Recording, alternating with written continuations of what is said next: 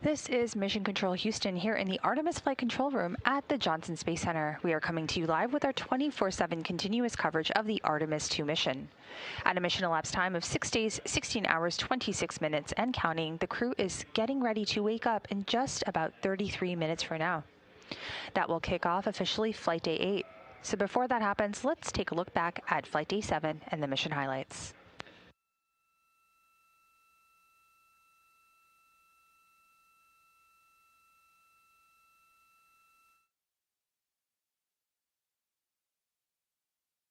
Good morning from Mission Control Houston. We are at a mission elapsed time of 5 days, 14 hours, 2 minutes and counting. The Artemis II crew is currently in their sleep period. Now, we would like to share with the world that while the crew was asleep, we did receive some of those stunning downlinked images from the lunar flyby, which took place earlier in the cruise day. So let's take a look.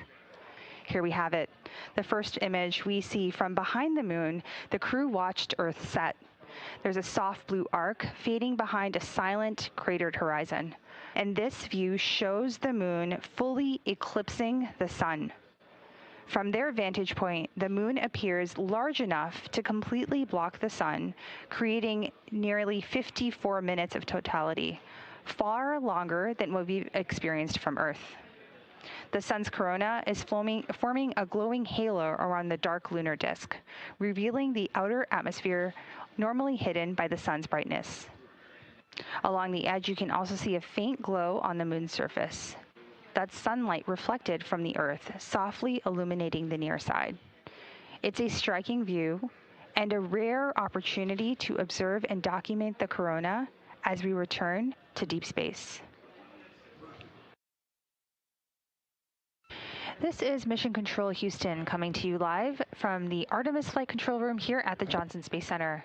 At a mission elapsed time of 5 days, 17 hours, the crew was woken up aboard their Integrity spacecraft, marking the start of Flight Day 7 activities. Good morning and welcome to Artemis Mission Control here at Johnson Space Center in Houston, Texas. I'm Leah Cheshire Mustachio.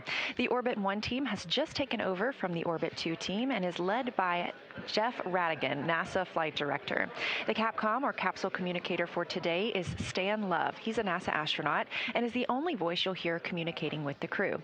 Of course, there is an exception for that today, during which the science team will be conducting their post-lunar flyby conference.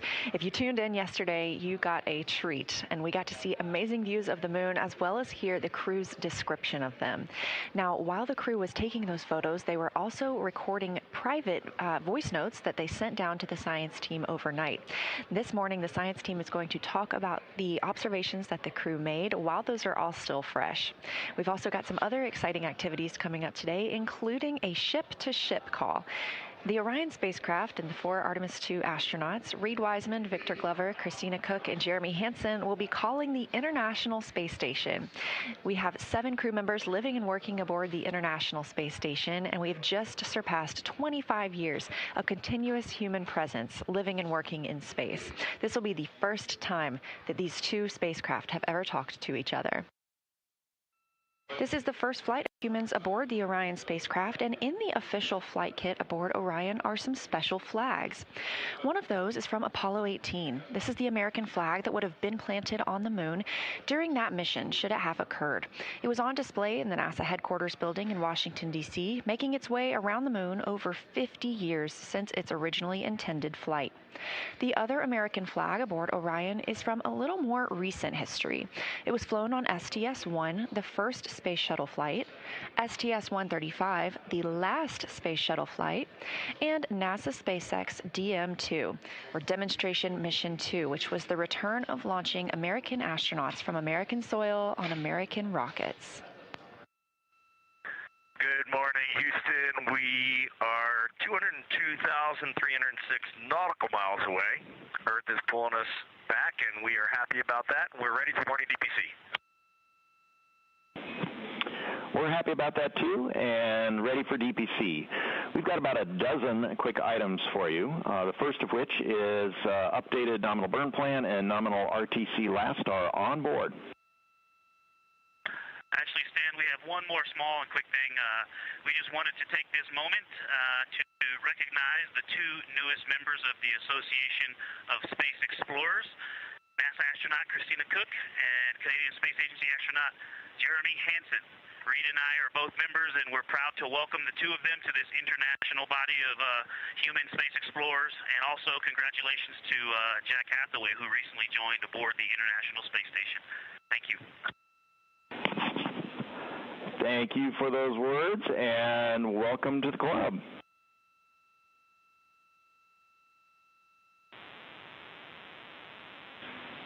Integrity, this is Houston. Are you ready for the event?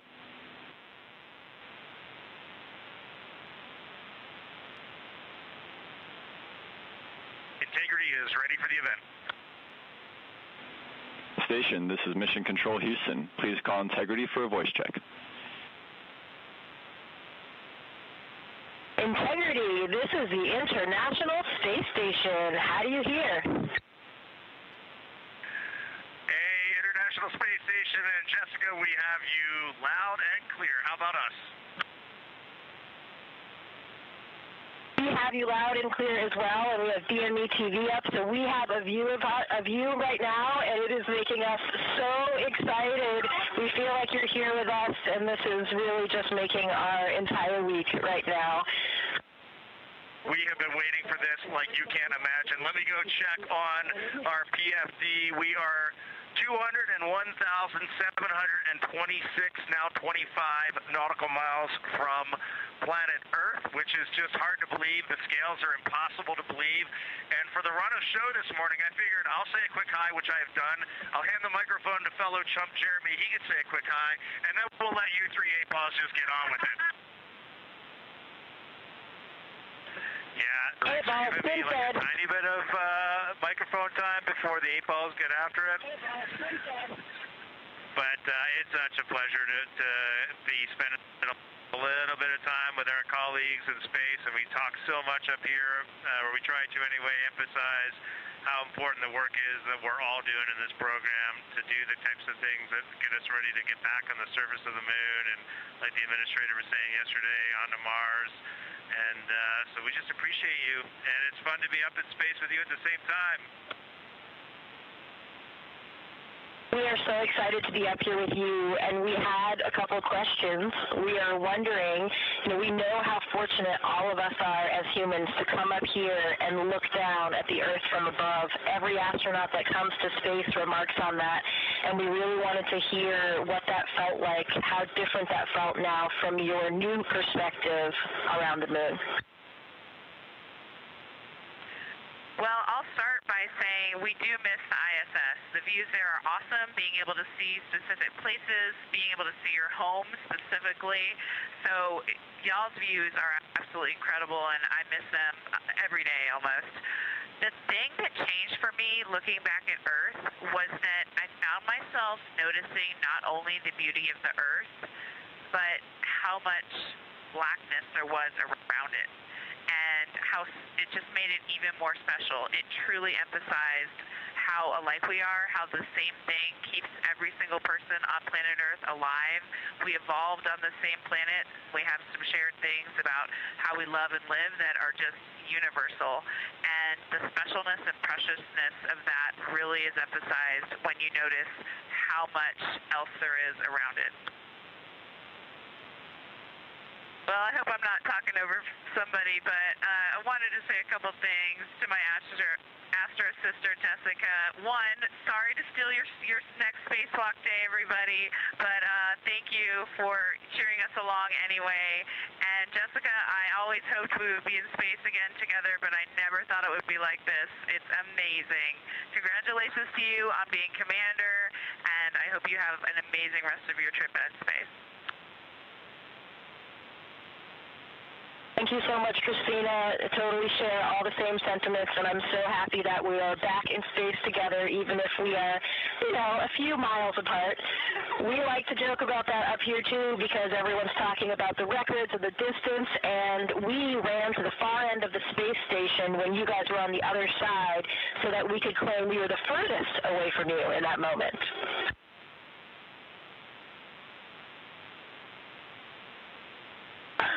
all four of you so much.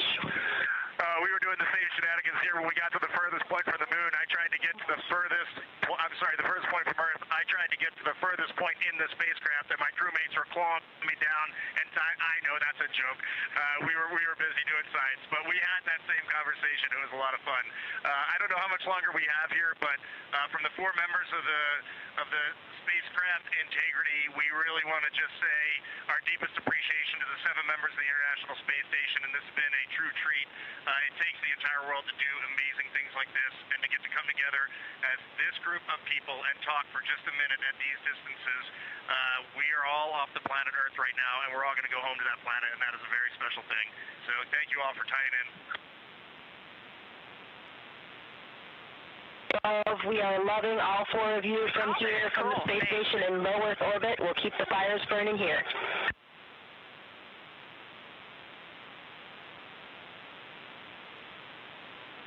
And we'll keep carrying the fire. Thanks, guys. Over and out. Coming up next for the Artemis II crew is a conference with the science team. They will be reviewing what they saw yesterday during their lunar flyby, sharing any findings or interesting information with the science team while it's all still fresh for the crew members. Of course, they have quite a lot of audio recordings that have been downlinked to the science team, and that team has been reviewing and will continue to do so to help them understand what the crew saw and formulate new thoughts about our moon. Integrity science, I have to start with a giant wow. Our whole lunar science team and the broader science community has been pouring out positive feedback and gratitude, so know that what you did yesterday really made a difference scientifically. Also want to say the science team has confirmed the locations of the proposed Integrity and Carroll craters, and it was such a powerful moment here for everybody listening and following along. And then also, just before I dive into the list of questions, we heard both Christina and Victor yesterday commenting that being able to discuss with each other amongst your crew, taking things from observation to inference to hypotheses, really added scientific value, and so we'd love to build on that here. So we'll ask specific questions for you guys, but please treat it like a discussion as we heard you yesterday that enhanced value. When you're ready, I'll dive into our questions. Good. Okay, for Christina and Victor, during Earth set, we heard you say that the Earth was so bright it made the moon look dark. So you all had the Earth in view during the majority of your flyby. Did you notice any time when the brightness of Earth began to change your view of the moon's brightness? And can you describe how your perception of the moon's color changed as the Earth came closer to the moon? Yeah, absolutely. And essentially, as soon as the Earth became in the view, the easy view, where I didn't have to turn my head, when it was in what I'll call my field of view, not my field of regard, when I could just see it looking straight, the moon was already at a point where I was losing our subtle albedo differences. I think it's the angle of incidence. The angle, the sun to the moon didn't change much, but we moved to the side, so we were seeing a different angle, and the color was less apparent.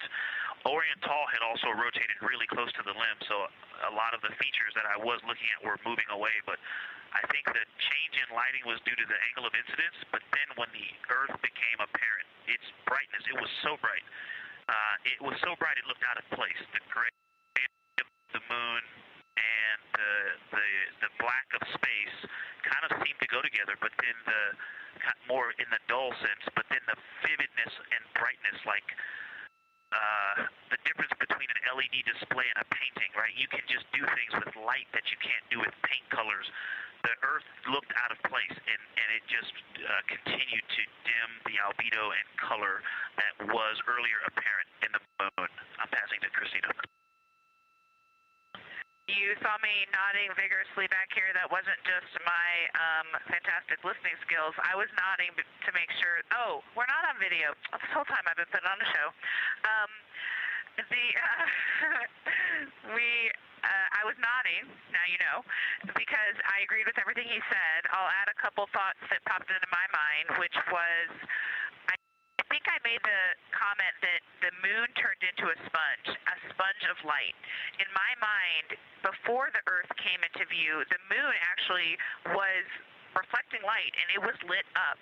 As soon as the Earth got close enough to be in my field of view to take them both in at the same time, exactly what Victor said, it dulled, it turned into a sponge. It's almost like it went matte. Next question is for all of you. Ohm crater was observed by all four of you, and we're interested in whether your different viewing angles resulted in how you observed Ohm. Jeremy and Reed saw it first. Were you able to see the ejecta rays, the central peak? And then Christina and Victor, you were next, and you observed Ohm later in the past. Could you resolve similar or different features than what you're about to hear from Jeremy and Reed?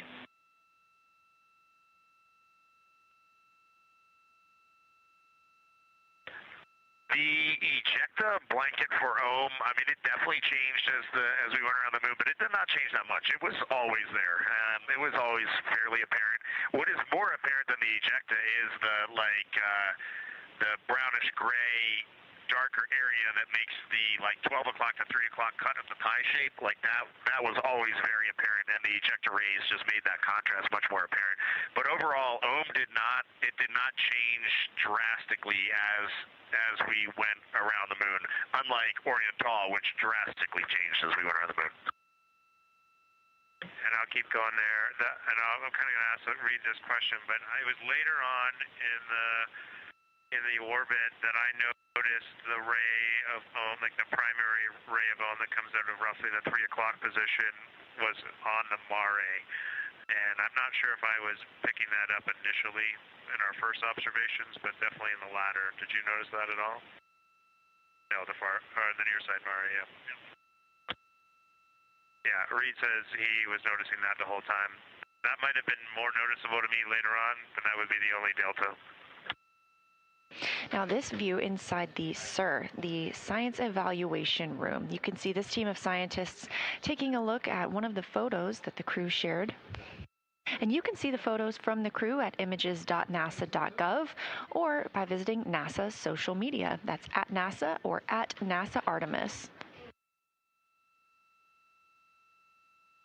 You're now looking at a live view outside the Orion spacecraft, the solar array wing positioned to look at the spacecraft itself. This is Artemis Mission Control at Johnson Space Center in Houston, Texas. The voice you hear on the ground is Capcom and NASA astronaut Stan Love speaking with the crew aboard Orion, specifically Canadian Space Agency astronaut Jeremy Hansen. We are targeting the RTC-1 burn today. That's Return Trajectory Correction 1. That is targeted for about 7:03 p.m. Central Time. This is a small burn using the reaction control system thrusters on the service module of the Orion spacecraft. This helps us fine-tune our path back home. Stan Love was letting the crew know that we are canceling their first preliminary burn targeting conference. They have another one of these in a couple of hours when they will have the final burn plans uplinked and the final targeting complete. Here's a video from the outside of Orion, and as we mentioned, pilot Victor Glover is exercising. We do see the spacecraft move a little bit when the crew is exercising, and so the teams here park the solar arrays into a safe harbor position. That means any motion that they experience due to the exercise doesn't damage the solar arrays. You're looking at a visualization of the spacecraft. Now 48,670 miles from the moon and 228,090 miles from Earth, continuing to grow closer. You can keep up with this data at any time by visiting nasa.gov/trackartemis. Down and to the left, line 17, the DAP load is 3 for burn maneuver.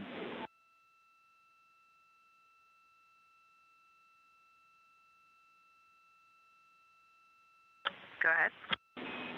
In the guidance solutions section, the delta V tote now 1.4 feet per second. The TGO is unchanged at 15 seconds.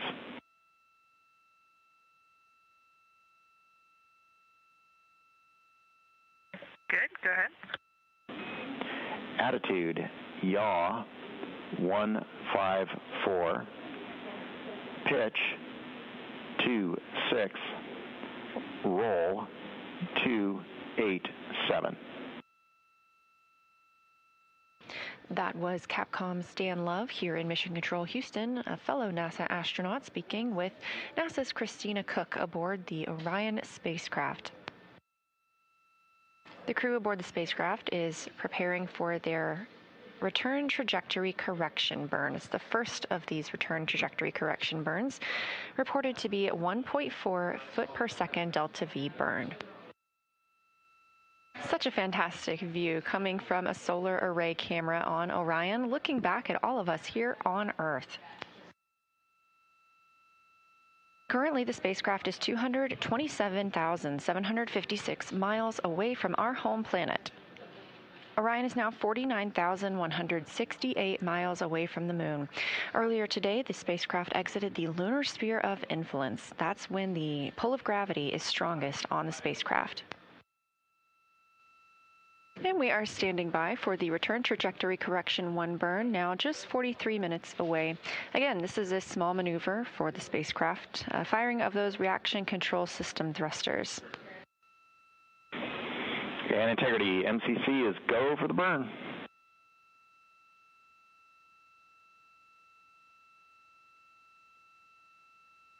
Okay, we copy, you're still go, and we're go up here.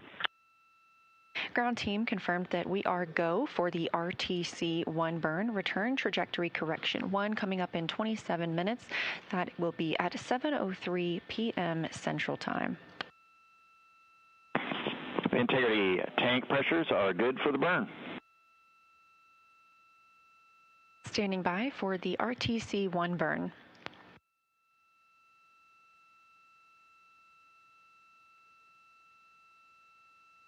We have ignition and 4 good engines and good control.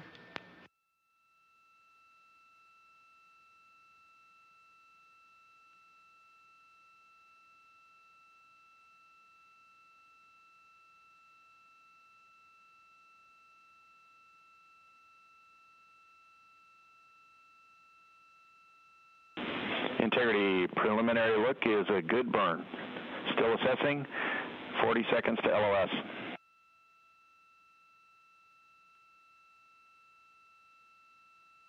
Okay, Stan, we saw a good burn on board as well.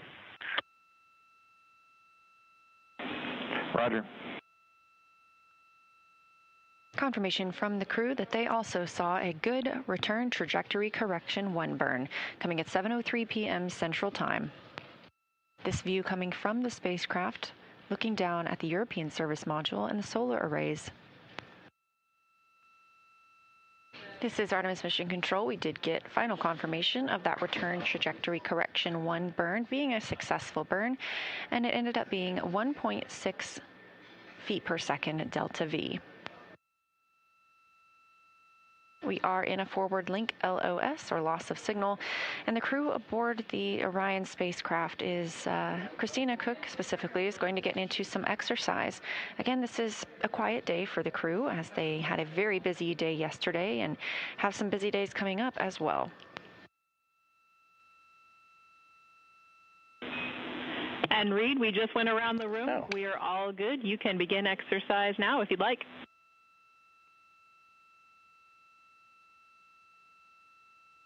Okay, we will. It is pretty interesting up here. I'm sure you see in the data, but we can definitely feel the vehicle moving around when folks are exercising. It's pretty cool to just sit there and float and feel the vehicle kind of. It's not like a ship rocking in the ocean, but you definitely feel it wiggling around.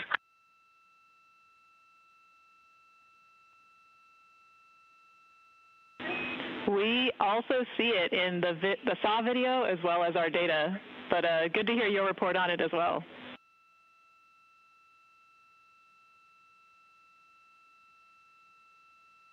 Hey, one last question. This is for a little later tonight, but we kind of want to do a couple deep sky long exposure photographs. If the saws are in the windows and it's possible to get the lights turned off on the SAW cameras in about an hour, we might appreciate that, but clearly not if it interrupts any sort of ops down there.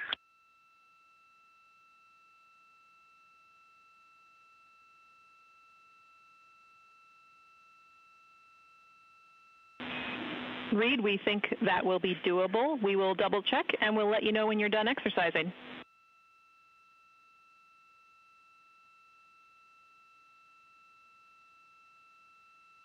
Okay, great. Thank you.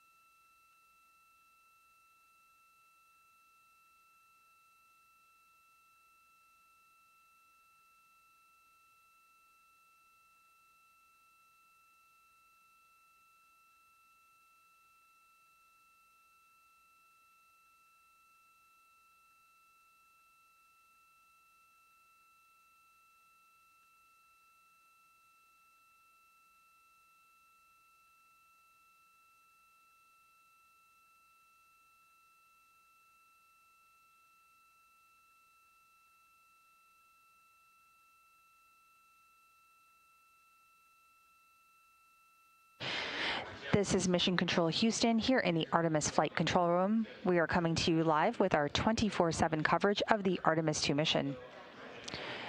The Orion spacecraft, named Integrity, is 83,000 miles and counting away from the moon and 200,000 plus miles away from the Earth. We continue to provide you live coverage at a mission elapsed time of 6 days, 16 hours, and 57 minutes. The crew is getting ready to wake up and kick off flight day 8 of the mission. 2 minutes and 30 seconds counting down from now. We'll continue to stand by for that wake-up call. This is Mission Control Houston.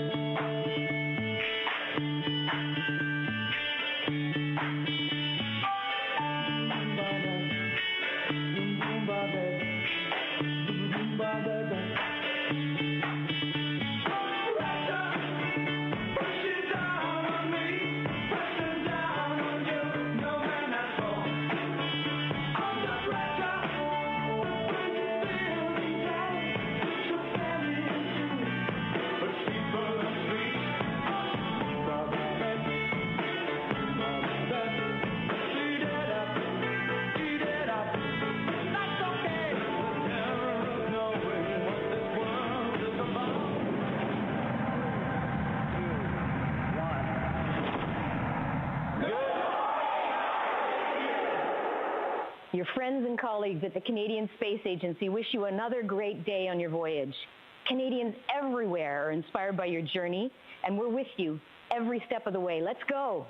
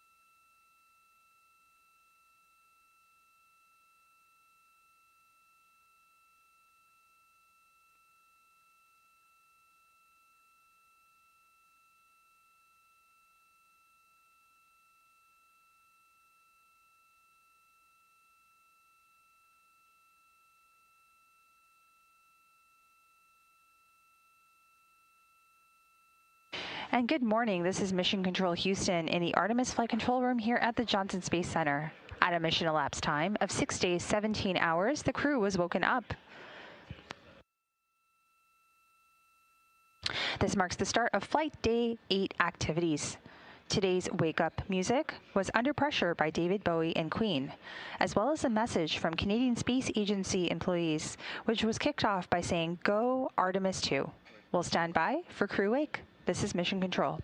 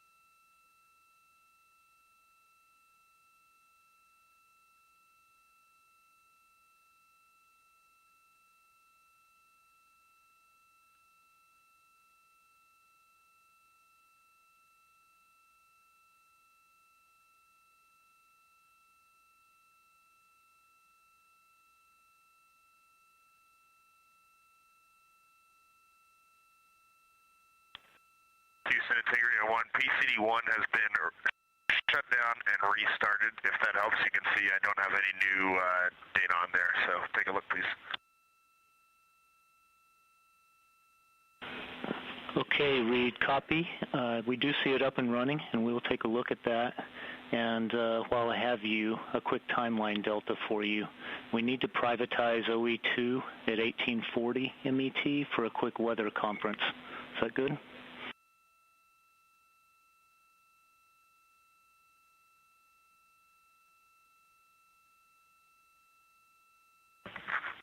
Yes, that's great. Okay, and then accordingly, we'll go ahead and delay the ACU power cycle until after that is over.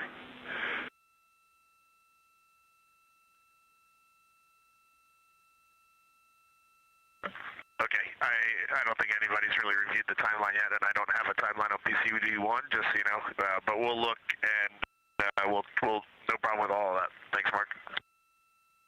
You bet.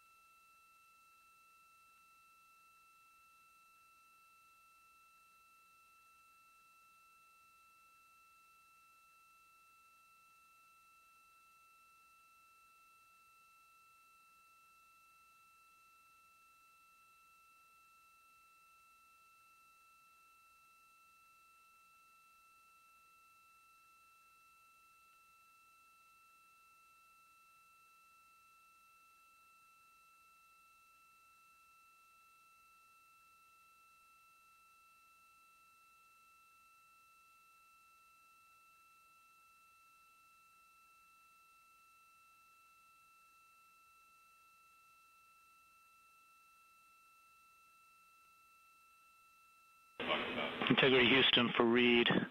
We are going to go ahead and sync your PCD now and your email.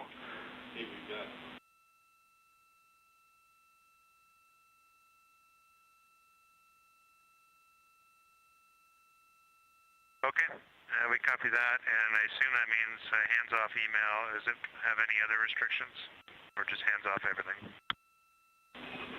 Yeah, just hands-off email. And also the weather conference, the weather is looking good. We'll give you the details during that conference.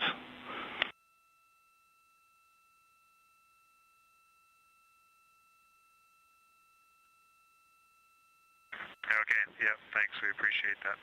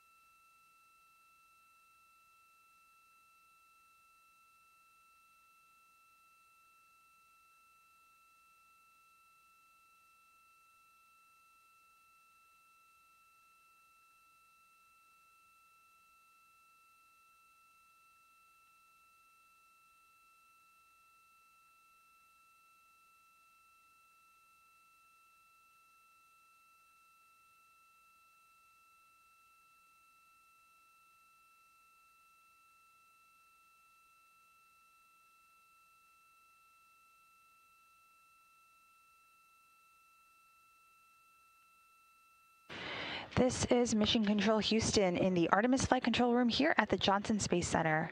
At a mission elapsed time of 6 days, 17 hours, today's wake-up call for the Artemis II crew aboard the Integrity spacecraft marked the start of Flight Day 8 activities.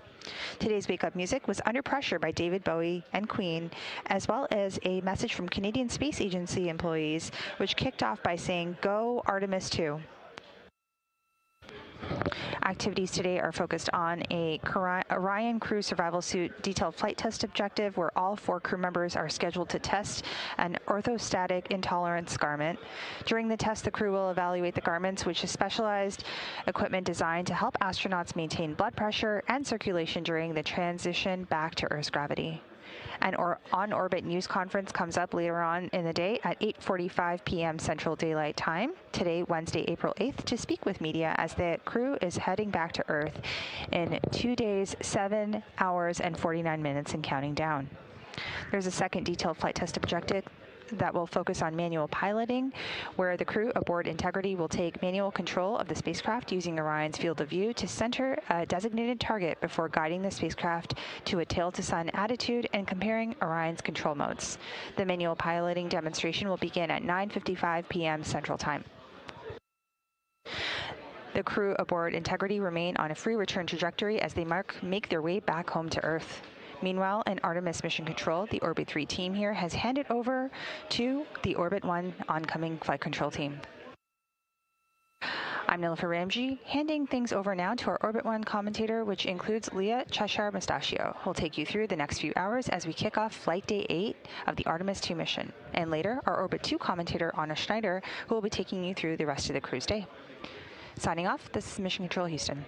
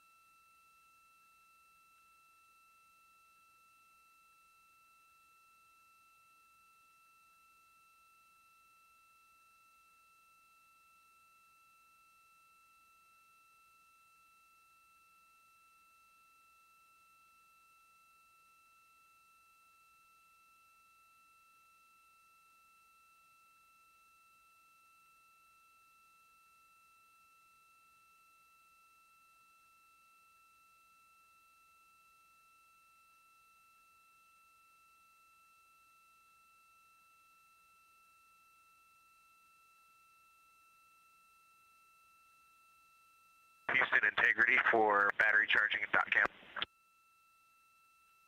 Go ahead, Reed. Orbit 1 team is with you now.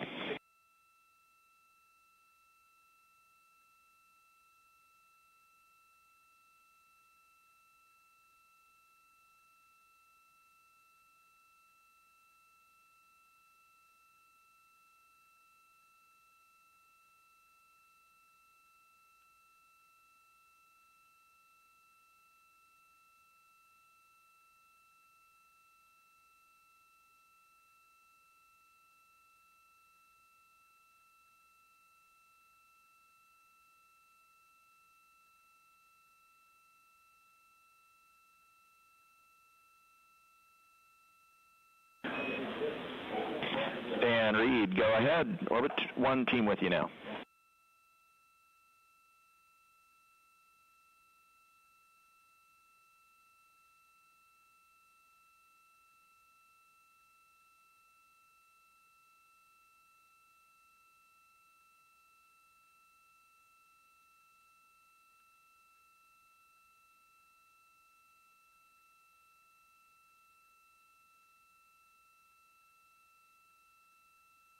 Houston integrity, orbit 1, radio check. Reed, we have you loud and clear. How us?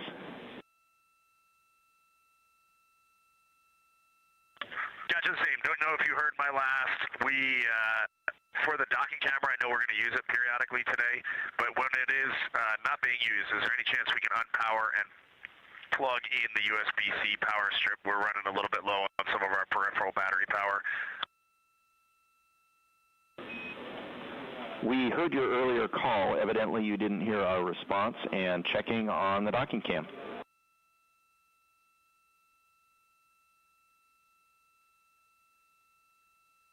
Okay, thanks.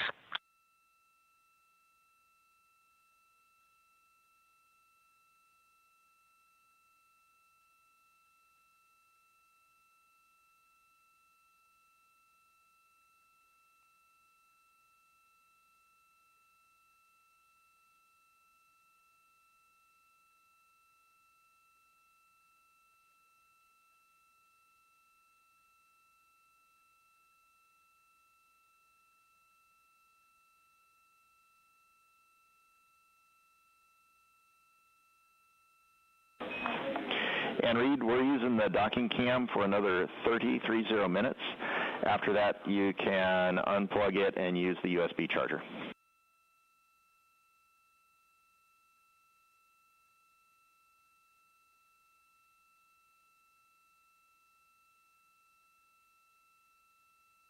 Okay, that sounds awesome, Stan. Just let us know when we can do that. Thanks.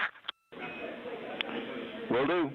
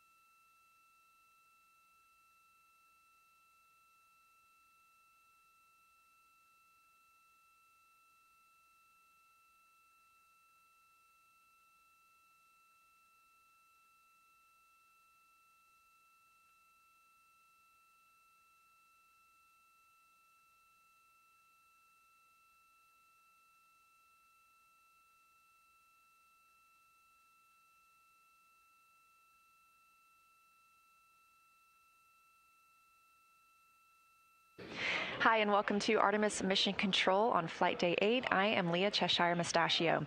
The Orbit 1 team has just taken over in the room, led by Flight Director Jeff Radigan. We are on Flight Day 8, and the spacecraft is now just under 200,000 miles away from home. Our 4 astronauts, Reed, Christina, Jeremy, and Victor, all beginning their journey back to Earth. It's going to be a busy day for the crew. They are going to have some exercise timeline as well as a chance to check out their orthostatic garments, part of their Orion Crew Survival System suits. They'll also have a couple of public affairs events when we look forward to hearing and seeing the crew.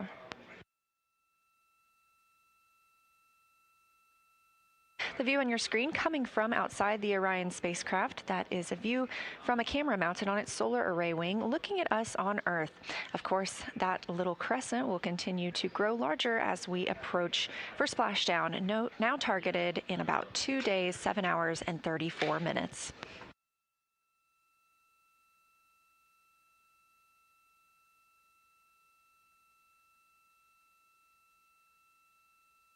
The crew woke up at 10:35 a.m. today, Central Time, to the song Under Pressure. They are now in their post-sleep period, conducting any hygiene, configuring their cabin by putting up their window shrouds and their sleeping bags, as well as enjoying breakfast.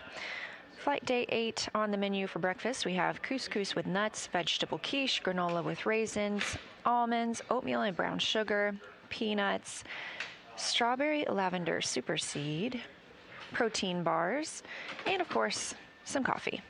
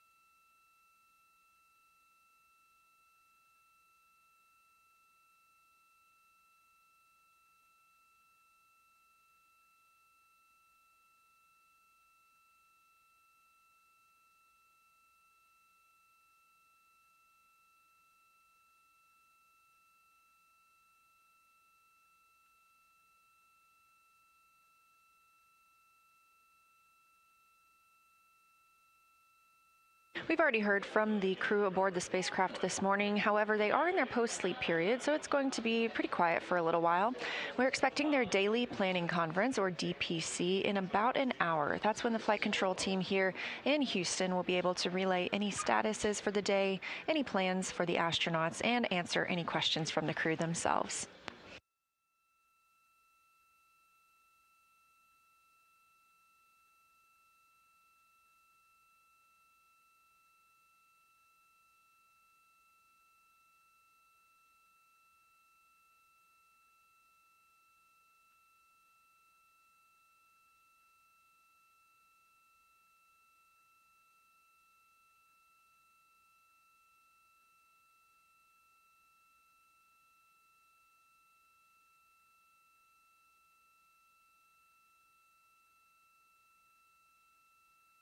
We are a mission elapsed time of 6 days and 18 hours since the launch of Orion atop the Space Launch System from Kennedy Space Center in Florida, but we are on Flight Day 8, so before we get into the flight day, let's take a moment to get reacquainted with our crew.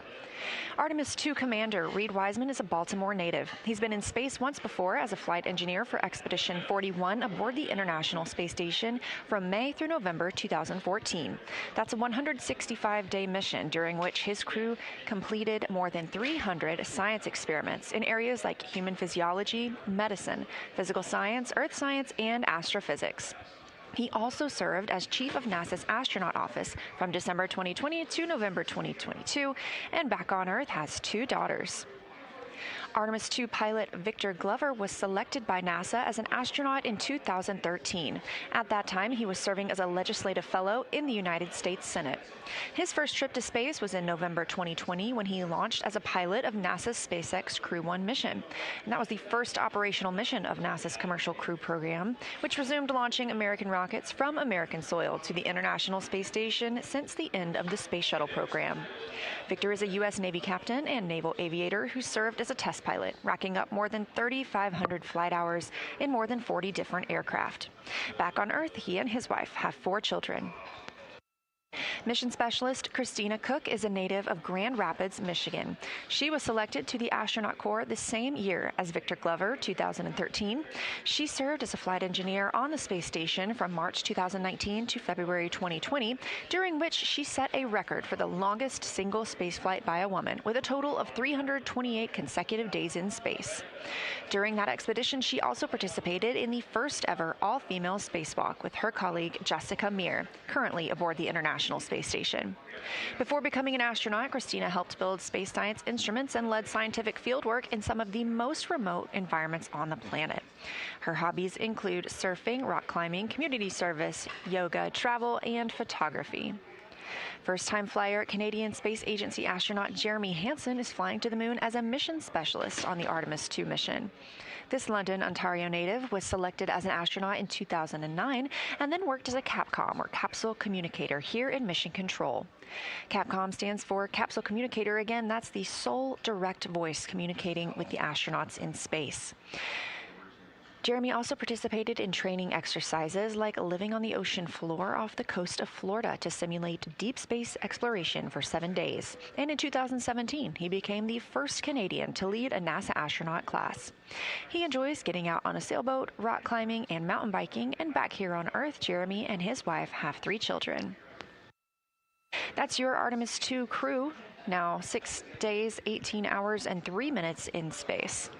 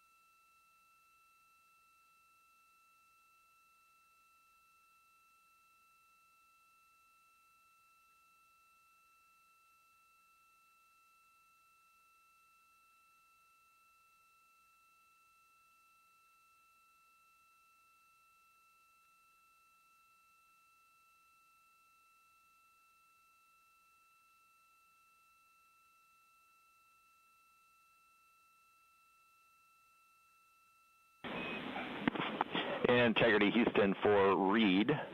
PCD-1 update is complete. Go for use and email.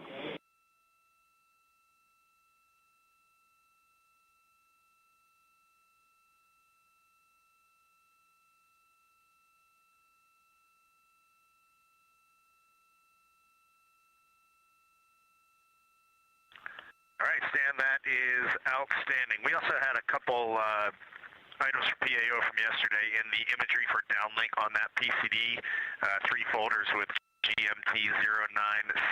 Hopefully you guys got those down, but I don't see the downloaded tag on them.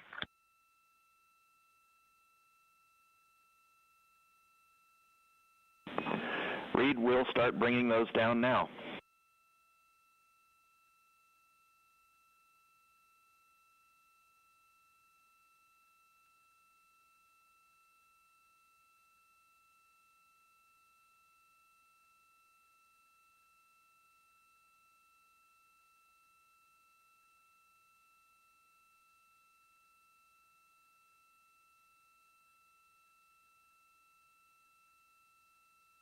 This is Artemis Mission Control at Johnson Space Center in Houston. Those calls from NASA astronaut and commander of Artemis II, Reed Wiseman, letting the ground teams know that they have more imagery they'd like to send down. We really look forward to seeing that, and we've really enjoyed seeing all of the photos that they've sent so far. If you've missed any of them, please visit NASA's social media. That's at NASA or at NASA Artemis, or just go to images.nasa.gov.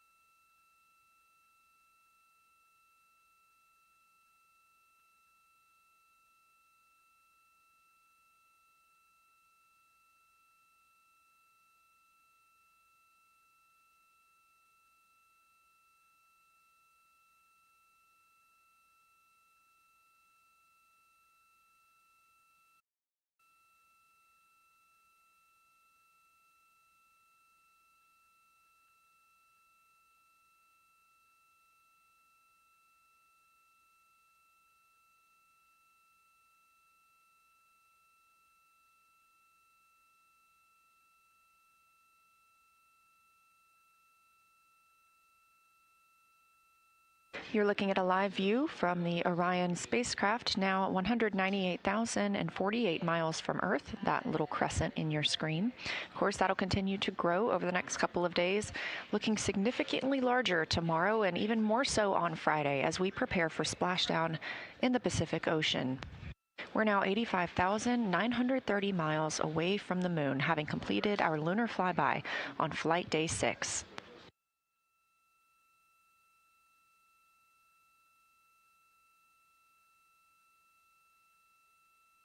In this live view, you can also see Orion's European Service Module. That large thruster in the middle is the OMS engine, or Orbital Maneuvering System engine. That's what we used to complete the translunar injection burn on flight day 2. That translunar injection burn is what put us on this path that sent us around the moon and also committed us to our splashdown.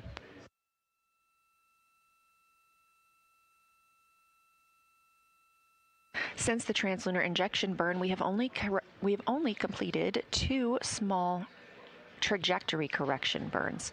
These are using the reaction control thruster systems on Orion.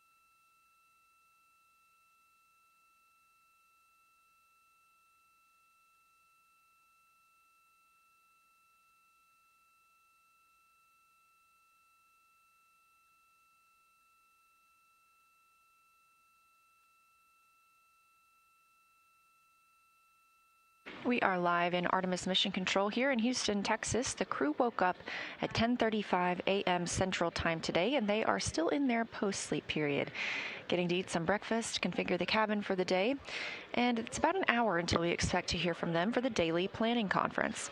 That's when the team here in the ground will report out any systems updates or things that the crew needs to know ahead of another interesting day.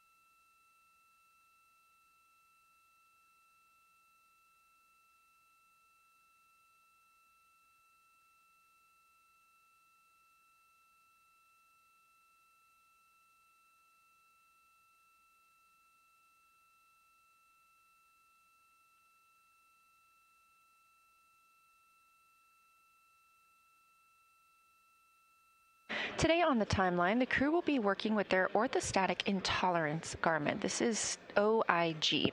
The crew will take body circumference measurements and don or put on and wear and take off that orthostatic intolerance garment. They will wear this underneath their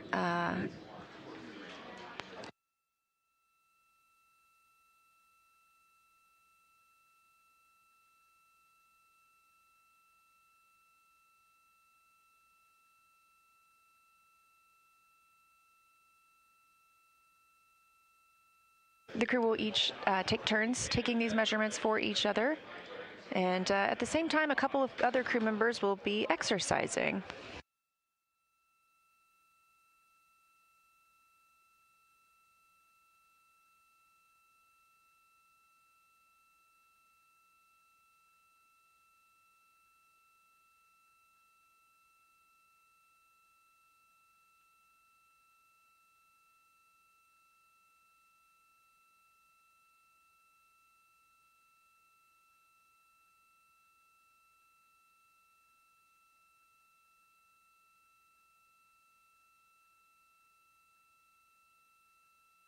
Later in the crew's day, they will also conduct the manual piloting demo.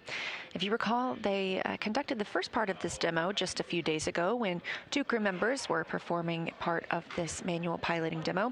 This is the chance for the other 2 crew members to do the same. They will center a target in the window field of view and pilot based to the tail to sun attitude. This is typically how we charge the batteries aboard Orion, by putting those solar arrays directly towards the sun. So this is an opportunity for the crew to yet again manually fly the Orion spacecraft.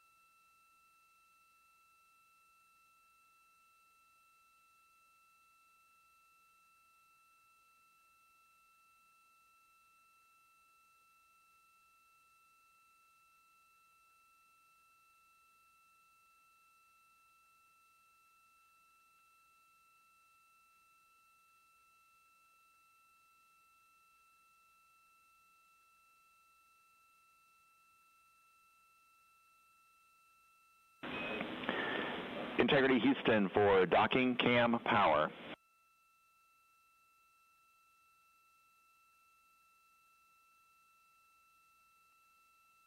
Go ahead, Stan. The docking cam is shut down. You can unplug it and plug in the USB charger. If you're taking the camera out, please leave the bracket installed.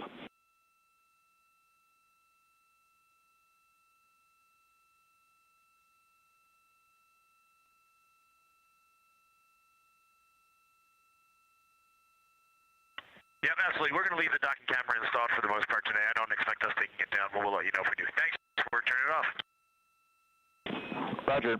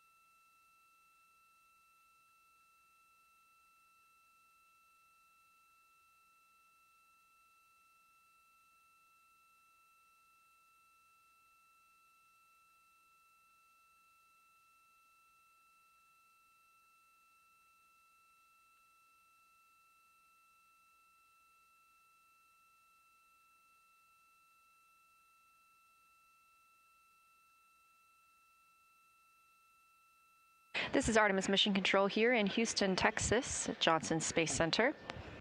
We are in the Orbit 1 shift, and the astronauts woke up at 10:35 a.m. Central Time aboard Orion.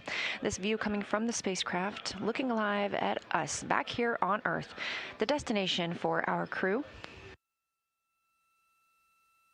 Splashdown is targeted for April 10th, 2 days, 7 hours, and 1 minute from now.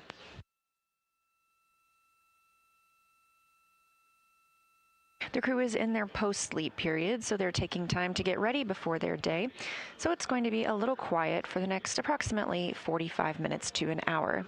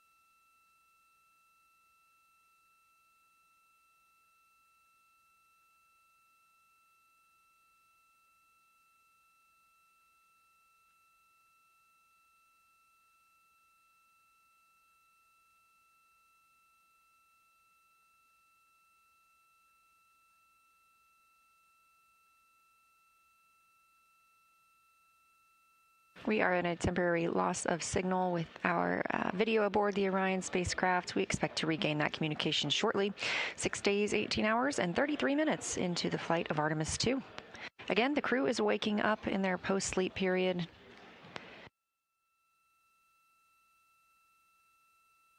They have a full day today after having a little bit of a rest day yesterday following their very, very busy lunar flyby on Flight Day 6.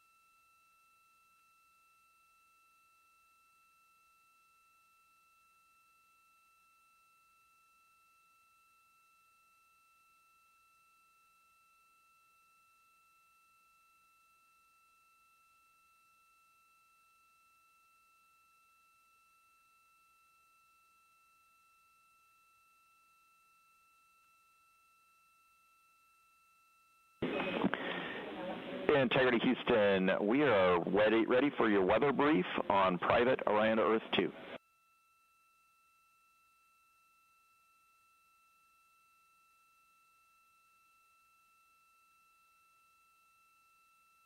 Heading over now.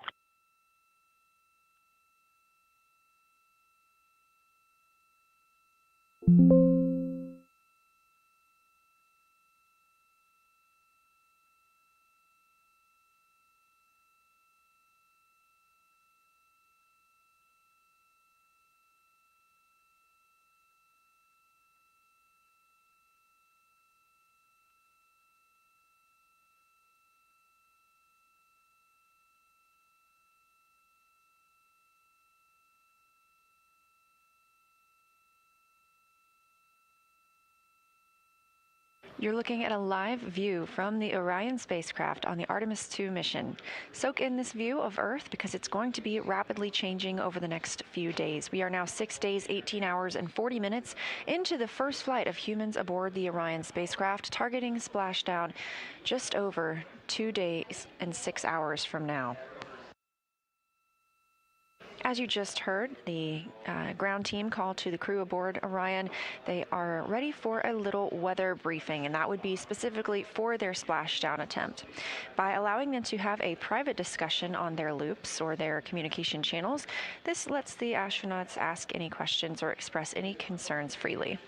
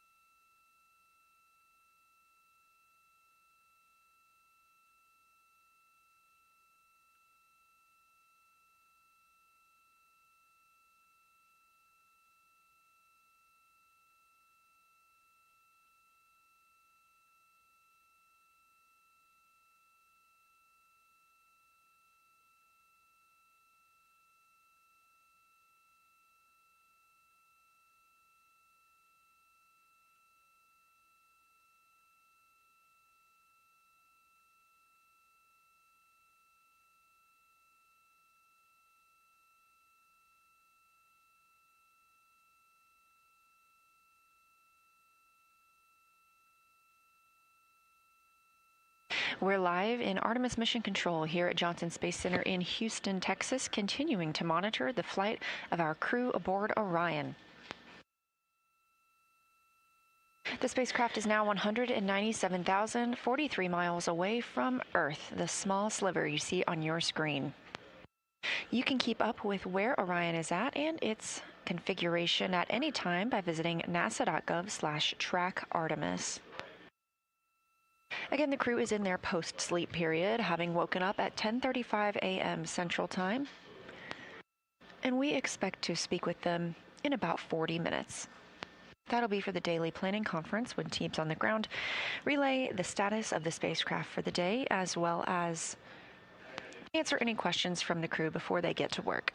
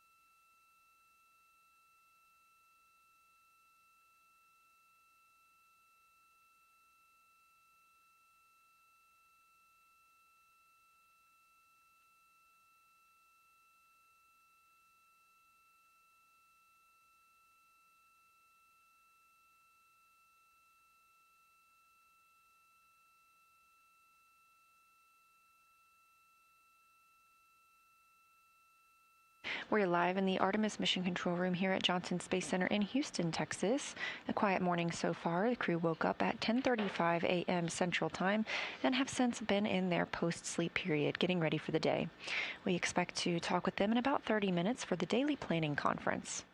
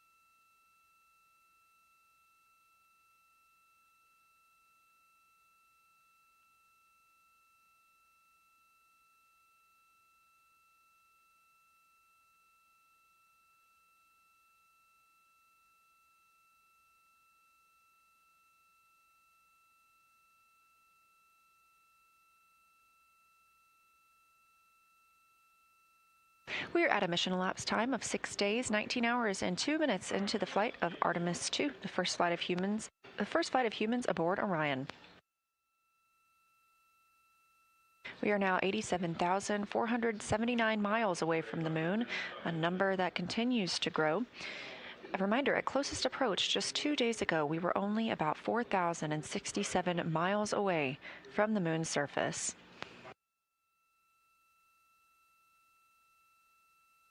We expect to talk with the crew in about 15 minutes for their daily planning conference. This is following their post-sleep period, and we'll get them ready for the day.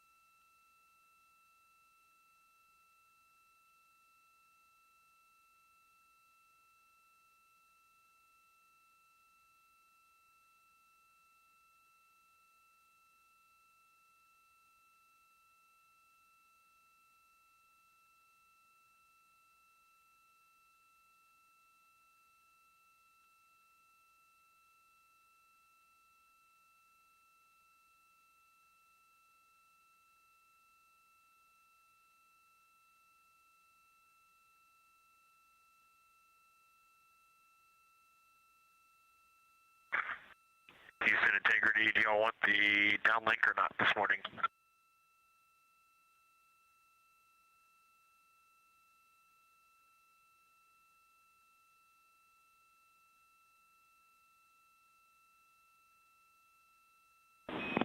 And Reed, we always love to see you, but we won't have the bandwidth. Stand by.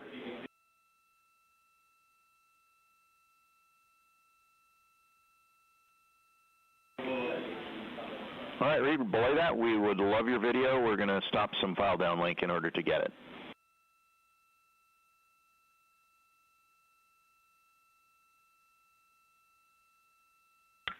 Okay, sounds good. We'll get it on in just the next minute or two.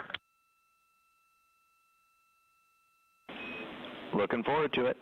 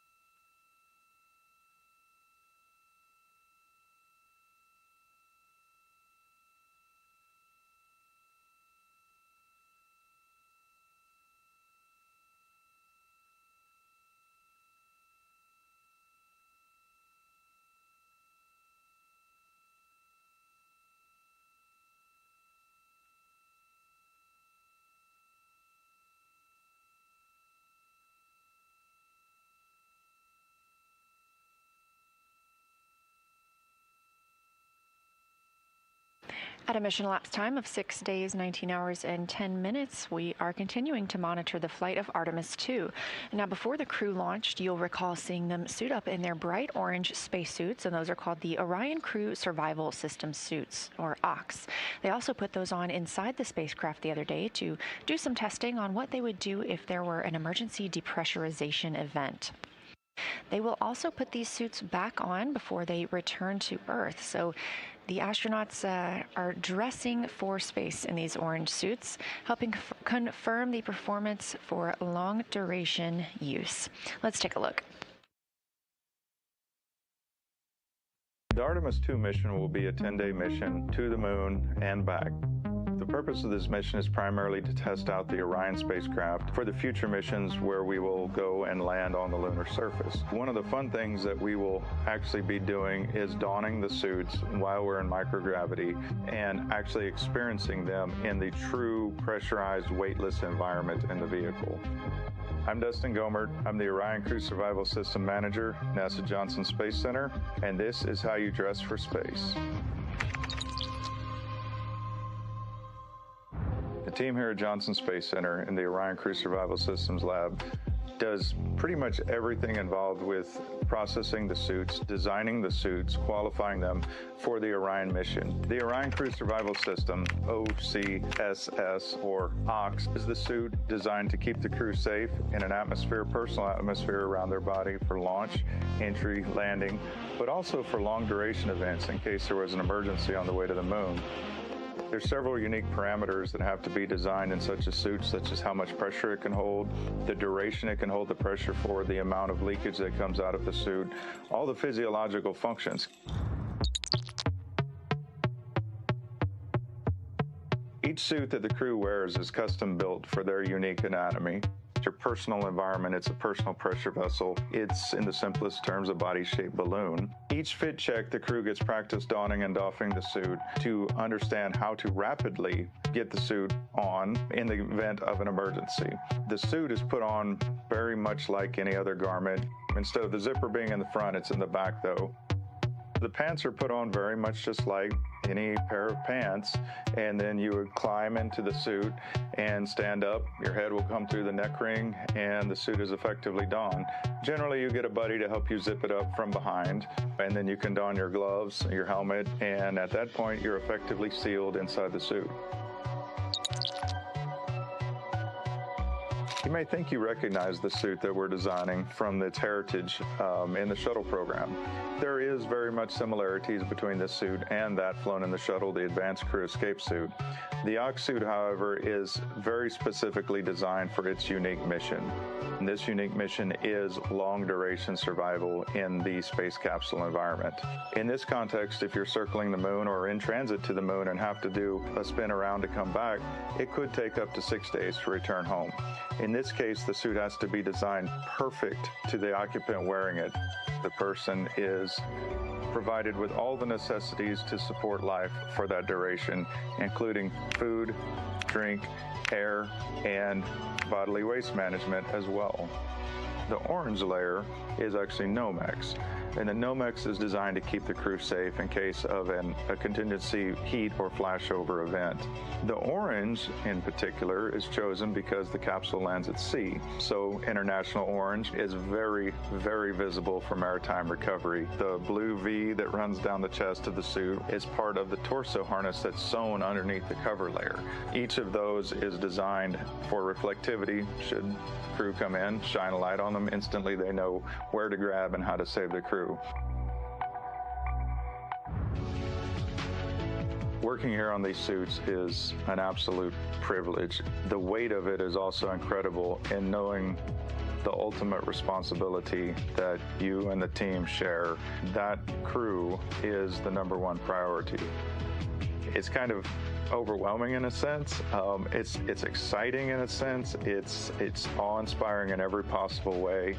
I have a feeling when the day comes, the crew is up there and everything's safe, there's going to be a massive sigh, a massive sense of just joy that we all feel. We're all looking forward to it. It's going to be amazing.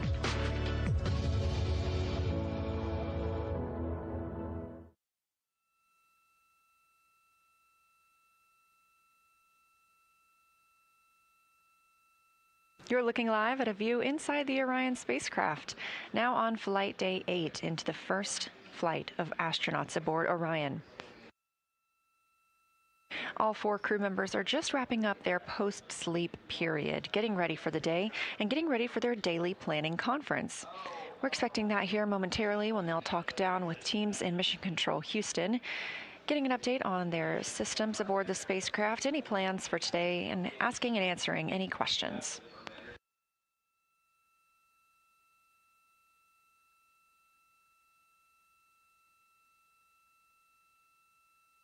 Again, some of the activities we expect the crew to participate in today include putting on and measuring for their orthostatic intolerance garments, or OIGs. They'll also get in some exercise, and we will see them in a couple of public affairs events as well. Later this evening, they will continue that manual piloting demo where the crew members get a chance to manually fly the spacecraft. It's looking more like a regular timeline today for the crew following yesterday's mostly rest day.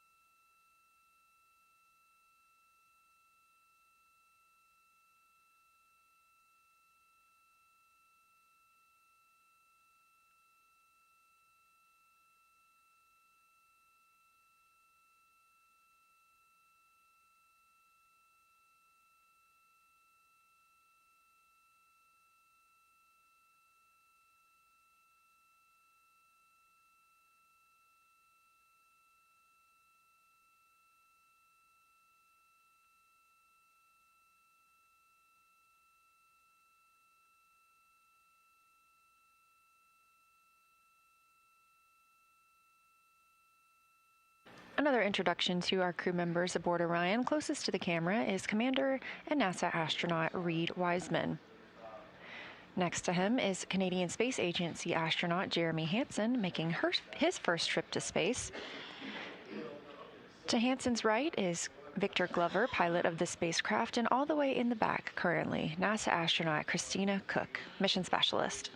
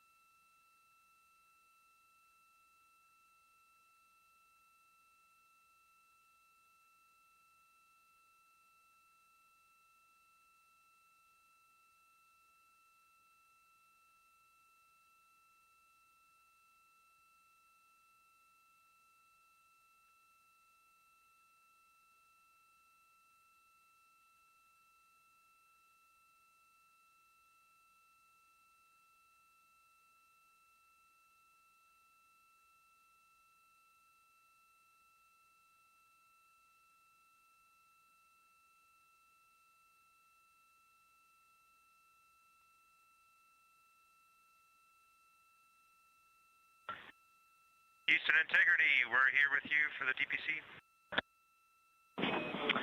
And we're here with you.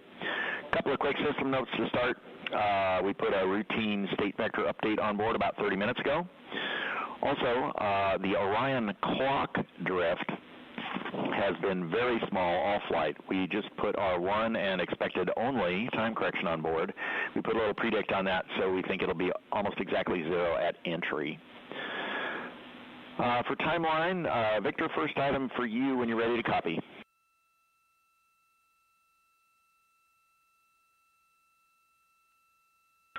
Okay, we copy clock, drift, and the state vector, and Victor's ready. So we'd like to make a change to your flywheel axle stow activity later today.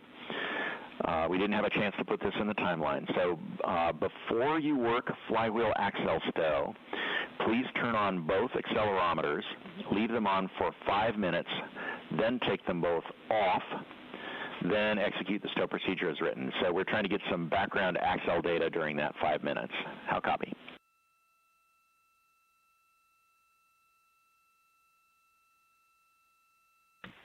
Okay, we got it. All right, next, you are carrying a flag from Apollo 18. We'd like you to pull it out and make it visible for the news conference after lunch, MET 7 days, 3 hours, 10 minutes. That flag is in locker Bravo 2, CTB B2, labeled OFK emesis bags and contingency tools. No comment on the emesis bags.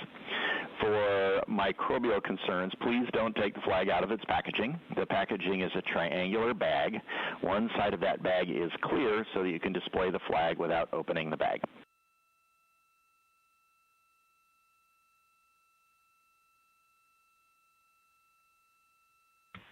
Okay, we copy that, Stan. We have 2 questions for Christina about data location.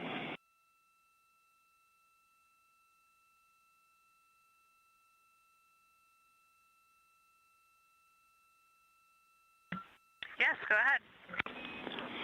All right, question number 1, which PCD has the imagery from yesterday's opportunistic observations?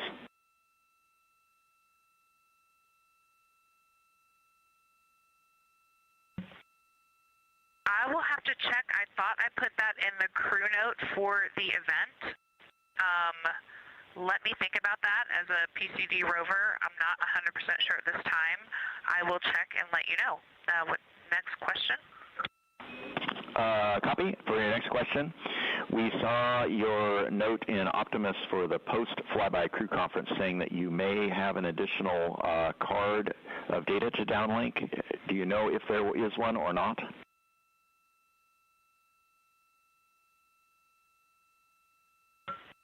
Yes, I did add that. It was serial number 15, and I can check on that PCD as well and let you know. Excellent. Thank you. Looking ahead for timeline at MET 1955 and 1945, we have two overlapping activities for Victor's 4K video and Christina's T5 camera urine vent that call for both of you to use the same camera lens. So we're sorry for not catching that conflict. You can either hand the lens off in real time, or if it's not practical, it's okay for Victor to use the 35 millimeter lens instead.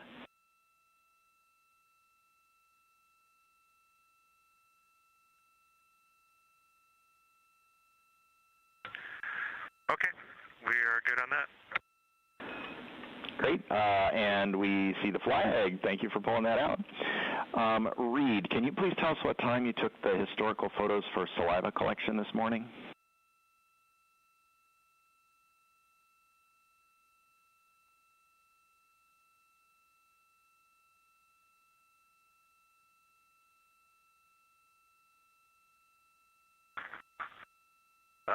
We are going to have to do that at a later time, Stan. Roger. Next, a favor for the prop console when you're ready to copy numbers.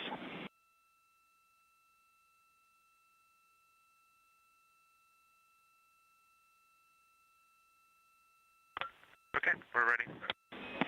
All right, we have 12 QUID command states that don't match between MCC and onboard, and we'd like you to check on cautionwarning.util for QUIDs number 2214 through 2226.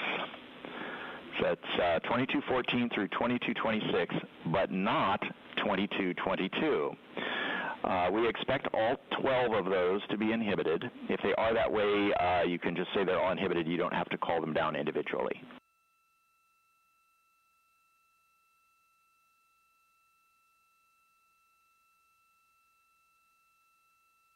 Okay, you want all the QUIDs between 2214 and 2226, excluding 2222, to be inhibited. And we're just going to report their current state. Yes, please. That's a good readback. Getting near the end here, did you dispense any water from the secondary line yesterday? About this time, we saw about 350 mils come out of the tank.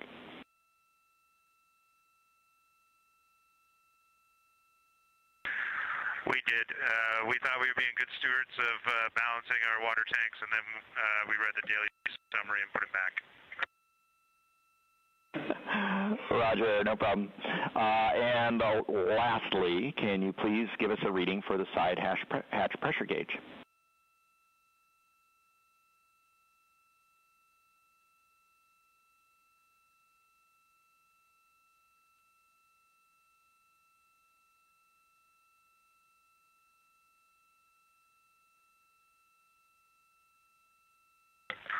Okay, it is just over 2,000.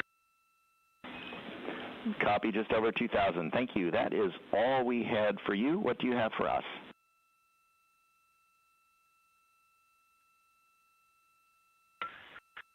Got some AGA readings, CO2 2.3, O2 27, temperature 76, and the pressure is 10.45. For Avatar, all of it is lit except for number 14 on the second row.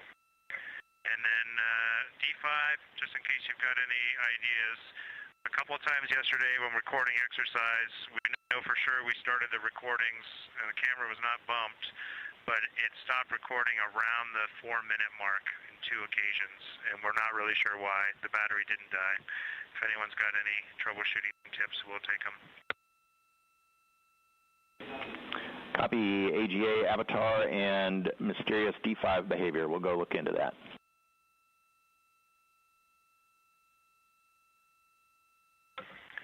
Okay, and just 2 more things for you. The permanent comm loss message you sent up today, really like that. That's excellent, really useful. Great job on that. And it was really fun to see the team photos in the daily summary. That just lit us up, and we're looking forward to seeing Orbit 1 and 2 photos tomorrow, I hope. Roger that. Thanks for those words.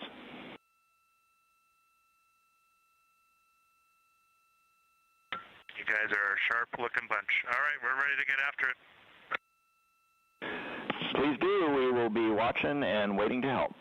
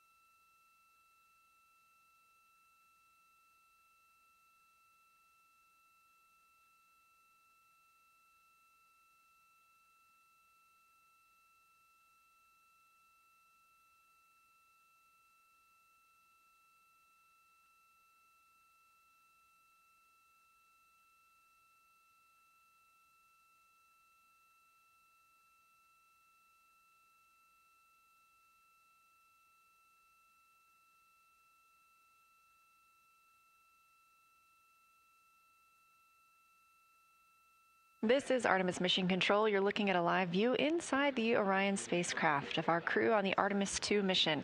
Now a mission elapsed time of 6 days, 19 hours, and 30 minutes. The crew woke up at 10:30 a.m. Central Time today, just completed their post-sleep period and their DPC, their daily planning conference. Heard a lot of communication from the ground. That's Capcom Stan Love here in Houston speaking with the crew. One of the items you heard them mention and eventually got to see was the Apollo 18 flag. This is the American flag that would have been planted on the moon during Apollo 18 should the mission have been occurred. This was included in the official flight kit, and we have just gotten to see that flag, and we hope we get to see it a little bit more throughout the day today.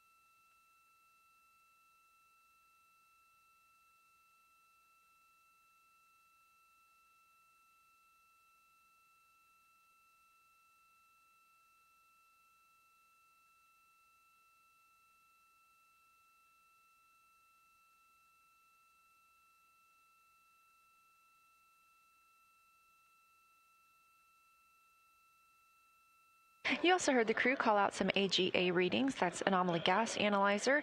It's our first time flying humans on this spacecraft, so we are learning all about how the environmental control and life support system works. You also heard one of those readings was that it is 76 degrees in the Orion spacecraft.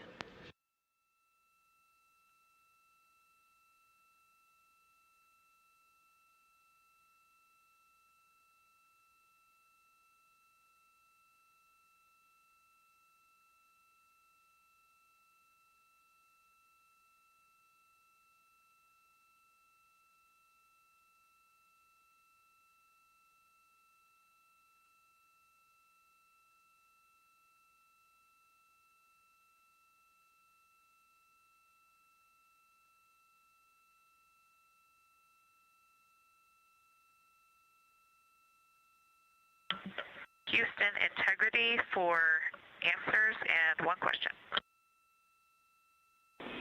We're listening.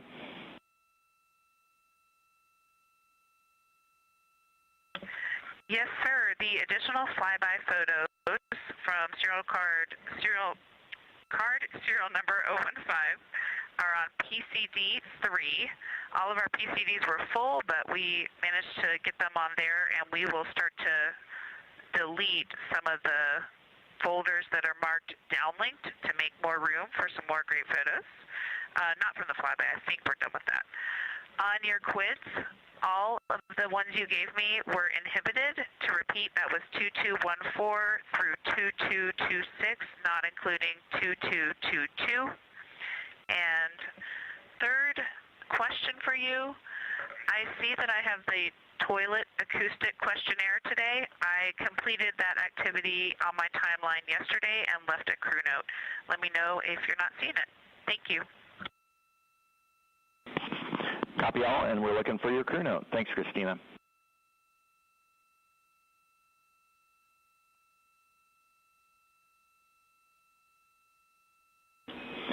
And Christina, did you find a location for the opportunistic observations?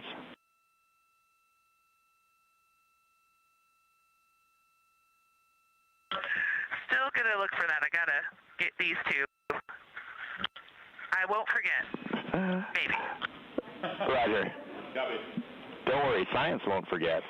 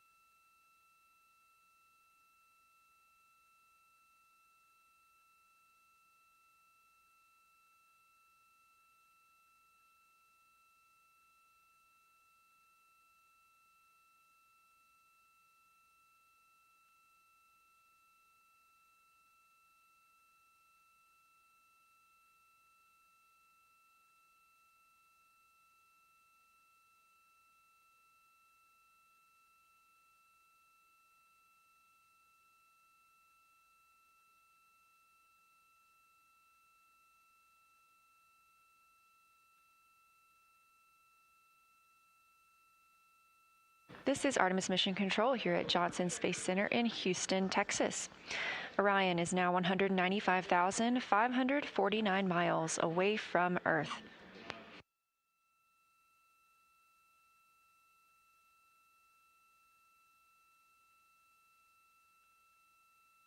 The crew aboard Orion getting set up for the day, taking some pictures and checking off some items on the list that was called during their daily planning conference.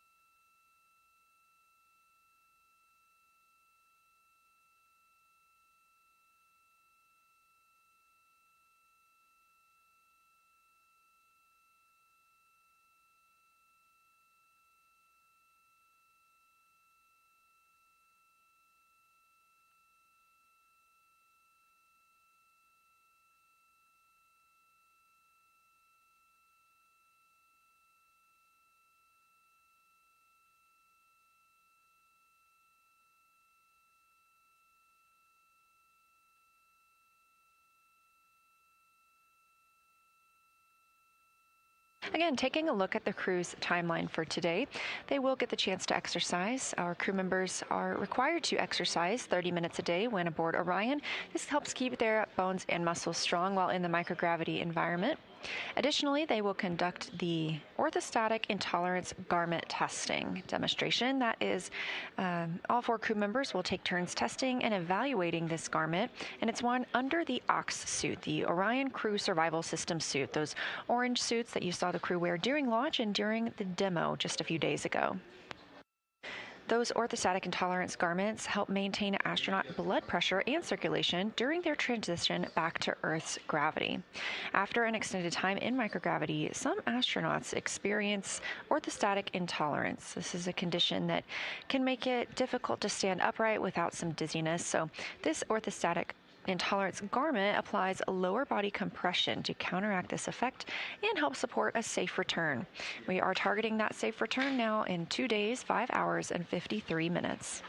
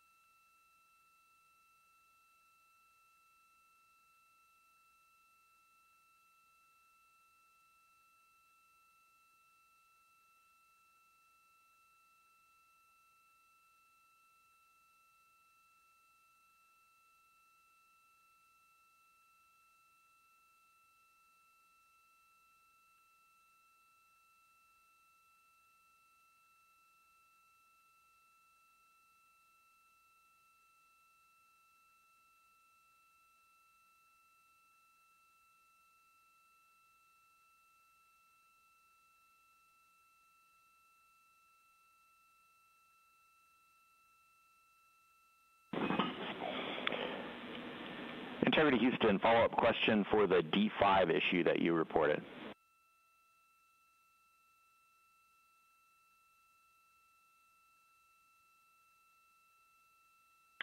Go with the question. So we understand that at least twice you set up recording which stopped on its own at 4 minutes. We are scratching our heads about that.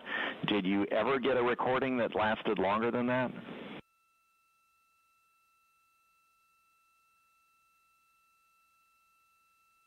We do think that we have at least 2 sessions that were successful for the entire exercise session duration, and then at least 2 that were between 3 and 4 minutes long.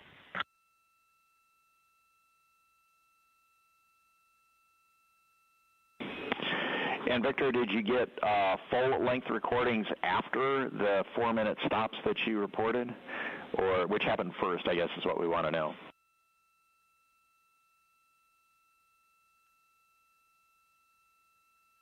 They were interleaved.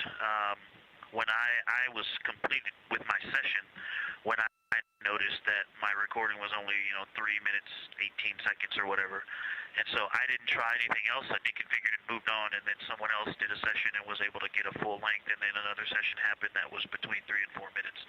So not sure, but they've all been on the same D5, the one that's currently configured with the wide-angle lens, the short D5. All right, Victor, we're going to have to think about that for a while. In the meantime, we'd like to ask you to use the other D5 for exercise recording.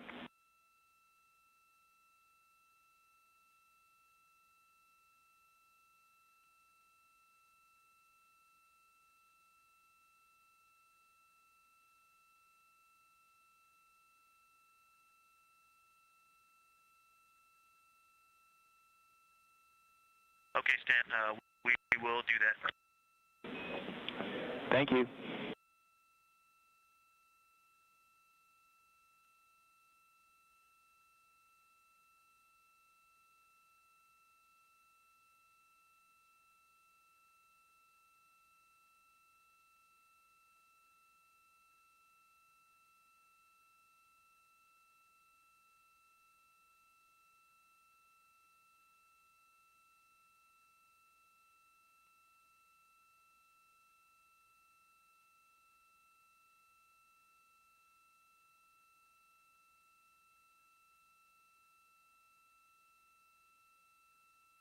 Those communications coming from Capcom Stan Love. The Capcom, or capsule communicator, is the only person in the room that speaks with the crew. That allows them to receive streamlined and gathered information from all flight control members.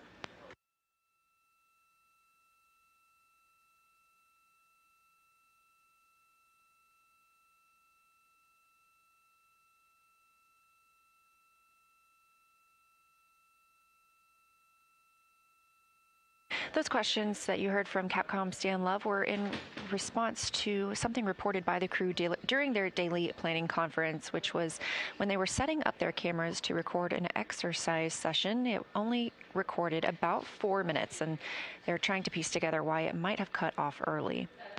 As this is a test flight, the first flight of humans aboard this spacecraft, we are looking to gather data in all ways, and that includes watching how the crew members exercise on this spacecraft.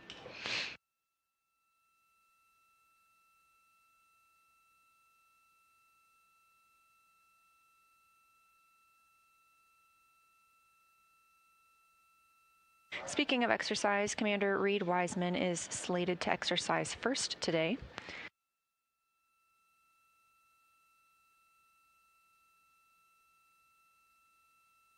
For this mission, the crew has the flywheel device. It's very small and installed directly below the side hatch that the astronauts use to enter and exit Orion. This flywheel is a very simple cable-based device, and they can use it for aerobic exercises like Houston integrity for photo location and DFTO question. Go ahead.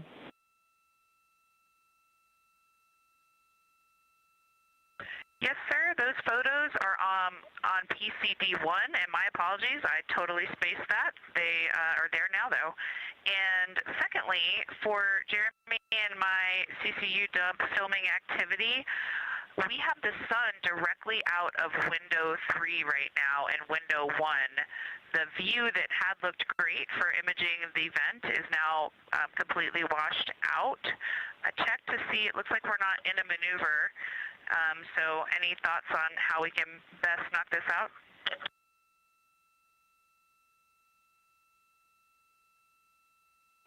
Checking.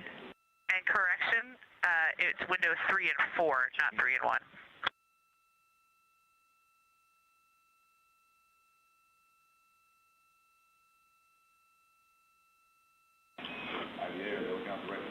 Christina, we're talking about it.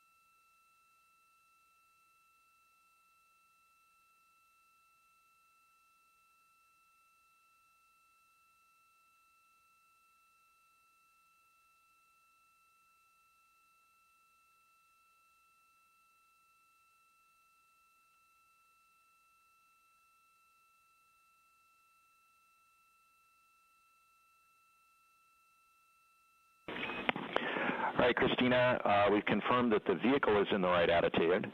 The saw view is exactly what we expected. I guess crew discretion for choosing the best window for videography from inside.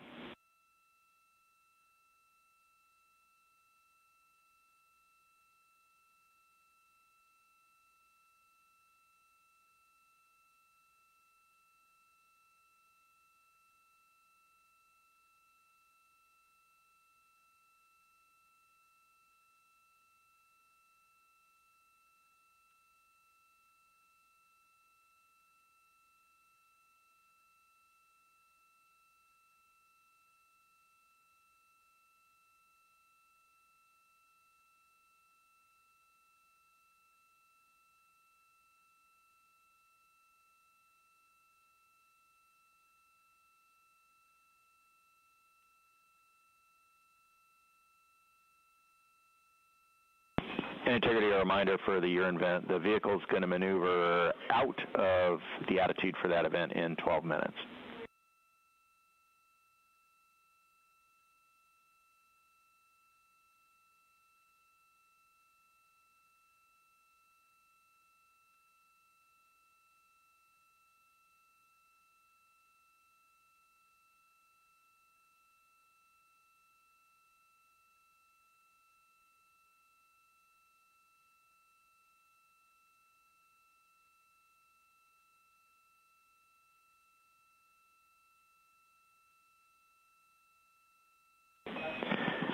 And Christina, one more thing for the year event.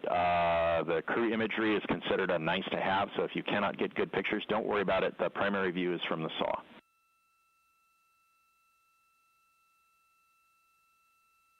Okay, great. And we, as you know, in this mission, we're doing these dumps all the time. We see great views of them when the sun isn't here, so we can also just grab you one any old time, another time on our own. So we'll plan to do that, and we'll get one now as best we can.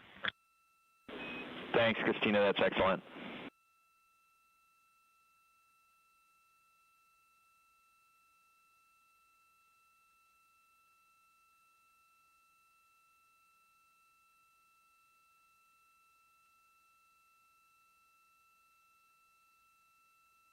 That's NASA astronaut Christina Cook calling down to Capcom Stan Love here in Artemis Mission Control in Houston. One of the tasks for today was to take some photos of the wastewater venting, and Christina reporting that the solar or the angle of the spacecraft was making that a little more difficult based on the location of the sun. The team's here letting them know that the saw or the Solar array wings will be primed to capture that footage.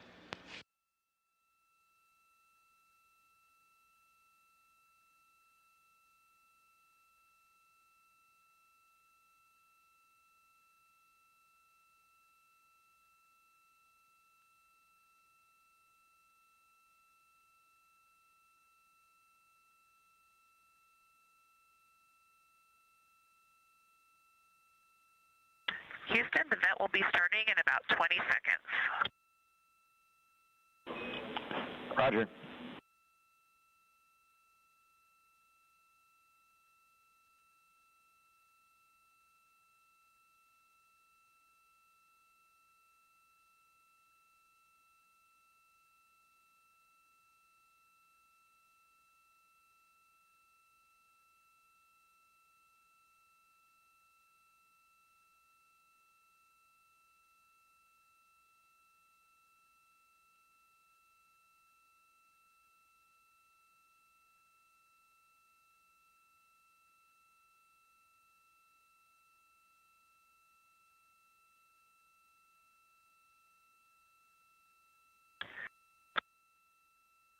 Houston Integrity, the CUD valve is closed. We have a good view out the windows. Our crew camera view is only so-so, and I'm waiting on your go. I will stop recording. Roger. And the saw view is breathtaking.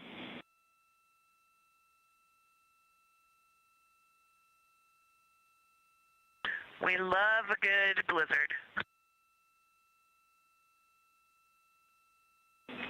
The less said about the snow, the better.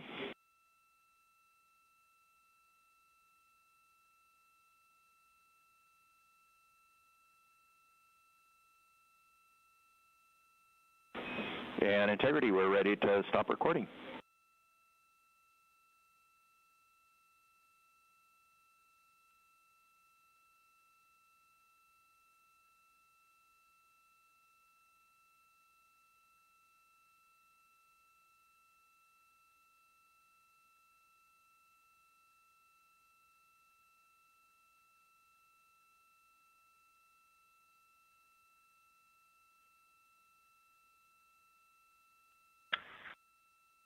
Okay, and Houston, recording ended. However, unfortunately, I think I might have made it go away because it wouldn't end the recording by pressing the record button.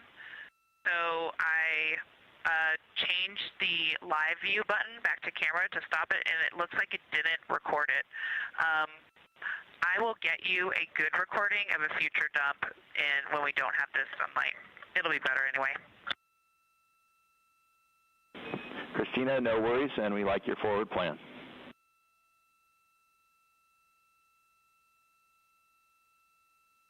Thank you.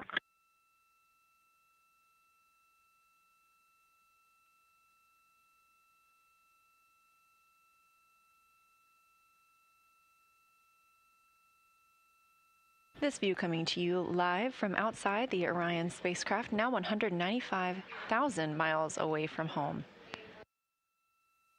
The spacecraft is traveling 1,929 miles per hour on their way back to planet Earth. Again, targeting splashdown in 2 days, 5 hours, and 38 minutes.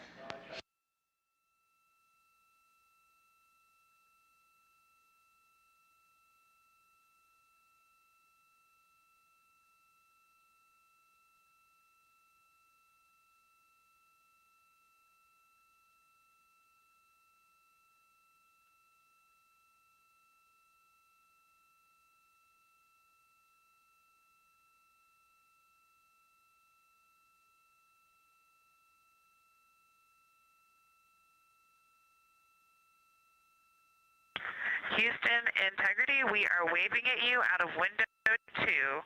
It's a beautiful blue little crescent out there. Thank you. We can't quite make you out, but we appreciate the thought.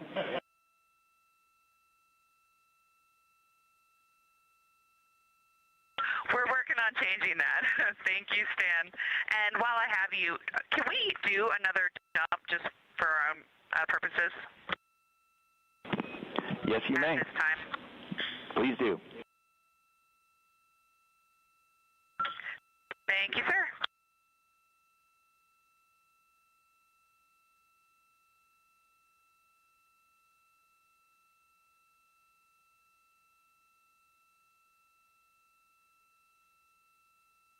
That was NASA astronaut Christina Cook reporting to Capcom Stan Love and all of us here on the Earth that outside the windows of Orion, she can see us right now. Of course, this is a view looking back on the spacecraft from a camera mounted on one of its solar array wings.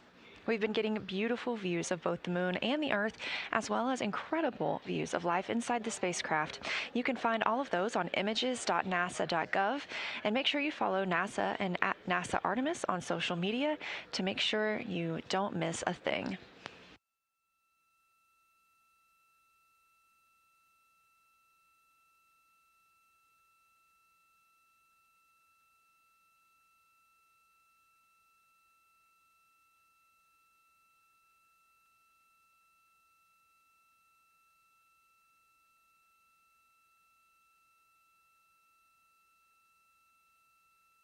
What you see coming off the spacecraft right now is a urine vent dump.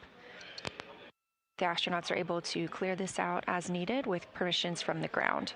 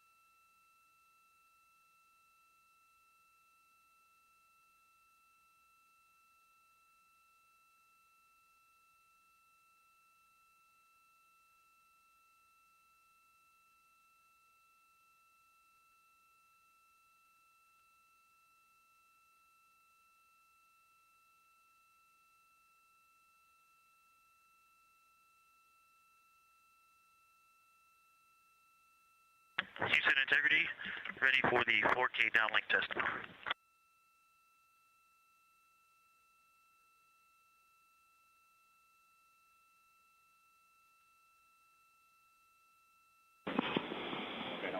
All right, Victor, you are okay to set it up. We're checking on how long it'll take to gain OPCOM.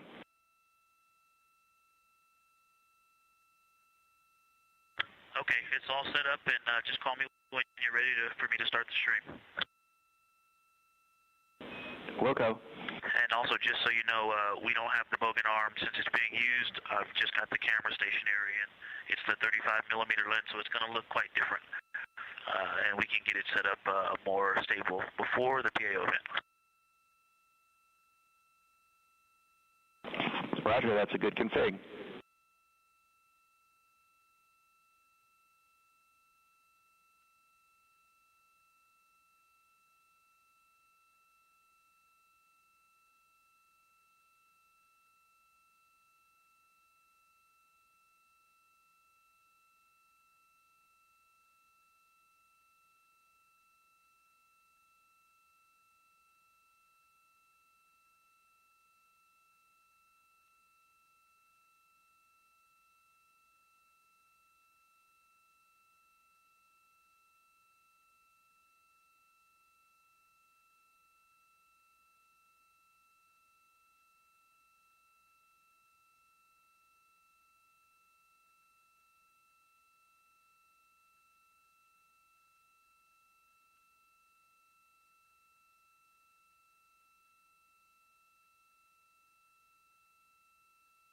You just heard some communications between teams here on the ground and the crew aboard the Orion spacecraft, visible on your screen from a camera on one of the spacecraft's solar arrays about the OPCOM system. This will enable Orion to send back video and high-resolution images using an infrared light rather than traditional radio waves to send data to and from space.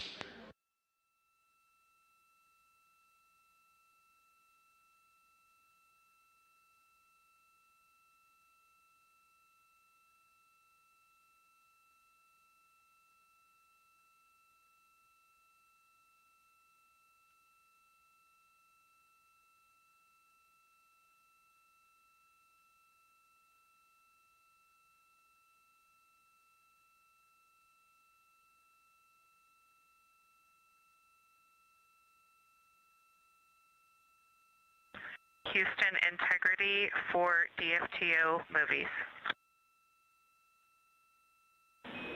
Go ahead.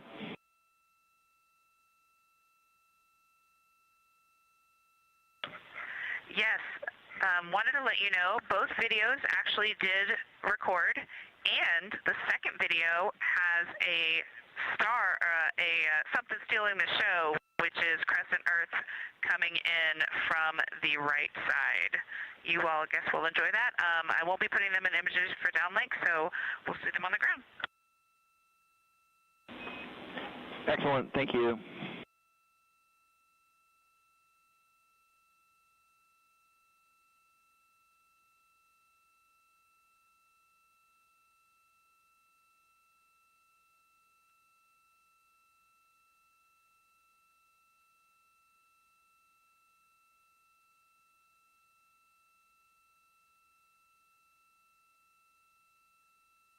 We continue to get great descriptions from the astronauts aboard the Orion spacecraft of the Earth as they continue their journey home.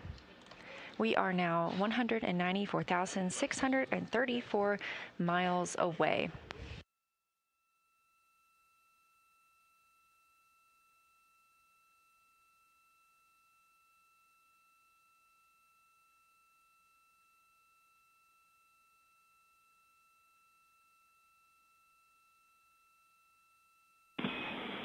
Integrity Houston for Victor, you can start the 4K stream.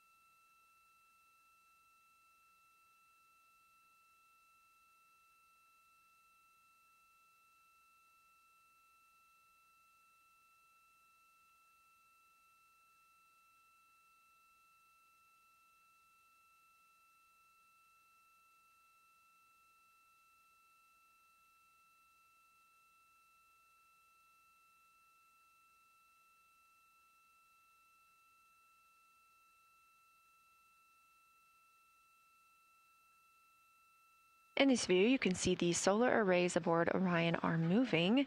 That is a command sent by the teams here on the ground to park them ahead of exercise. Commander Reed Wiseman will be first up to exercise today, and parking these solar arrays makes sure they're in a safe position. That way, any movements that are imparted on the vehicle don't damage the arrays.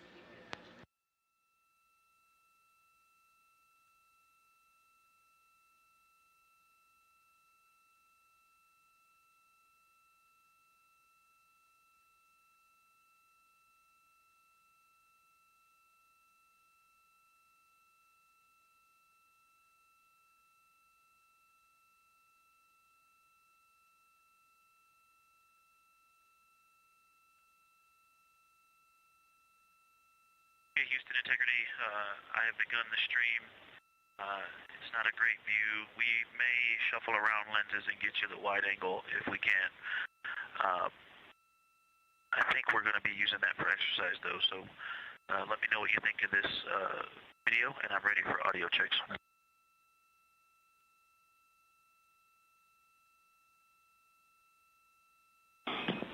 And Victor, your lens choice is fine. We appreciate that, and we'll let you know when the 4K is locked up.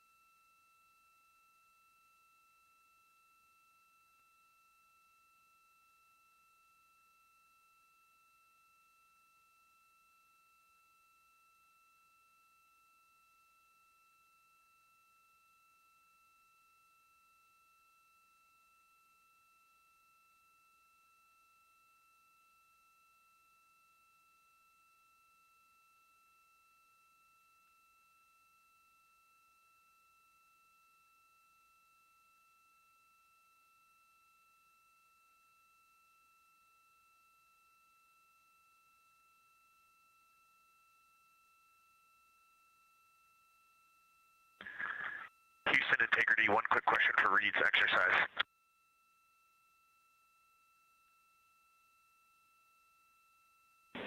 Go ahead.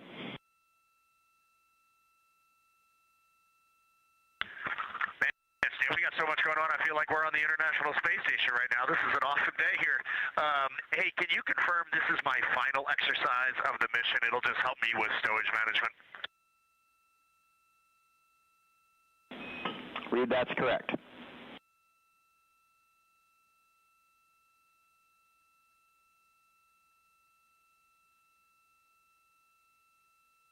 Okay, thanks, Dan. And for what it's worth, today's exercise is the last exercise for all crew members. Starting tomorrow, we will not have the time.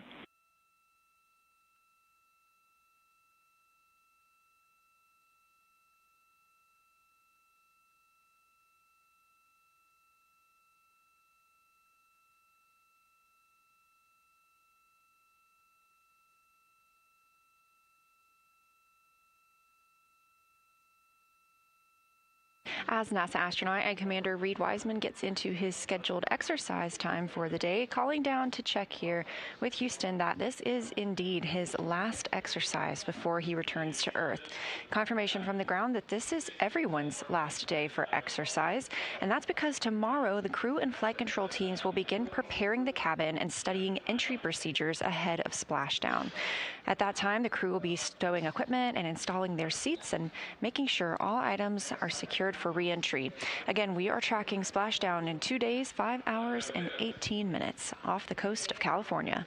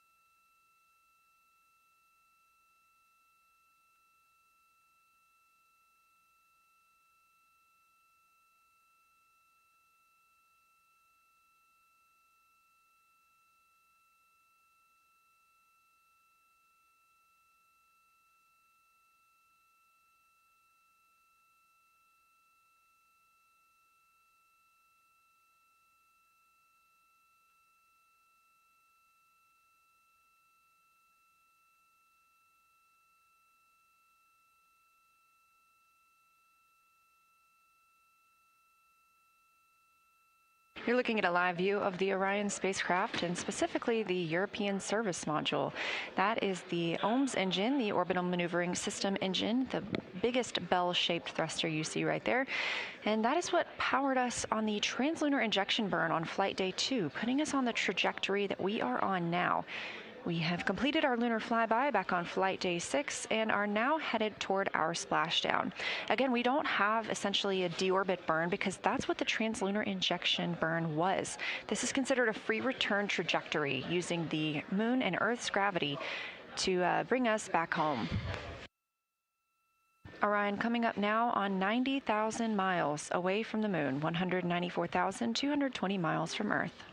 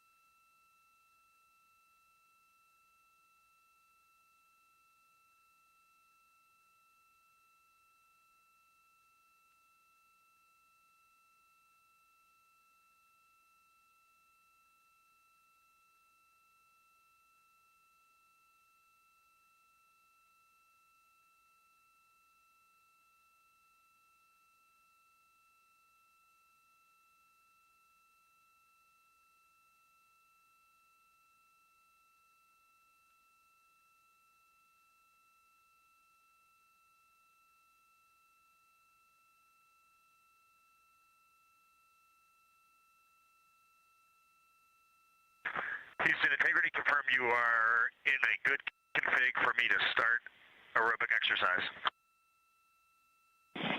We're ready for you to start exercise.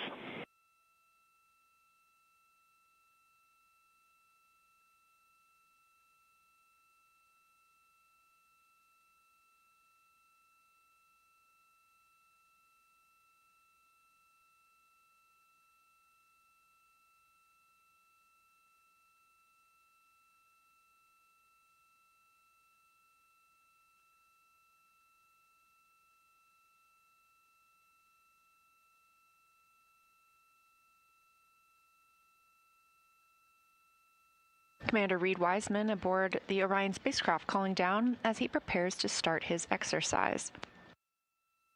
Again, we use the flywheel device aboard Orion, and since this is the first time we've flown humans on the spacecraft, it's a great test of the exercise device as well. Flywheel is small and allows them to perform either aerobic or resistive exercise, and slated today for Reed Wiseman is aerobic. He was calling to check that the solar arrays are in a good position before starting that exercise. And one of the first things we noticed when the crew began exercising earlier in the mission was that we can actually see some movement from the spacecraft during that routine.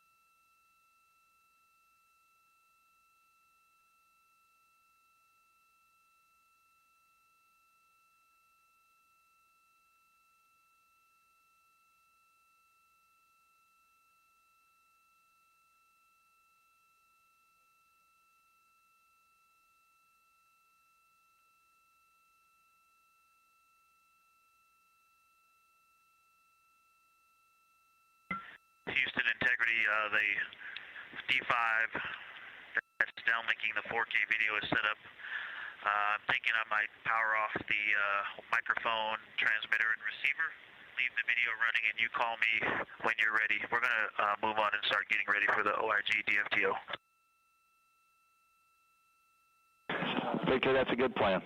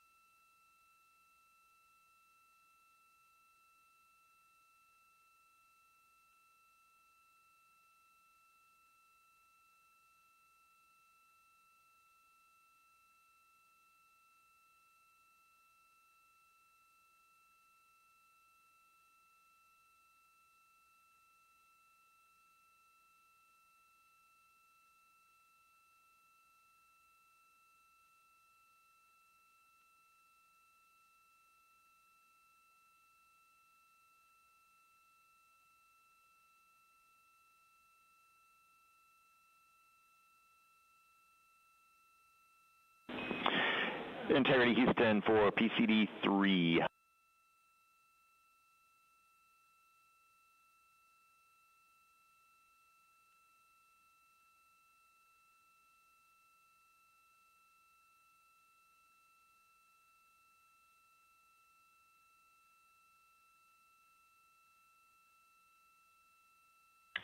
And Stan, we're with you. Go ahead for PCD 3. Victor, we saw that PCD drop off the network. We think it might have been unplugged. Could you please run the wireless script on that PCD?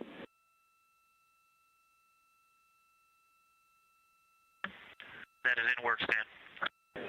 Thank you.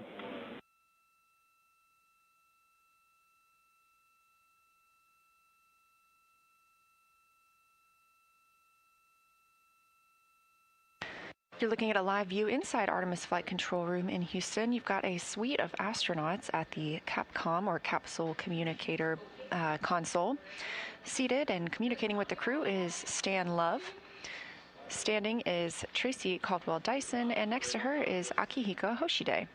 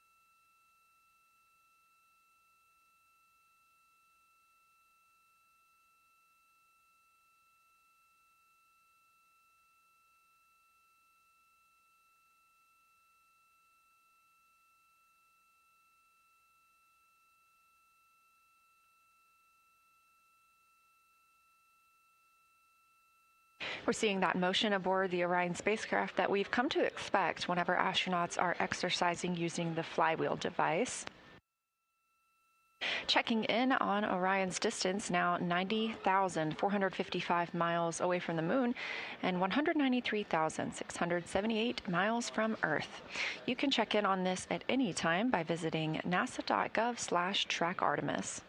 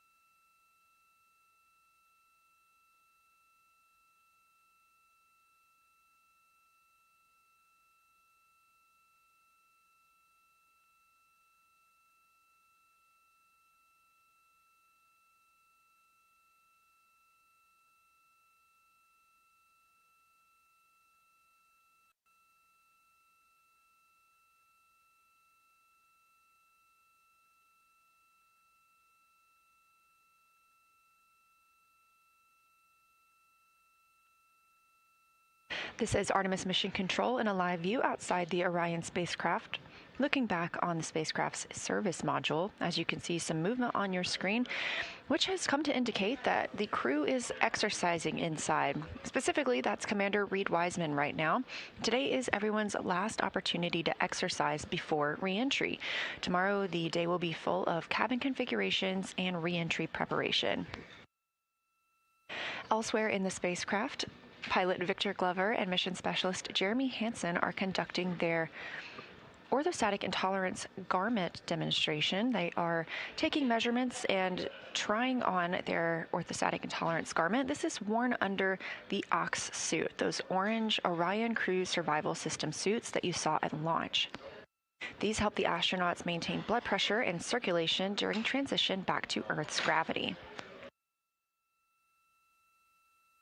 Again, we're targeting splashdown in about 2 days, 4 hours, and 51 minutes.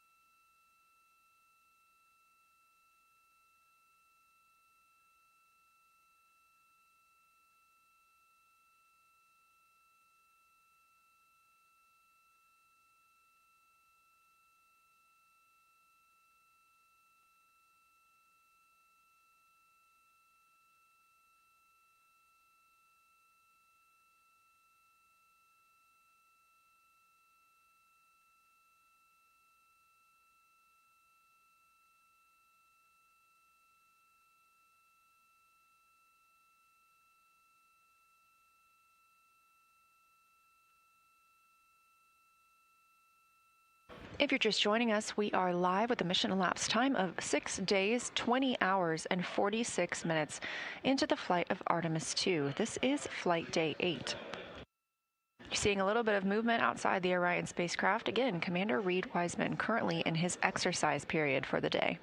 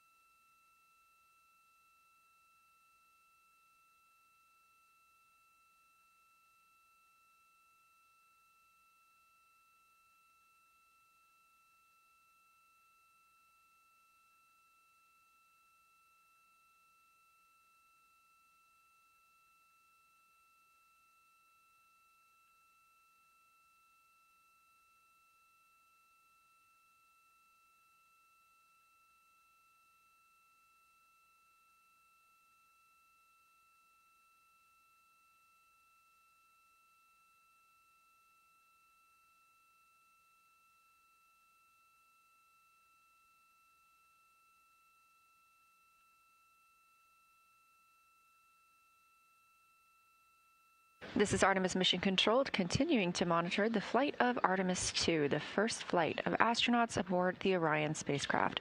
Our 4 astronauts, Reed Wiseman, Victor Glover, Christina Cook, and Jeremy Hansen, woke up at 10:35 a.m. Central Time today.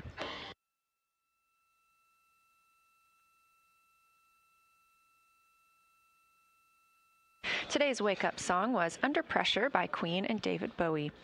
The crew also received a message from the Canadian Space Agency.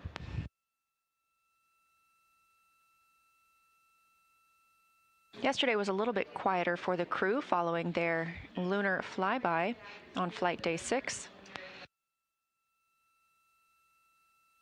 Yesterday, the astronauts participated in a ship-to-ship call with the crew aboard the International Space Station.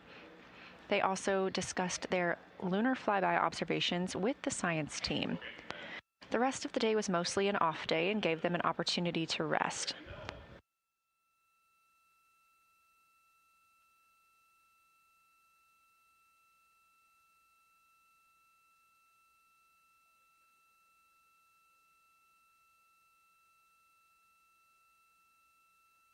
Today, the crew is back to their scheduled activities. Currently, Commander Reed Wiseman exercising aboard the spacecraft. That's why you see some motion there. Victor Glover and Jeremy Hansen conducting their orthostatic intolerance garment fit checks. Each astronaut will have an opportunity to exercise today. We also have a couple of public affairs events.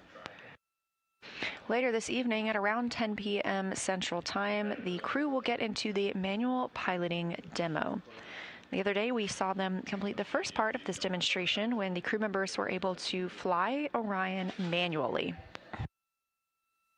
Another 2 crew members will get that chance this evening. This is a test flight of the Orion spacecraft, our first flight of humans on this spacecraft, and therefore we want to fully understand how the vehicle handles in space ahead of future Artemis missions.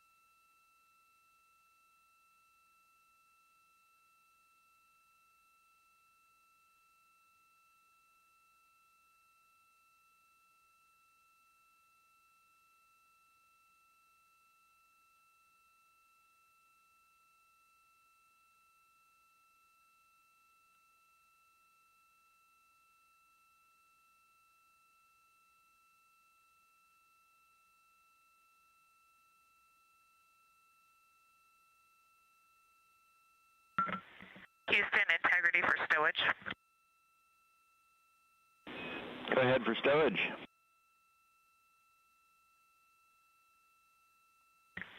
Yes, sir. A third Peltor SWAT TAC headset has been deployed to the cabin, and batteries have been swapped in 2 Peltors for a total of 4 AAA batteries. Copy. Thanks for that report.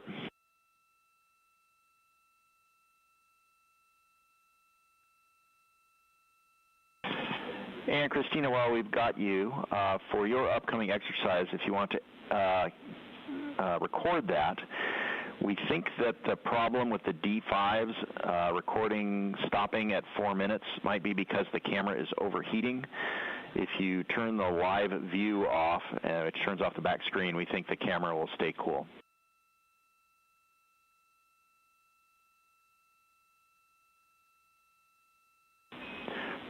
And to clarify, leave the screen off between recording. Call. Some of us had suspected that. We will do that. Good news is this recording lasted the full time. We are also having overheating issues with the Nat Geo GoPro Max, and we've just been starting and stopping it and managing it as needed. But if you want to pass that on, no screens are on, so not sure there's a mitigation with that one. And for my exercise, I did have a successful recording yesterday, so I think I'll forego that.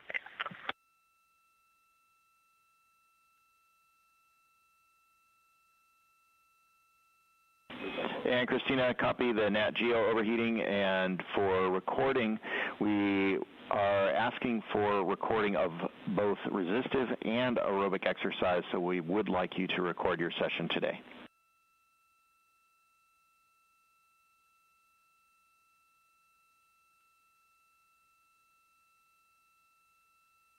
Okay, and apologies, I hadn't seen it in my timeline, but I understand that that's because Reeves' timeline has us swapping. I'm happy to do that.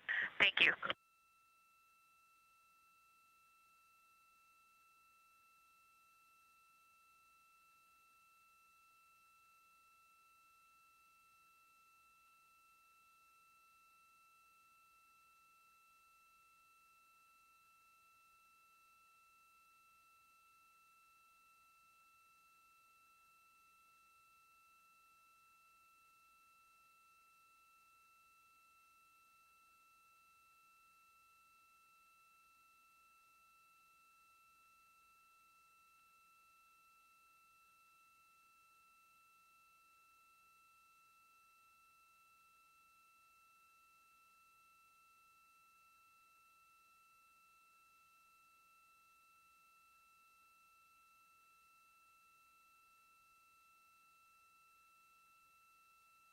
This is Artemis Mission Control, hearing those calls from NASA astronaut Christina Cook down to Capcom, or Capsule Communicator Stan Love, here in the flight control room. You heard Christina reporting out some batteries and stowage locations. Everything is precisely tracked aboard Orion. This helps the crew call down and ask where they might be able to find an item or where they should store it, so that everyone knows where to look when something is needed.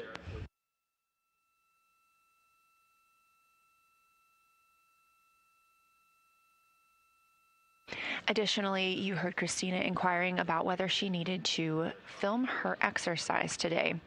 Because this is the first flight of crew aboard this spacecraft, we take everything as a data point. And with the ability to exercise both resistive and aerobic on the flywheel device, they're looking for as much data as possible from the crew members. So they're asking her to film her exercise today as well. NASA astronaut and commander of the spacecraft, Reed Wiseman, should be wrapping up his exercise soon, and Christina Cook will start hers.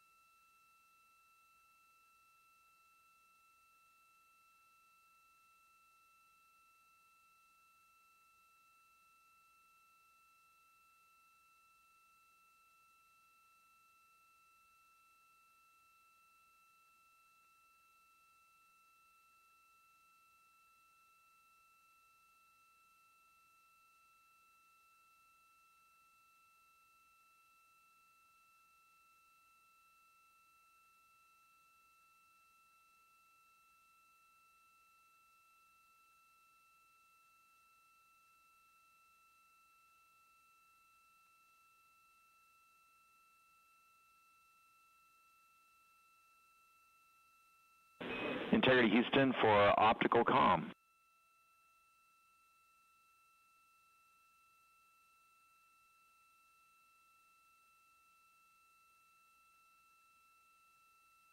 Go ahead, Stan. Okay, Reed, long story here. We are still not locked up on optical comm. We suspect solar array blockage. So between exercise sessions, between when you're done and Christina starts, we want to put a 25-degree roll on the vehicle, be about a 1-minute maneuver to an attitude where we think optical comm can see the ground terminal. Now, when we do that roll, we will have only one phased array antenna pointed at camera. So if that antenna fails, we'll lose comm, and a string swap will not recover it. So if we lose comm while we're in that attitude, you will have to maneuver the vehicle back to bias tail to sun, where a second antenna will be available. And I have a procedure number and some check MCC numbers when you're ready to copy.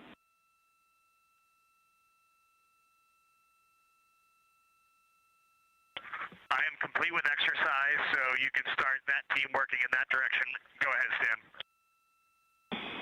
All right, we'll get started with that then. Thank you. If we lose comm in this temporary attitude, please go to procedure 25.1.100. That's SM attitude maneuver. In step 1, you'll answer yes. And I have, there's a check MCC step down there, a few lines down. Your point width will be the point width secondary will be the minus X axis, that's number 6. Correction, minus Z axis, that's number 6. And Omicron is 315. How copy?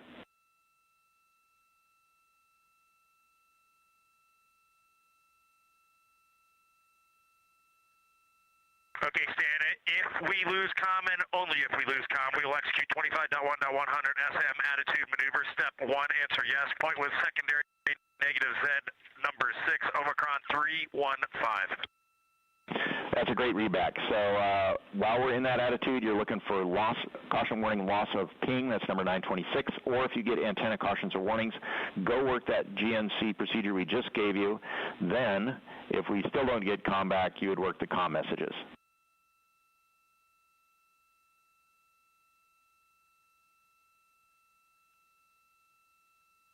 Okay, if we get a loss of ping, I might give it 2 or 3 minutes, or do you want us to execute immediately after loss of ping? 2 or 3 minutes, please. Good idea.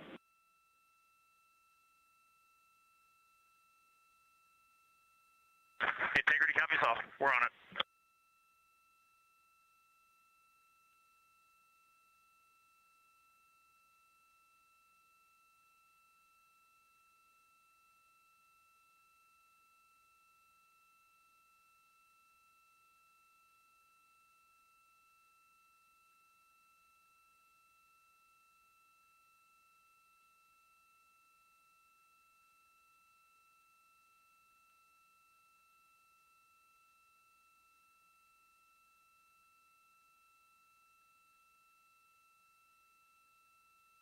On your screen, a few key players here in Mission Control Houston.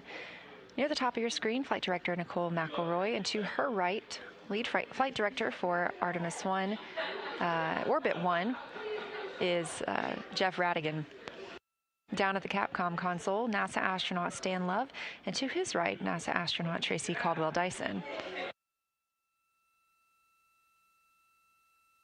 Those calls to the crew letting them know we are going to be maneuvering the spacecraft for OPCOM monitoring. This is laser, or the optical communications, which allows laser communications to use infrared light to send data to and from space rather than the traditional radio waves. So this higher frequency will allow more data to be sent in a single transmission to Earth. They want to be able to maneuver the spacecraft to give a better line of sight for those lasers.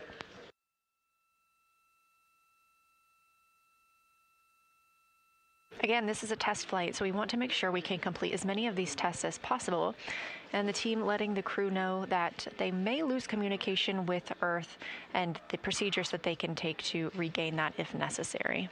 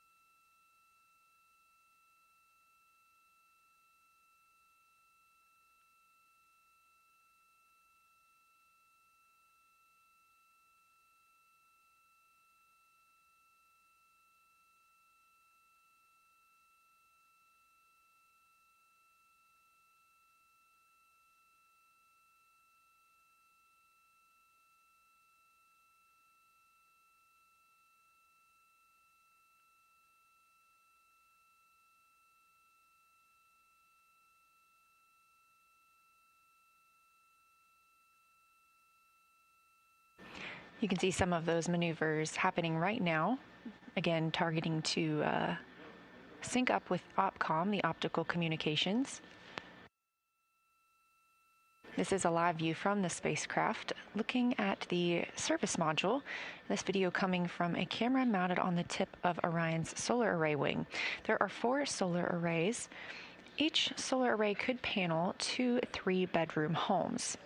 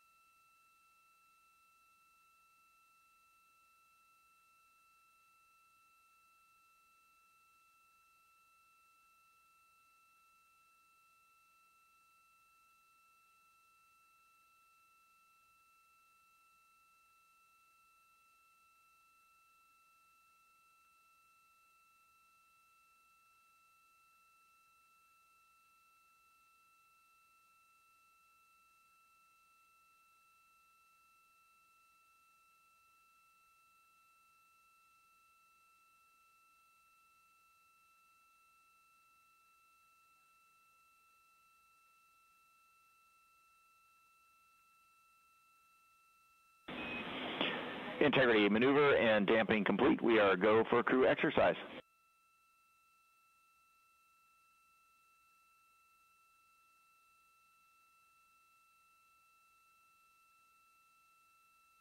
All right, we copy. Thanks, Dan.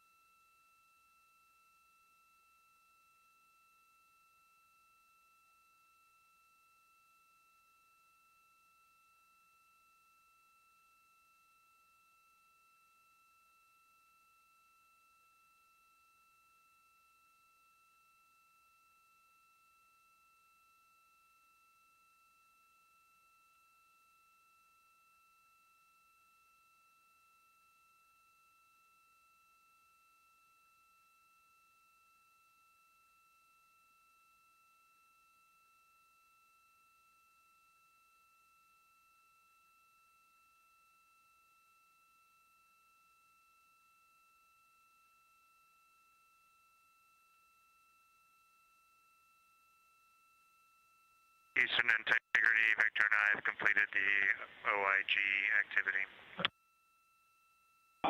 Copy OIG, thank you.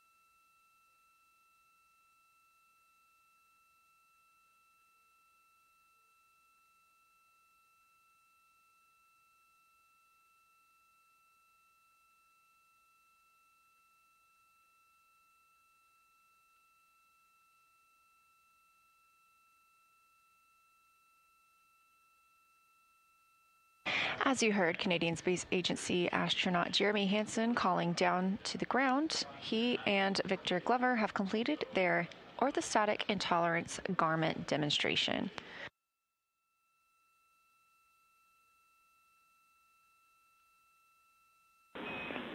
Integrity Houston for OPCOM. We have a good optical communication link now. We're watching video from the SAW, but we don't see 4K video.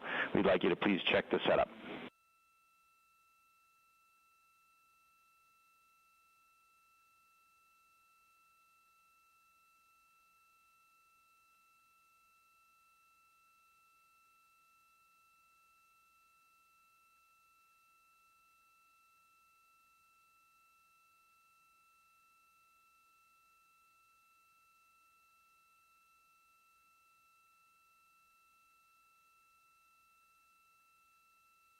Confirmation that we are streaming video from this solar array camera through the OPCOM, or optical communication system.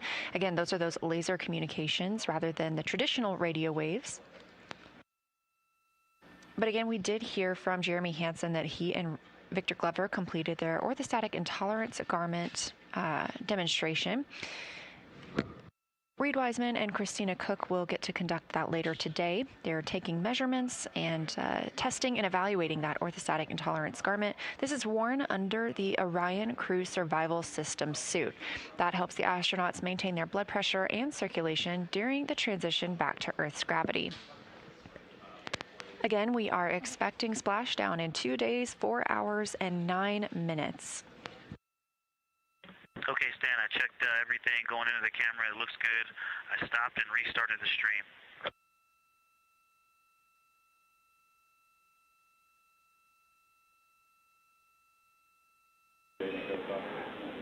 Roger, Victor. We're talking about batteries here. Just a second.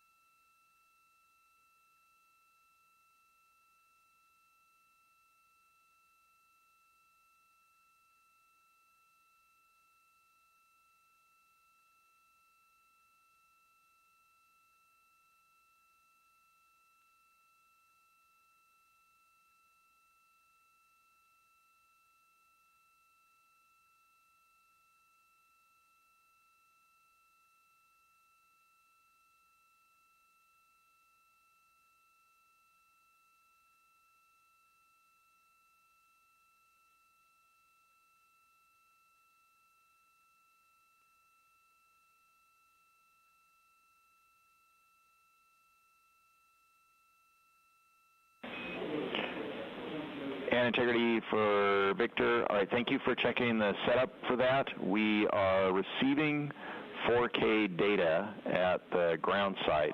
We're still working on decoding it in the control center.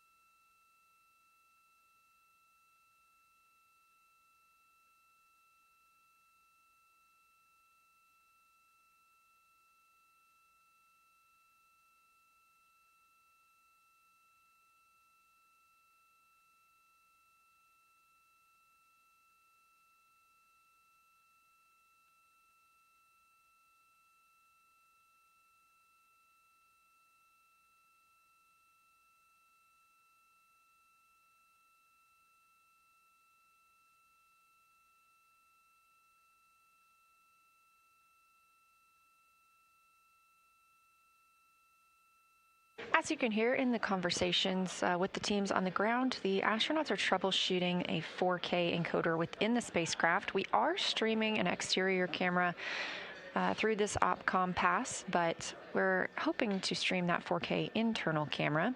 They're working through some actions on the ground to troubleshoot why we might not be seeing it. Again, this mission is a test flight, and we're testing every system possible to help us prepare for future missions around the moon.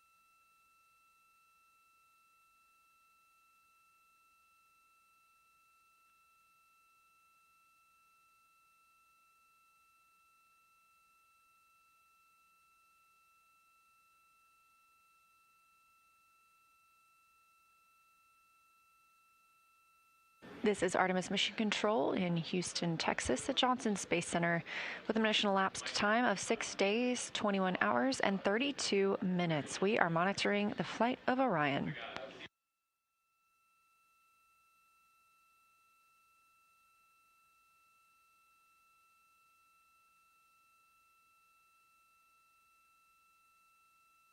The astronauts woke up today at 10:35 a.m. Central Time, got into their post-sleep period, and then their daily planning conference.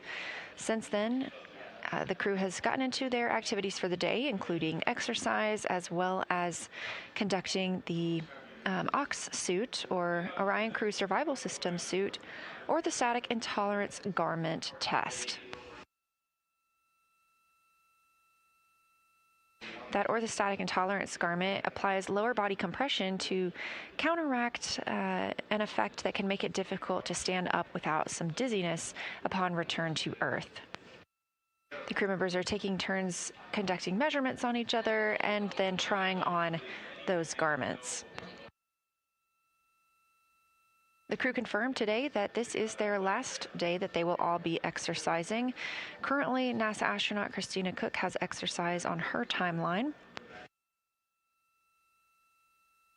Tomorrow will be full of preparations ahead of return to Earth. They'll be configuring the cabin and studying their re-entry preparations.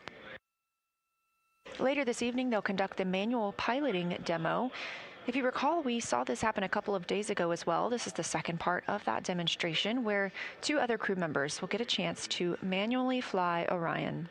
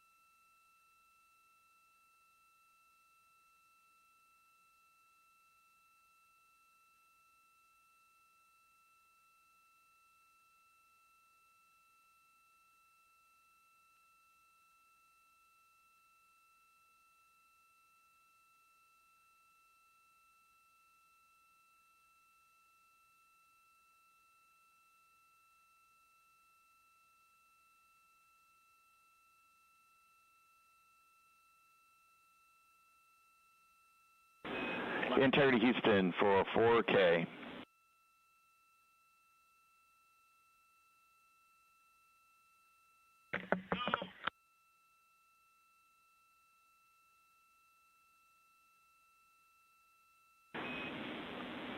Integrity for 4K. We're still having trouble getting 4K data on the ground. We'd like you to check in 26.4.2902 that the IP address is set correctly on the web page. And correction, that's step 3.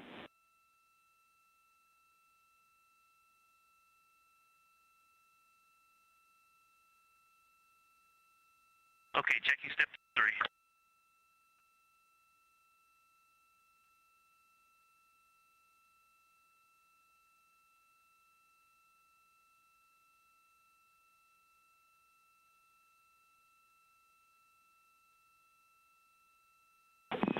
And integrity correction in step 3, that's the destination address.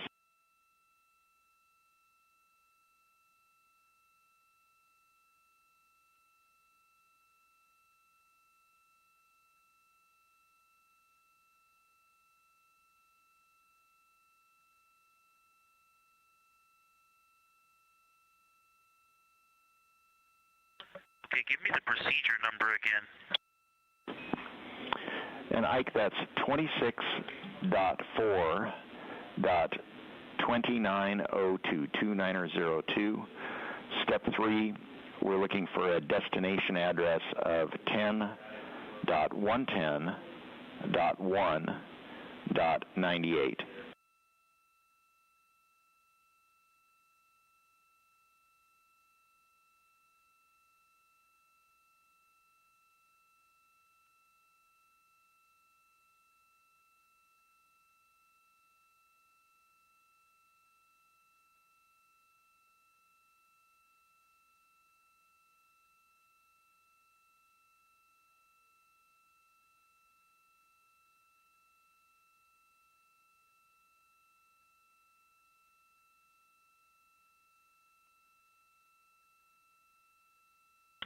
Okay, Houston, yeah, I apologize for taking so long to get in sync with you. I was actually just looking to see where this procedure would have come up, and so I'm not finding it referenced in either the 4K downlink setup procedure or the 4K downlink test. So that's some feedback for you, or direct me to where I missed it. But now give me the procedure again, and then I'll call you when I'm ready to copy the IP address. All right, Victor, thanks for that feedback on the procedures. We are just getting in that the ground station is seeing good, clear video from Integrity. Now the problem is somewhere on the ground, and we'll sort it out from here. Thank you.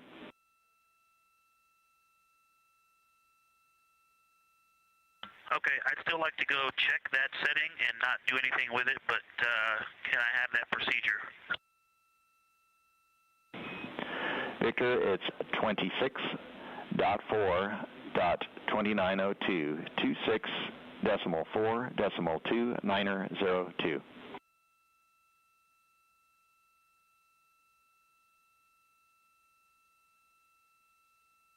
Okay, copy. Thank you for that. And I am going to look. I will not change anything, but I did not see a reference to this procedure in the previous two activities.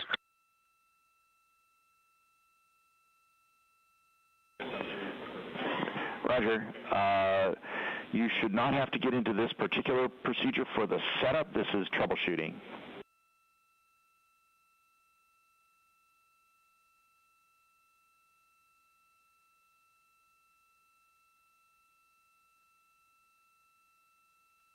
Okay, copy. That makes sense. Thank you for that. And just for your awareness, it is set up for the procedure. Perfect. Thank you.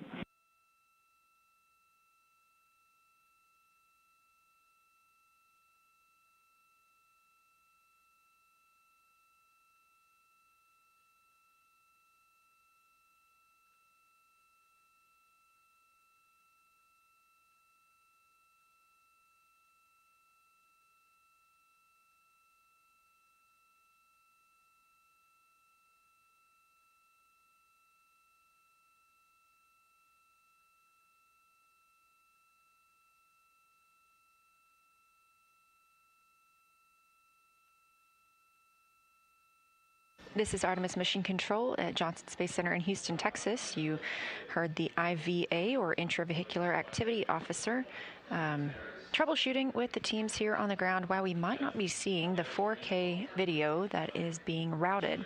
Got confirmation that one of the ground sites is able to receive that video, so teams here are troubleshooting why we might not be getting it in the room. Meanwhile, aboard the spacecraft, NASA astronaut Christina Cook is in her exercise period.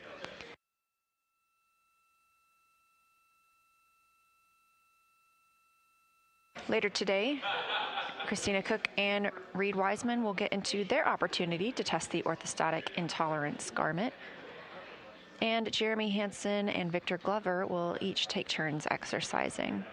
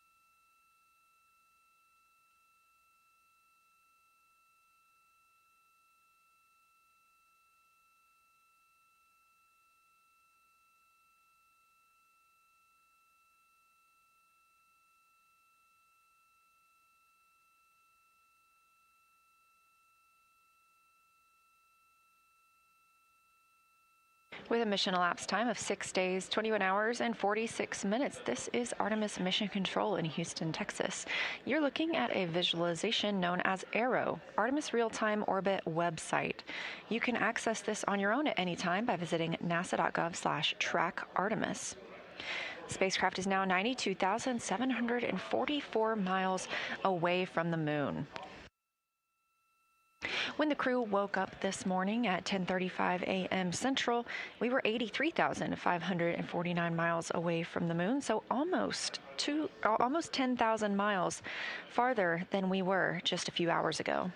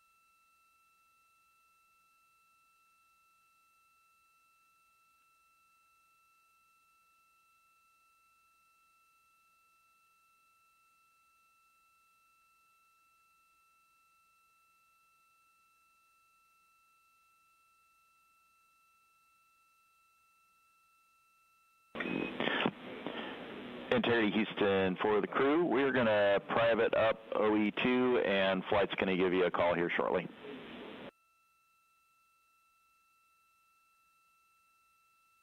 Copy, we're switching.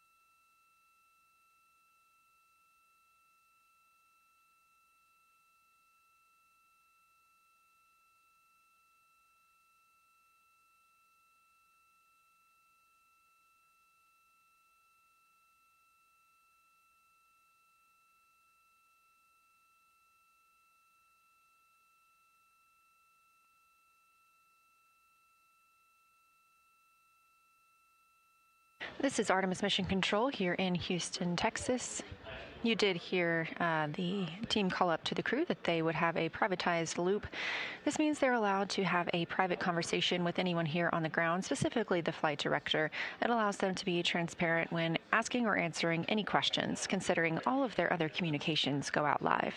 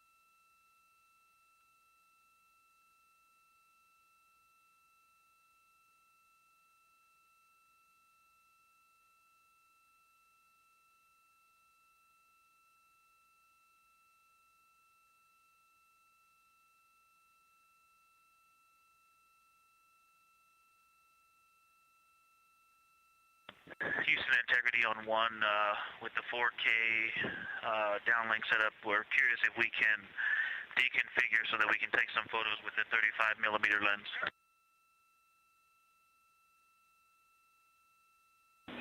Checking.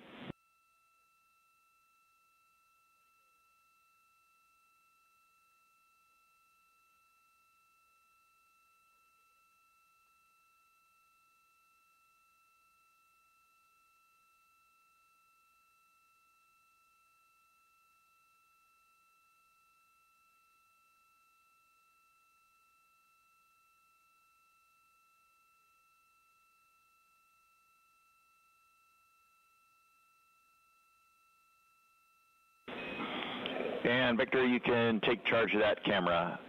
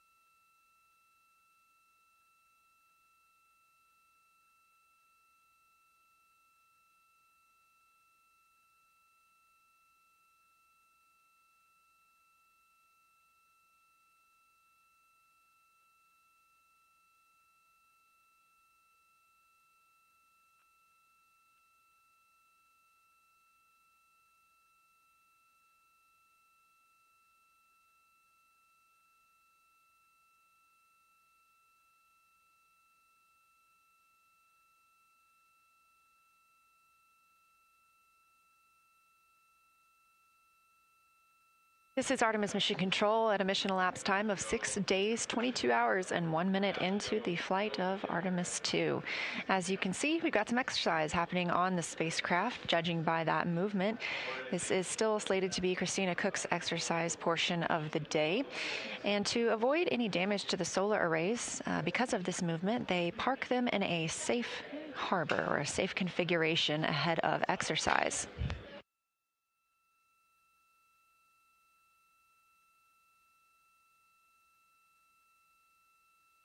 You heard some communications about the OPCOM demo, those laser communications that we are testing out to use infrared light instead of traditional radio waves.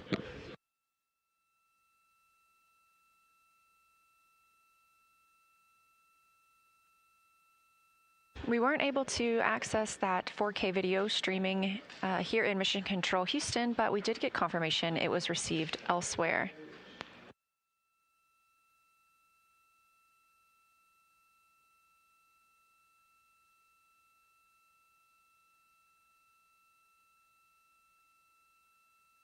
Coming up next, Mission Specialist 2, Canadian Space Agency astronaut Jeremy Hansen will get into his exercise. In contrast to the exercise we've seen so far today for Reed Wiseman and Christina Cook, Jeremy Hansen and Victor Glover will be conducting resistive exercise. The flywheel system allows for both resistive and aerobic. Reed Wiseman and Christina Cook will also conduct their orthostatic intolerance garment measurements and testing. They'll put on those garments and see how they fit. Again, this is due to something that astronauts experience after an extended time in microgravity. It's orthostatic intolerance, and that can make it tough to stand up without experiencing dizziness. So this garment applies some compression on the lower body to help counteract this effect and support a safe return.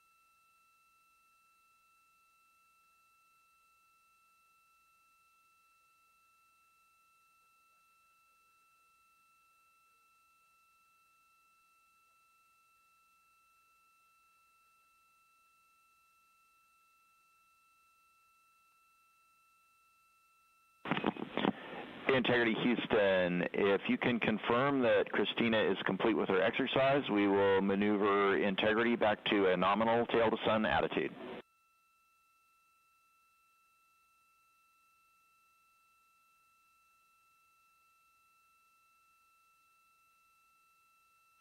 She has just stopped right this second. All right, we'll start our 2-minute array damping counter and then maneuver you. And of course, when we get into our nominal maneuver, you will not have to run the attitude maneuver procedure if there's a loss of comm.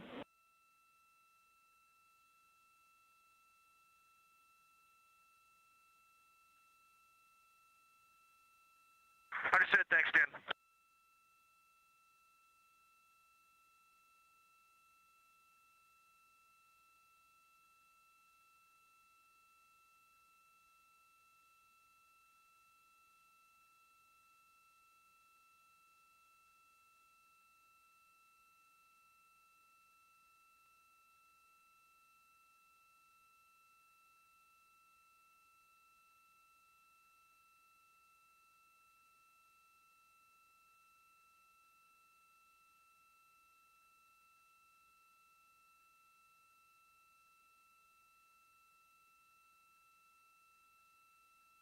Those communications coming to you from the Orion spacecraft. Also named Integrity.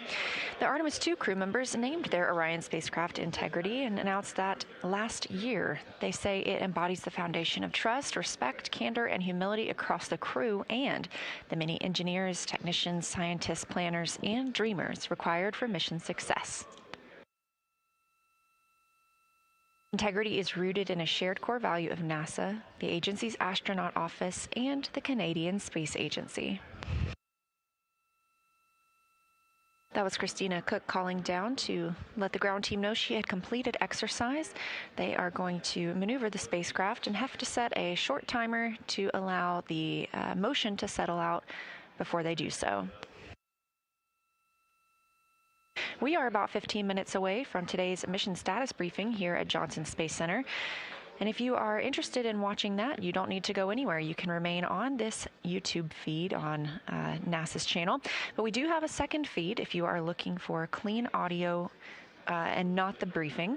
So you can stick right here if you're interested in the briefing. You won't need to leave at all. But if you want to switch over, we'll be over there as well.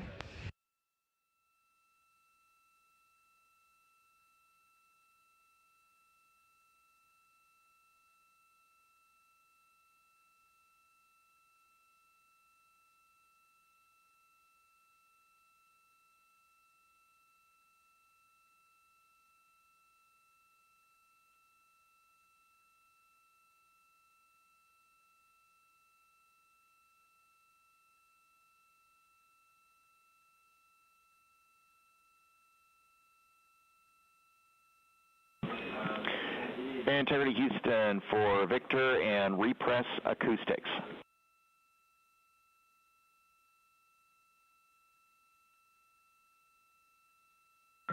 Go. Victor, it's in the procedure, but we really need to make sure when you start the acoustic monitor, please give us a time hack for the repress acoustic.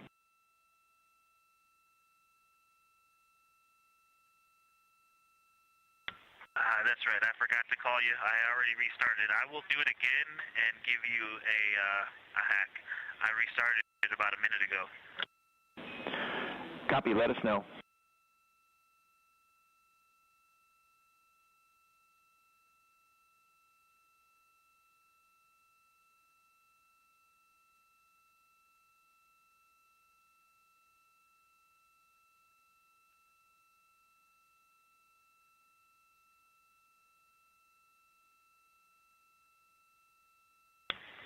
Houston Integrity restarting the acoustic monitor for the repress recording in 3, 2, 1, hack.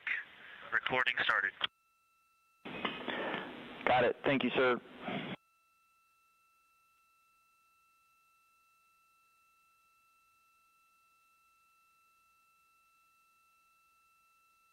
You are welcome. And Integrity, you're back in bias tail to sun.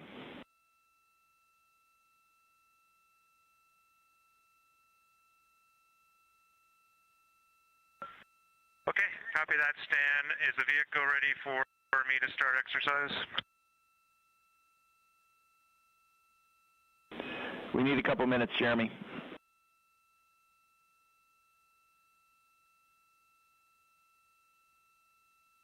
Okay, just call when I can go.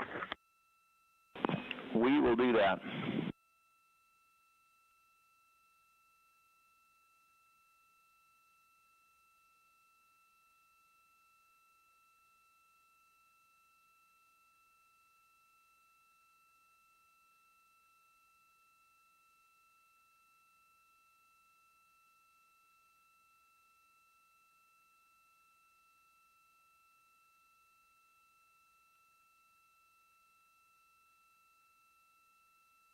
Here in Artemis Mission Control, the team's changing the attitude of the spacecraft and configuring the solar arrays yet again for another exercise opportunity, this time for Canadian Space Agency astronaut Jeremy Hansen.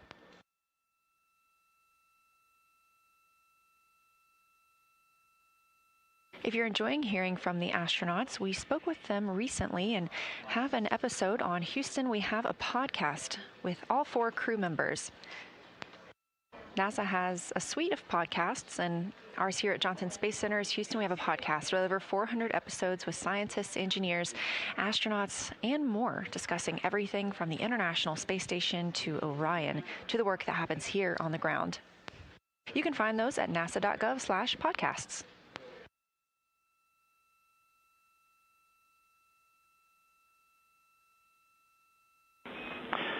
Integrity, Jeremy, you are go for exercise.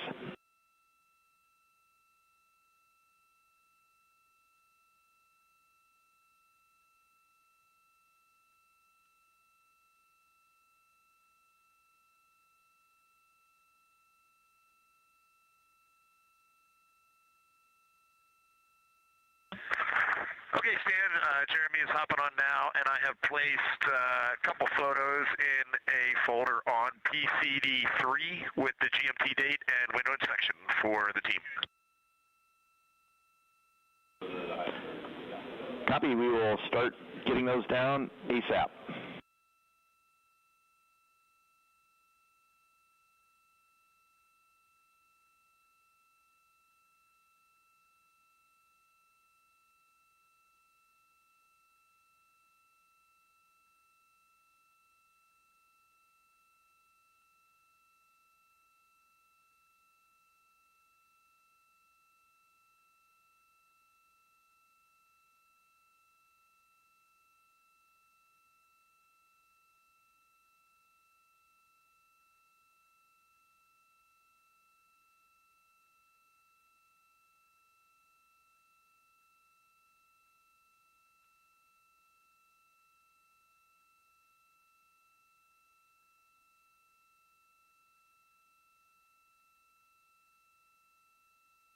This is Artemis Mission Control at Johnson Space Center in Houston, Texas. A mission elapsed time of 6 days, 22 hours, and 16 minutes into the flight of humans aboard Orion. The first flight of humans aboard Orion, and the first time we've sent humans beyond the moon in over 50 years. Currently aboard the spacecraft, Canadian Space Agency astronaut Jeremy Hansen getting into his exercise period, while Reed Wiseman and Christina Cook will be stepping into their orthostatic intolerance garment testing. Again, a lower body compression garment to help support a safe return. You can track where Orion's at Integrity for exercise video. Go ahead, Christina. Hey, Stan, can you say again the instructions for making the LCD screen be off while you're recording video on the D5? We thought we heard you just press the live view button, but that seems to stop the recording as far as we could tell. My recording lasted for about 26 minutes, which was almost the entire duration, and then apparently stopped on its own. So we'd like to implement this for sure for Jeremy. All right, Christina, that was Capcom's bad words there. Apologize. You will turn off the recording if you turn off live view while you're recording. The actual correct thing to do is to turn off live view in between recording sessions to give the camera a chance to cool down.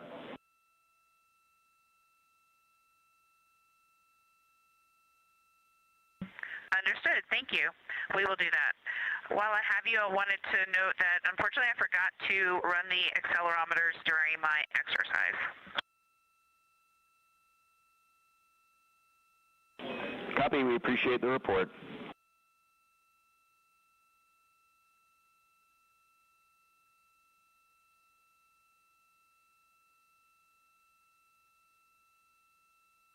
Those communications from NASA astronaut Christina Cook down here to the ground. Now, we are just about 7 minutes away from our daily press conference here at NASA's Johnson Space Center. And if you're interested in watching, you don't have to go anywhere. This NASA YouTube stream will automatically switch over to the briefing at 4 p.m. Central. If you're interested in keeping up with astronaut communications, we do have a second stream on YouTube. You can check that out. Once the briefing is over, this will continue to be our primary stream for covering the mission.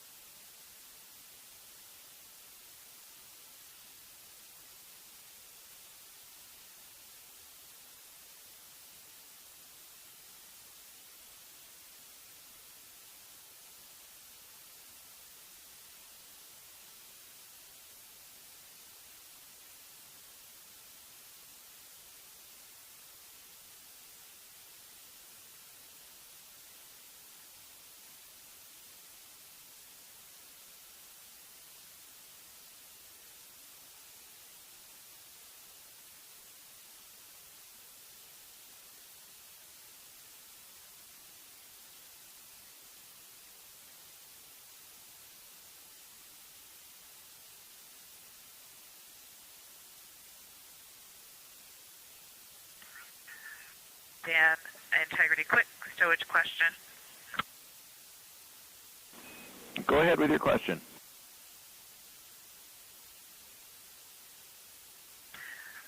For the heart rate monitor straps, since we are done with exercise, can we trash those? Checking.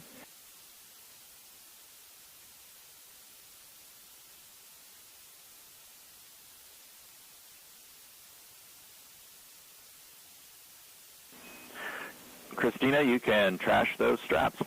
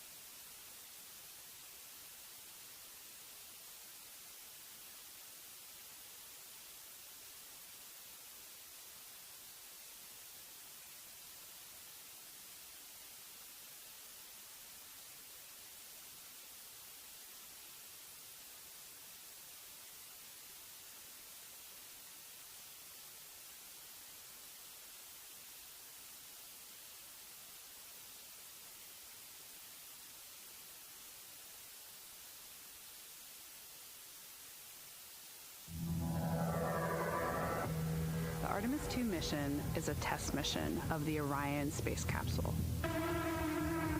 Artemis II will be the first time we put humans on this rocket. We're going back to the moon because it's the next step in our journey to Mars. We were always going to the moon. Pushing ourselves to explore is just core to who we are. That's a part of being a human. And liftoff.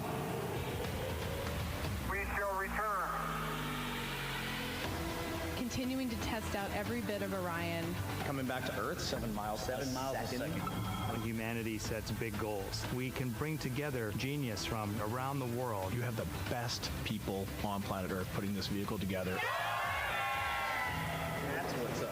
To innovate for the benefit of humanity and to inspire the world through discovery. And here we go.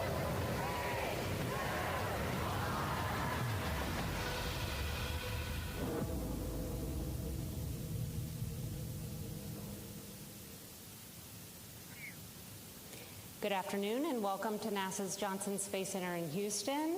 Welcome to our Artemis II status update. I'm Rachel Kraft with NASA Communications, and I'm joined by several NASA leaders here this afternoon to talk about how the flight test has been going as the crew heads back toward Earth. They are Lakeisha Hawkins, Deputy for Artemis, Rick Henfling, Entry Flight Director for the mission, Debbie Korth, Orion Deputy Program Manager, and joining us by phone from the USS John P. Murtha, Lily Villarreal, the Artemis Landing and Recovery Director. We'll have some opening remarks as usual, and then we'll get into questions, and we'll start with Lakeisha. Thank you. And thank you for your continued interest in our mission and in Artemis. So we're into flight day 8. And the mission continues to go well as the crew prepares to transition back to Earth and we get ready for entry day. After an exciting day of science on Monday and a day for the crew to recover and then achieve some other flight objectives yesterday, the team is turning our attention to the return and getting the crew safely home. Now, because this is a development flight, we are thinking about what we can still learn in the remaining days to better understand the systems and to inform future missions. And we're still getting a lot of imagery down from the spacecraft and from the crew. And I wanted to share a couple of the imagery highlights today. The crew was able to send down a group photo, and it's great to see them doing so well and in such great spirits. And I'm happy to see Rise there front and center with the team. We can't wait to welcome those smiling faces home. Now, the crew also took an image yesterday of the Milky Way, which is stunning. And free from atmospheric interference, the crew could see the glowing ribbon of stars and filaments, a clear view of our home galaxy. So I also wanted to highlight a few additional things that we're learning through this test. That are directly feeding forward to our next missions, including Artemis III. Now, in the area of science, in addition to the lunar science activities that we saw on Monday, our other science and payload activities continue to progress as planned. At the Marshall Space Flight Center in Huntsville, Alabama, our Payload and Mission Operations Division is operating our Avatar, or also the immune biomarkers experiment, as well as the standard measure activities. And these activities are going to really help us understand how the deep space environment impacts the astronauts during the Artemis missions. The experiments about human health are going to give us data that we need to be able to live on the moon longer as we develop the moon base and be able to prepare for farther trips like going on to Mars. During Apollo, they didn't gather this kind of human health data, and we can't get this information during low Earth orbit missions. So in terms of performance of the hardware, as we heard from the administrator yesterday, the mobile launcher is in good condition overall. And while we need to fix a few things, having the mobile launcher in good condition really ensures that we'll be ready to start stacking the Artemis III vehicle according to the timeline that supports launching that mission next year. You heard previously that the SLS performance was about as good and flawless as we could have expected. And the SLS team already has begun digging into all of that data for detailed post-flight analysis to see if any refinements need to be made going forward. And the data that we're getting from the Orion manual piloting demonstrations, including the proximity operations demonstration we had after launch, are critical to ensuring that we can dock with human landers during Artemis III and beyond. And we heard in real time from Victor during the ProxOps demonstration how precise the handling appeared to have been, and the other demonstrations are proving us with even more data. We have lessons we're going to address before Artemis III, including some of our water valve operations, the wastewater venting that you've heard quite a bit about, as well as the service module pressure control assembly operations. And we're also learning about how long some of the activities inside the cabin should take. Our suit demonstration from several days ago provided helpful insights for future suit crew emergency operations if we should need them. We've also elected to skip the radiation shielding or parts of it, the demonstration, to allow more time for transition of the cabin to prepare for entry. And Rick will talk a little bit more about that. And these learnings are helping us get ready for our next mission. And when the mission goes well, it can look like flying to the moon is easy. It certainly is not. We can't forget that this is a test flight and are taking everything that we're learning forward to support the next mission. This has been a good mission so far, and we're nearing the end, having retired a significant number of risks over recent days. But the team remains focused, and we're making sure that we don't take our eye off the ball. Countless hours of people working together behind the scenes have been preparing for these moments, and people are still giving their all to ensure mission success. We continue to improve to make our ultimate goals of going to the lunar surface, building the moon base, and eventually sending the first humans to Mars a reality. So I appreciate your continued interest, and with that, I'll pass it to Rick to provide an update on operations as we get ready to bring the crew home. Thanks, Lakeisha. So since we last got together, there's been a number of activities completed last night as well as today. Our primary activity yesterday evening was to perform our first return trajectory correction maneuver, RTC number 1. That was 1.6 feet per second. It lasted 15 seconds, and it was using the service module reaction control system thrusters. That burn was initiated at 8:03 p.m. Eastern Time last night. As far as today, we were able to get the crew in their orthostatic intolerance garments. These are special garments designed to help ensure the proper blood flow for the crew members when they return to the pull of Earth's gravity. It was important to get this and try this out today so that the crew has an understanding of what it's like to put this on entry day. We also were able to successfully stream a 4K video using the optical communication system, which continues to prove to be an extremely valuable tool in our beyond Earth orbit space flights. The crew also performed a couple of recordings for their National Geographic payload activity. They did a few PAO events, and later this evening we're going to do a couple of manual piloting demonstrations. One will be to use the docking camera to point the spacecraft towards a celestial body. And the celestial body we're going to use for that activity is Arcturus. Once that activity is complete, we're going to do another manual piloting demonstration where the crew is going to center the Earth in the field of view of one of the windows, and then they're going to fly the spacecraft to an attitude where the tail points towards the sun. This is important in order to be able to show that the flight crew can maneuver their spacecraft to get power and generate power so they can continue to power the subsystems on board the spacecraft.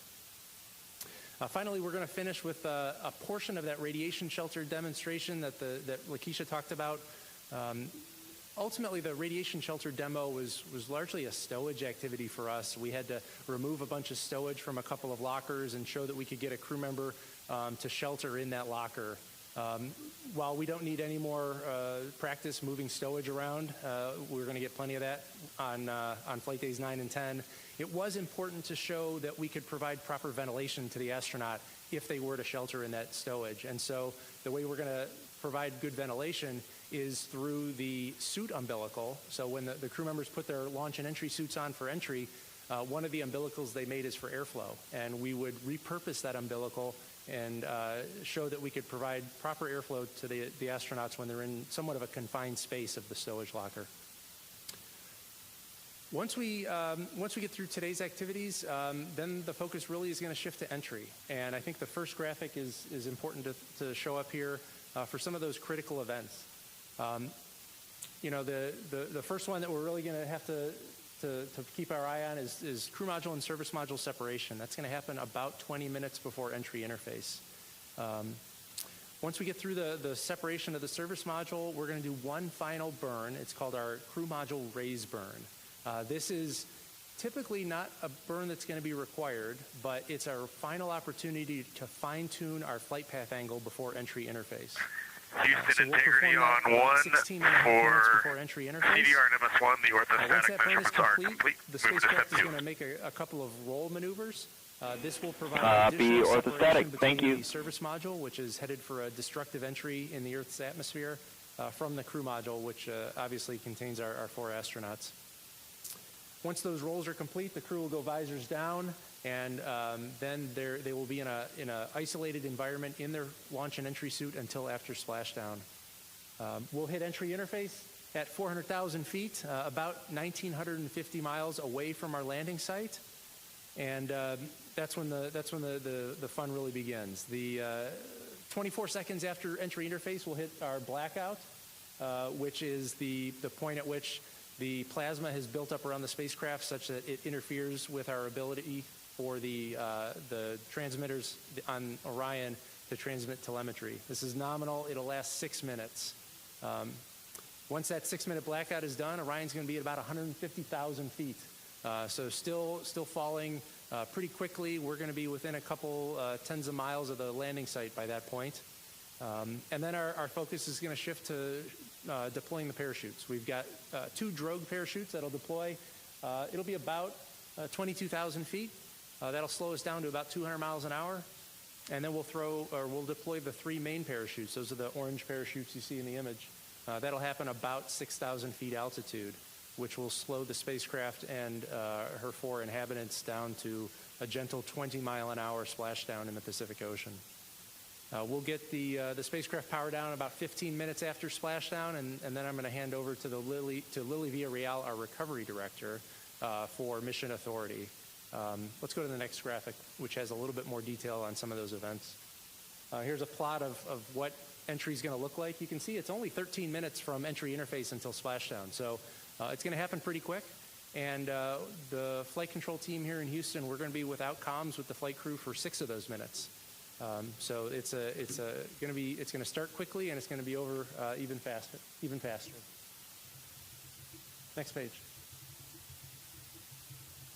And then for a graphic of all the parachutes that are going to deploy, the first thing before we deploy the drogue parachutes, we have to jettison something called the forward bay cover. It provides the protection for all the parachutes, and that's what's going to get jettisoned at about 35,000 feet. There's a window for the jettison of the forward bay cover, so if it doesn't happen at 35,000, it can happen lower, as low as 24. And nominally, we actually expect it to happen closer to 24,000 feet. Next page. And then if you're looking for a little bit of insight on our approach trajectory, we're going to have entry interface a little bit southeast of Hawaii. And after we fly 1,957 miles over the surface of the Pacific Ocean, we'll be landing in our targeted landing site off the coast of California. I think that's all I have for graphics, so I will turn over to Debbie. All right. Thank you, Rick. So yeah, I'm happy to be back today, able to report that the Orion systems are all operating nominally, remain healthy, and we are just trekking our way home from the moon. So really excited to be just a few days away from that happening. Did want to talk a little bit about something you may not have seen yet. And if you pull up the full first graphic, it's a short video. Our engineering team supports the mission from a facility called the Mission Evaluation Room. It's the MIR. And so this is pictures of our team. There's 24 separate consoles, so this is different than the flight control room that you see a lot on NASA TV.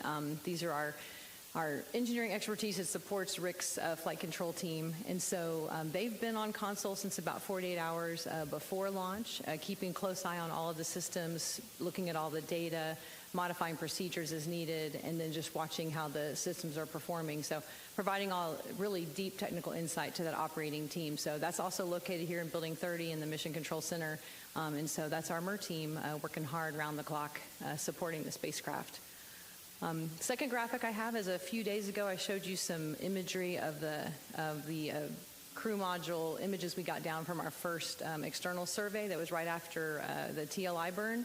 So we actually do another external survey on the way home. This is our inbound external inspection. So I think that's the next slide. Yeah, so this is kind of two different views of the spacecraft. Again, did a comprehensive review of all the imagery that we were getting down off the surface of the crew module. No concerns, no issues seen that would make us have any pause for the reentry phase. Everything is in excellent condition for that entry. So that's our pretty crew module. I think we have a couple of pictures of the service module as well.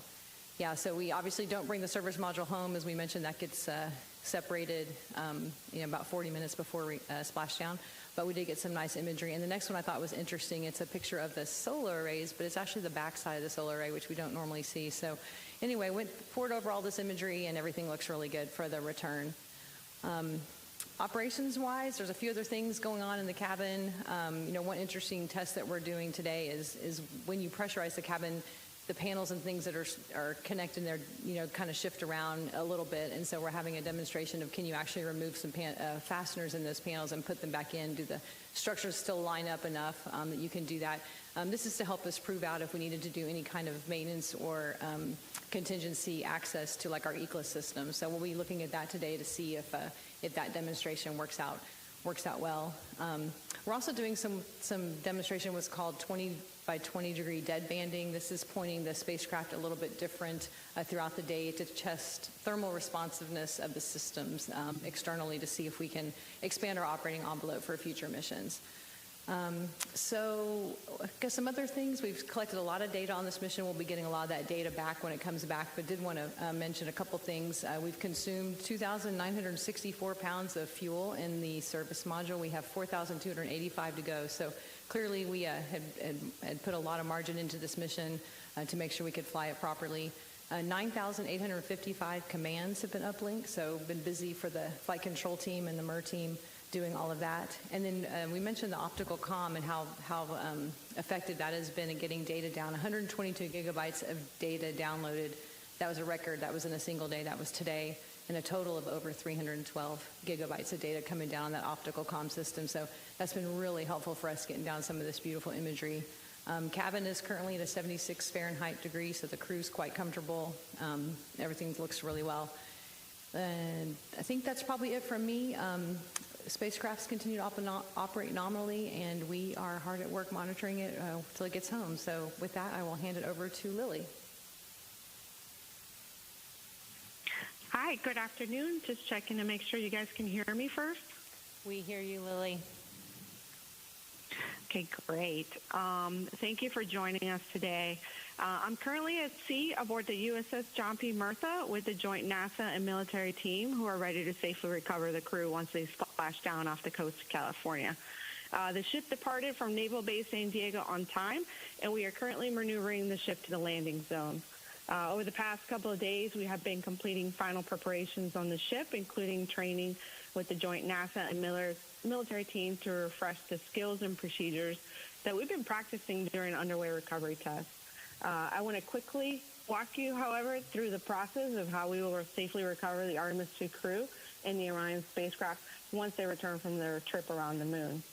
The ship and the small boats will be positioned at a safe distance at splashdown until the team has determined that their path of travel will be clear of any of the jettison hardware that Rick talked about.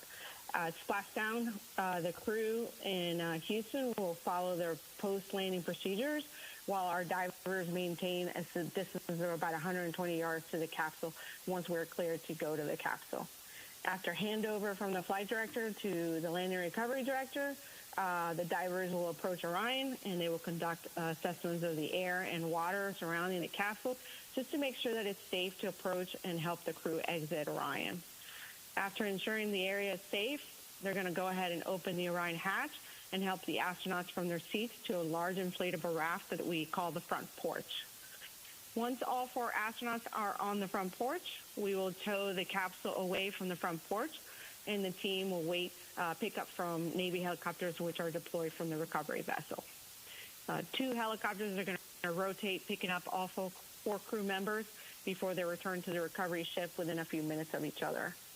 Once the crew has exited the helicopters, they will proceed to the ship's medical bay to undergo routine post-flight medical checkups. We expect to recover the crew and deliver them to the medical bay within 2 hours of splashdown. With the crew safely out of the capsule and in tandem to the recovery, teams will work on towing Orion into the well deck of the ship using procedures that were very similar to those that we used on Artemis I. Once we have Orion safely inside and all the small boats are back on the ship, we will start making our return to Naval Base San Diego. Depending on our distance, by then the Artemis II crew will fly off the ship back to shore, we anticipate within 12 to 24 hours post-splashdown. Before I wrap up my remarks, I do want to take a moment to thank our partners from the U.S. military who are supporting our Artemis recovery efforts. Without them, we couldn't do what we're doing. We had a very successful recovery of the uncrewed Orion spacecraft during the Artemis I mission, and we feel confident that through our testing and training alongside the Navy and other collaborators, we will make Artemis II just as successful. With that, thank you, and I'll pass it back to Rachel.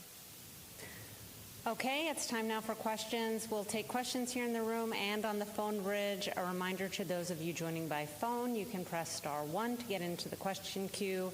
Please limit your question to 1, and especially with Lily joining us remotely, please let us know who your question is for. Let's start here with Jackie. Hi, Jackie Waddles, CNN.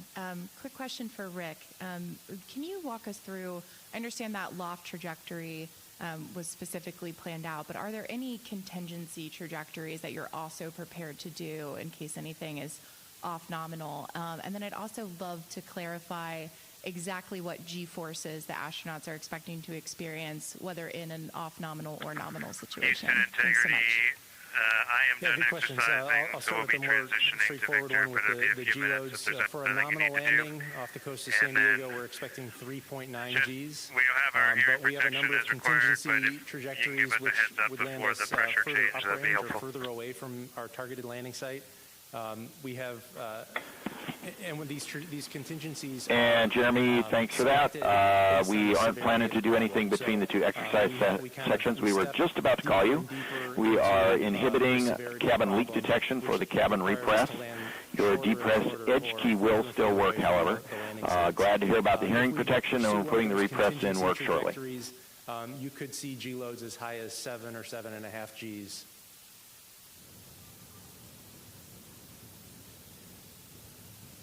Okay, we'll go with Josh here. Okay, thanks. Josh, dinnerspace.com. What kind of data is lost by skipping the radiation sheltering test, and what's the impact of... And integrity, we expect the first gas introduction in about 5 minutes. ...landing mission on Artemis IV.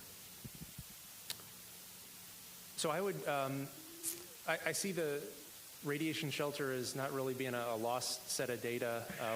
As we reassess the timeline for the remainder of the mission, we found that there was still an opportunity to test out that suit umbilical airflow, which is arguably, in my mind, is the most important part of that demo, because the radiation shelter was, it's an area in the spacecraft that is kind of deep down in one of the stowage lockers. And so the part of the demo that we're not going to practice is the removal of the stowage from the stowage locker, which is something that, you know, we don't necessarily need to demonstrate as part of that particular test. We know how to remove stowage. The really important thing is to make sure that we can provide a habitable environment when the crew member is down in that locker.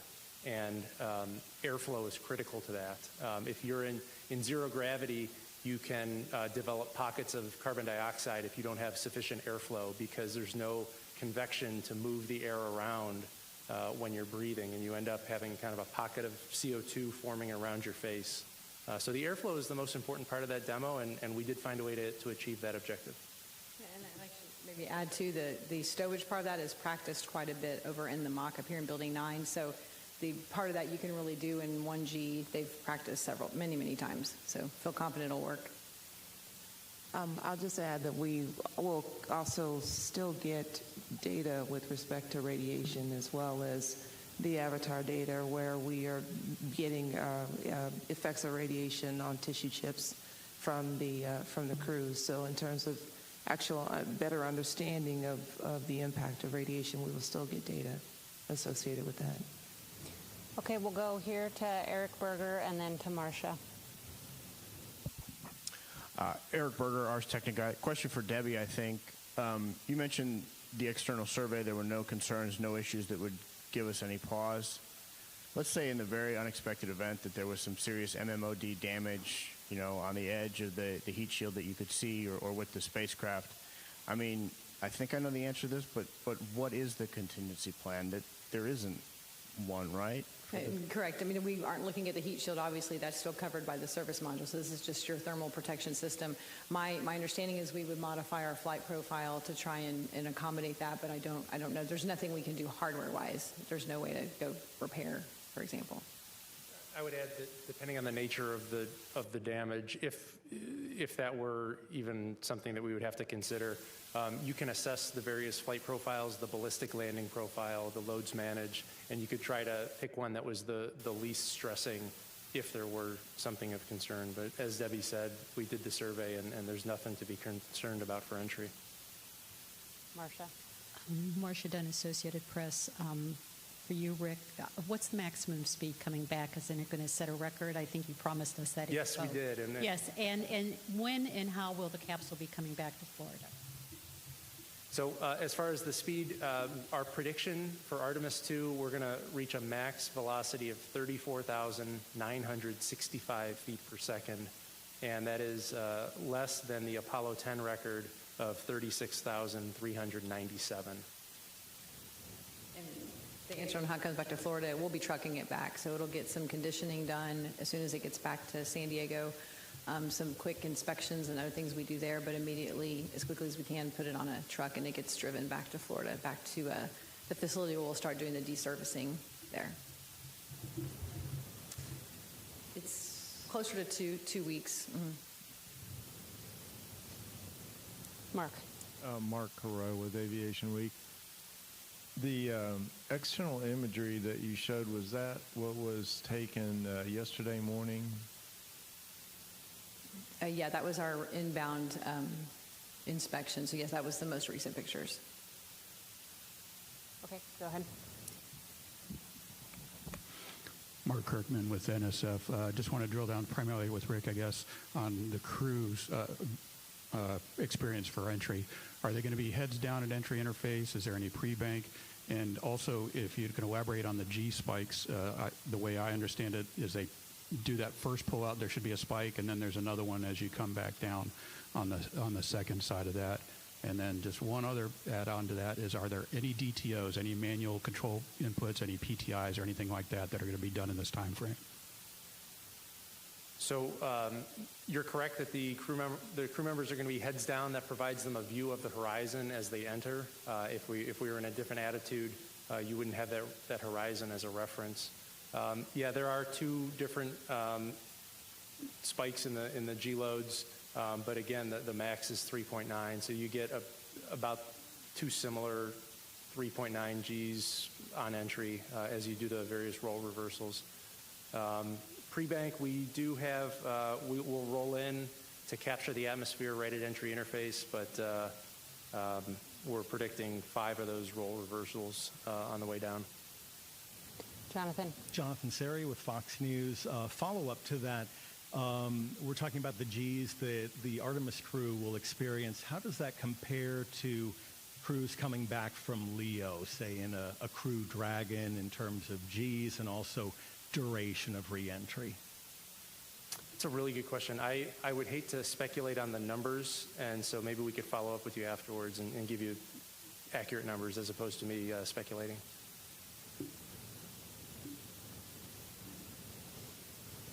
Okay, we'll take a couple questions from the phone.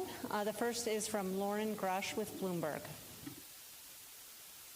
Hi, thank you so much for taking my question. I'm wondering if you can just walk us through the weather constraints for the landing location, if those do exist. And just to clarify, I guess I'm wondering what are the variables that you can change with this splashdown if there is some kind of technical issue discovered ahead of the reentry, and what can't you change? Thanks so much. Sure. So for the weather constraints for splashdown, we're primarily looking at the wind conditions. We're looking at some of the wave conditions. We're looking at precipitation and thunderstorms. And as of now, our forecast for our landing site is winds out of the southwest, 10 knots, waves less than 4 feet with a wave period of 17 seconds. We're watching that cold front that I had mentioned over the past couple days. It's slowed down. It's also weakened in nature. And so the precipitation that we were watching is forecasted to be greater than 60 miles from the intended splashdown. Go ahead for repress. So we have some really favorable conditions. Should be a real nice day during the day in San Diego. Hey, feels and sounds like you started the repress for being good with hearing protection, but quite honestly, it's not necessary. It's very quiet in here, even with the repress going on, just for a crew report. Is there another? Maybe not. Okay. Okay. Reed, we haven't actually started the repress yet. Stand by. Oh, that's right. Yeah. So as far as the variables, 3 more commands. It may get louder then. Down modes. We call them down modes. If you have a contingency. Okay, maybe that's just a routine O2 introduction, but we are definitely pressurizing. Okay. Propulsion systems. So we want to ensure that. That is correct. We are doing a little O2 repress right now. We will give you a call before we send that last command. Which shortens our entry profile. We land further uprange, but they are certified spacecraft guidance, navigation, and control modes that will ensure a safe landing in multiple failure condition contingencies. Okay, next we'll stick with the phone. We have Ken Chang with the New York Times.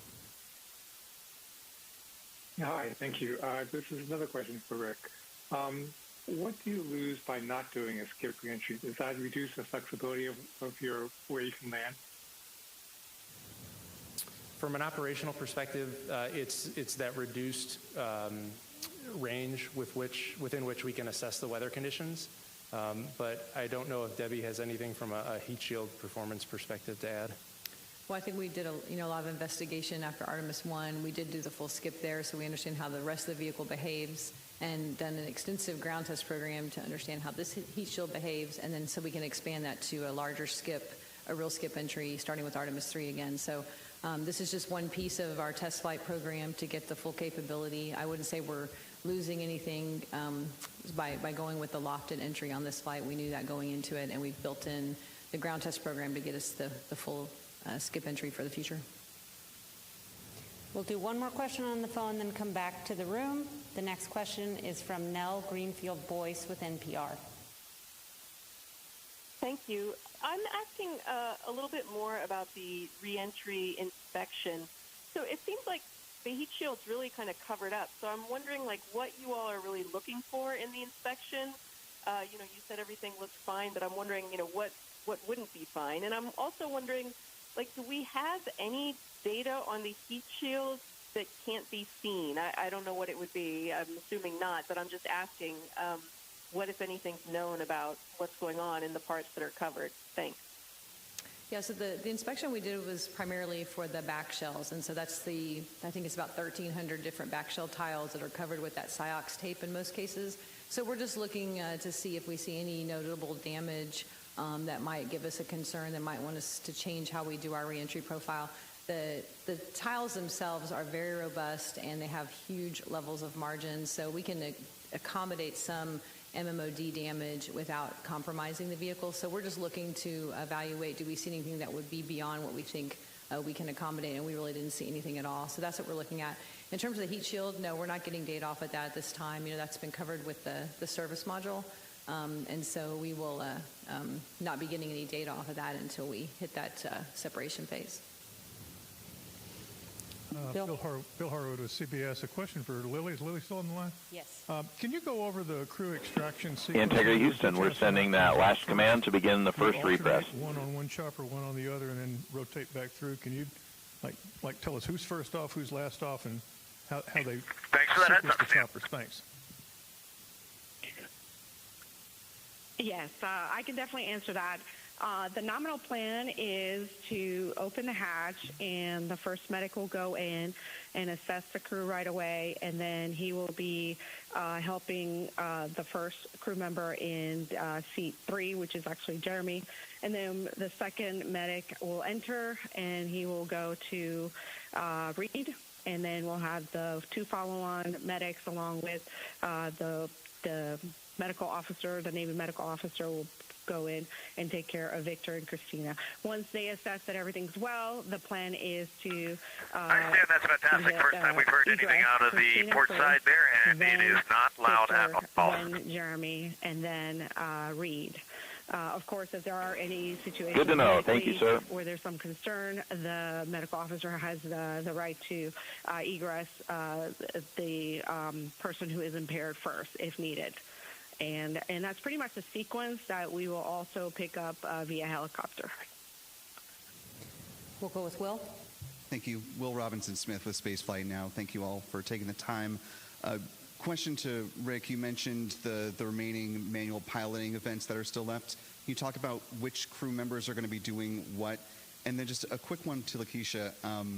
We've heard the crew during each of the crew planning briefings talk about the lights on the Avatar. And Integrity, Reed, with your report that the repress is not loud, hearing protection can be at your discretion. As far as the manual piloting demonstration this afternoon, all 4 crew members are scheduled for that. We have already begun and from what I recall pre-flight, Reed really got a good laugh in the control center. Thank you, sir. To be flown by pilots and non-pilots, and so I would expect everyone to have an opportunity to have a chance to fly the spacecraft so that we can understand the handling capabilities of Orion, both from a pilot's perspective as well as from a non-pilot, because by demonstrating that Orion is capable of being flown by pilots and non-pilots, you open the door for a wider range of future astronaut selections and flight crew assignments, because you no longer have to be beholden to there being a test pilot in the commander and pilot seats. You can really allow anyone in the astronaut corps to help fly that spacecraft. Yeah, to your question about Avatar, we will get you someone to get you a specific answer about the lights on, lights off. But that's an autonomously run system. It's still got good power to it, and it is still functioning. It reported back that it's still functioning as it should. Right, so we'll be looking forward to getting that off of the ship to get the data from it at the end of the mission. Hello, my name is Ed Lavendera with CNN. Thank you for taking the time today. Can you talk about, and this might be a question for Lily and Reed, how many aircraft, drones, kind of getting eyes on the capsule as it's coming back in for re-entry? And is that number kind of standard, or is it more because this is such the first time there's been a crew on this particular capsule re-entering? Lily, do you want to take that one? I think you would probably be better suited to answer it. I think it's good. Thank you. And Debbie can confirm that there's going to be at least 7 different aircraft, sci-fi aircraft at different altitudes imaging the vehicle. And Debbie, correct me if I got that wrong. Yeah, that's correct, and it's a lot more than we had on Artemis I. We've added quite a few more air assets to capture more imagery as the vehicle is coming down. Correct. So besides those sci-fi planes, we will be using 2 of the Navy military helicopters, MH-60s, with our own gimbals. They're going to be at different altitudes crew will be much closer to the splashdown, taking imaging of the splashdown all the way until splashdown. If for some reason we have clouds, we also have additional gimbals on the bow of the ship to be able to capture that landing right when it happens right in front of the ship for us. Go ahead. Hi, Andrea Leinfelder of the Houston Chronicle. I was hoping to talk more about this being a test flight. We've talked a lot about the toilet, but can you give us a little more information on the water valve and the service module issues that you hope to learn from? Sure. I think early in the mission we talked about a water valve in the water on-off valve in the potable water system that had we saw had inadvertently closed. And so because that's in the service module, we will not be getting the service module back. And so we have designed a bit of a test to do. I think it's happening later today. The timeline's moving around a bit, but to kind of do some additional opening and closing of different valves in that system to learn more about those behaviors. Always taking into account we never will put us at risk of not having water available. So we're actually doing this, now that I think about it, it's later in the mission to make sure that we have all the water we need and we're done with any access to that system that's required. So that's one of the things we're doing, just to learn about the valves in that system, since we won't be getting the service module back. Irene Klotz with Aviation Week for Debbie. Can you discuss a little bit the applicability of the data that's going to be collected about the heat shield wear on Artemis II for the heat shields that are being changed for Artemis, actually 4 in particular, and also for 3 since it's not going to be coming back from a lunar orbit. Just what value is that information now? Thanks. Yeah, I'm not sure I'm prepared to talk to you about Artemis 3 today, but the value of the data off Artemis 2, we are flying a different profile, but we have what we expect to see on that heat shield based on that profile and based on our ground testing. So a lot of this data we get is to validate the models and the testing we saw on the ground to make sure we're able to recreate behavior in testing on the ground, and then we can use the recreations on the ground to actually test what we want to do in the future. So we are building what we call the permeable heat shield for Artemis 3 that is designed for lunar returns. We've been talking about Artemis 3 now being maybe a LEO or a HEO mission. Again, we get data back regardless, and so we can look at the heating on that heat shield from return, correlate it to our models, correlate it to our ground testing, and so it's not you have to have those lunar returns. We can use that data to help prove out that design as we move forward. Okay, we'll go there and then to the gentleman in front of you. Hi, Dr. Allison McGraw from Mysterious Meteorites. This is perhaps a question for Debbie. How is the risk assessment for micrometeoroids or orbital debris completed? There's a very defined tool we use called PRA, probabilistic risk assessment, where we actually look at all of the things that create risk for the mission, and MMOD is one of those items. And so we have MMOD predictions for the environments that we're flying in, the orbits we're flying in, and those feed into that tool, and that's how we determine where that risk falls in that regime. We designed the spacecraft to try and be tolerant to MMOD strikes by putting a lot of margin into our TPS materials and flying in certain ways to keep the MMOD away from where we don't want it to be. So not a lot we can do with what's out there, but we try and characterize it and analyze to it so we understand what we're accepting. Okay, we can go to you, and then we'll take another question from the phone. Hi, Michael Adkison, Houston Public Media. I have a question for Rick. I want to ask how reentry for this mission looks different than it did for Artemis I, and also recent missions over the last couple of decades, how this is specifically different. And then if I could also get a quick confirmation to tonight's press conference. I tried to figure out if this is the first press conference from deep space before, or at least out of Earth orbit, and couldn't figure that out 100%. So if anyone has that confirmation. On that one, we'll have to go back and look what they did during Apollo. So we'll get back to you. As far as the changes on entry between Artemis I and Artemis II, Houston Integrity OIG Don Endoff, and questionnaires are complete for CDR and MS1. Times about how we've shortened the entry range. Copy, OIG complete. Thank you. 2,000 miles for this mission, and that's a function of the certification of the heat shield. And we did just actually get a quick follow-up that there were in-flight opportunities with the crew during Apollo. Okay, we'll go to the phone. We'll get a question from Micah Maidenberg with the Wall Street Journal. Hi, thanks, Rachel. Just a couple of things for Rick. Rick, how long does the period of max velocity that you mentioned last? And can you talk about sort of the expectations for crew during reentry? Are they expected to be silent, make verbal observations about what's going on? Thanks. Yeah, the period of max velocity shouldn't last long. We're continuing to speed up as we speak. We're getting closer and closer to Earth, and our velocity is increasing, and it'll peak out right around entry interface.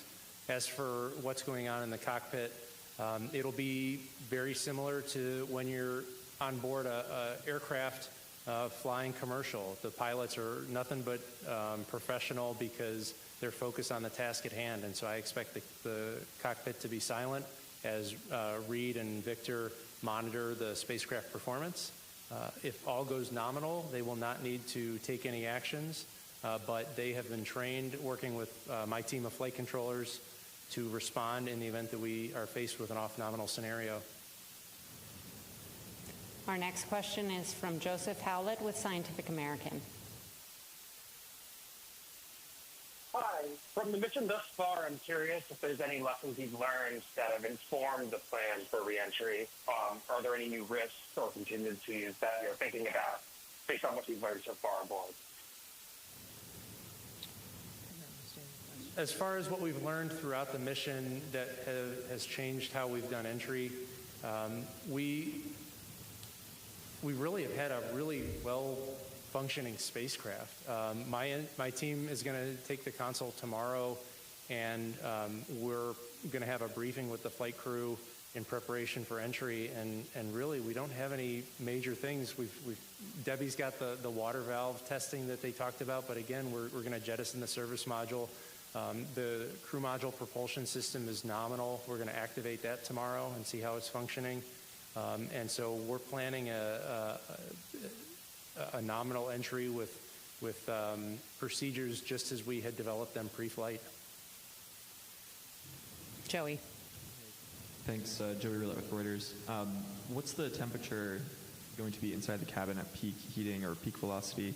And for any of the little tiny problems that have popped up during this mission, like the toilet and that weird smell that the crew was experiencing, is there anything you have to do with those before re-entry, or is there any problems they might pose during re-entry? Thanks. I would say from a hardware standpoint, nothing we're doing on those relative to re-entry. We have not had any reports of that smell again, and so we'll look more into that in the crew module when it gets back.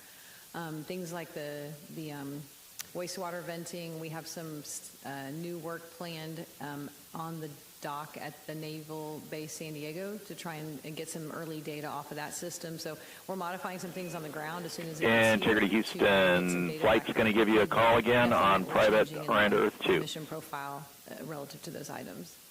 And recall on entry that the crew will be suited with their visors down in a pressurized suit so that they're going to get cool air, and so regardless of the cabin temperature, they'll remain cool and comfortable in their suits. Jackie Goller for the Times of London. I wondered if Lily could just tell us, are there any other recovery or rescue assets in the area? The expectation that the capsule is just going to plop right in front of the vessel. I was just wondering if there's other stuff in the area in case it doesn't. And also, could anybody just talk us through how what's going to happen with the astronauts after they come back here? Has there been conversation about what their wishes are in terms of public appearance and so on? Thank you. Okay, this is Lily. I'll answer the first one. Yes, we still are working with the military to ensure that if there is an off-nominal event, that we have rescue forces ready to go to the site of the off-nominal landing. And so we have C-17s with PJs that are stationed at Joint Base Charleston, ready to deploy if needed. And then we have a C-17 with PJs and also all of the hardware that's needed to rescue the crew at Joint Base Pearl Harbor, ready to go. at entry. So we're pretty much covered if there is an off-nominal event and they do not land where the ship is. Now, if they land, a short distance from the ship, obviously we will start heading towards the splashdown site. And I'll let somebody else take the second question. Yes, we do hope to have an opportunity to hear directly from the crew once they return to Earth several days after their return. Okay, let's come down to the front row here.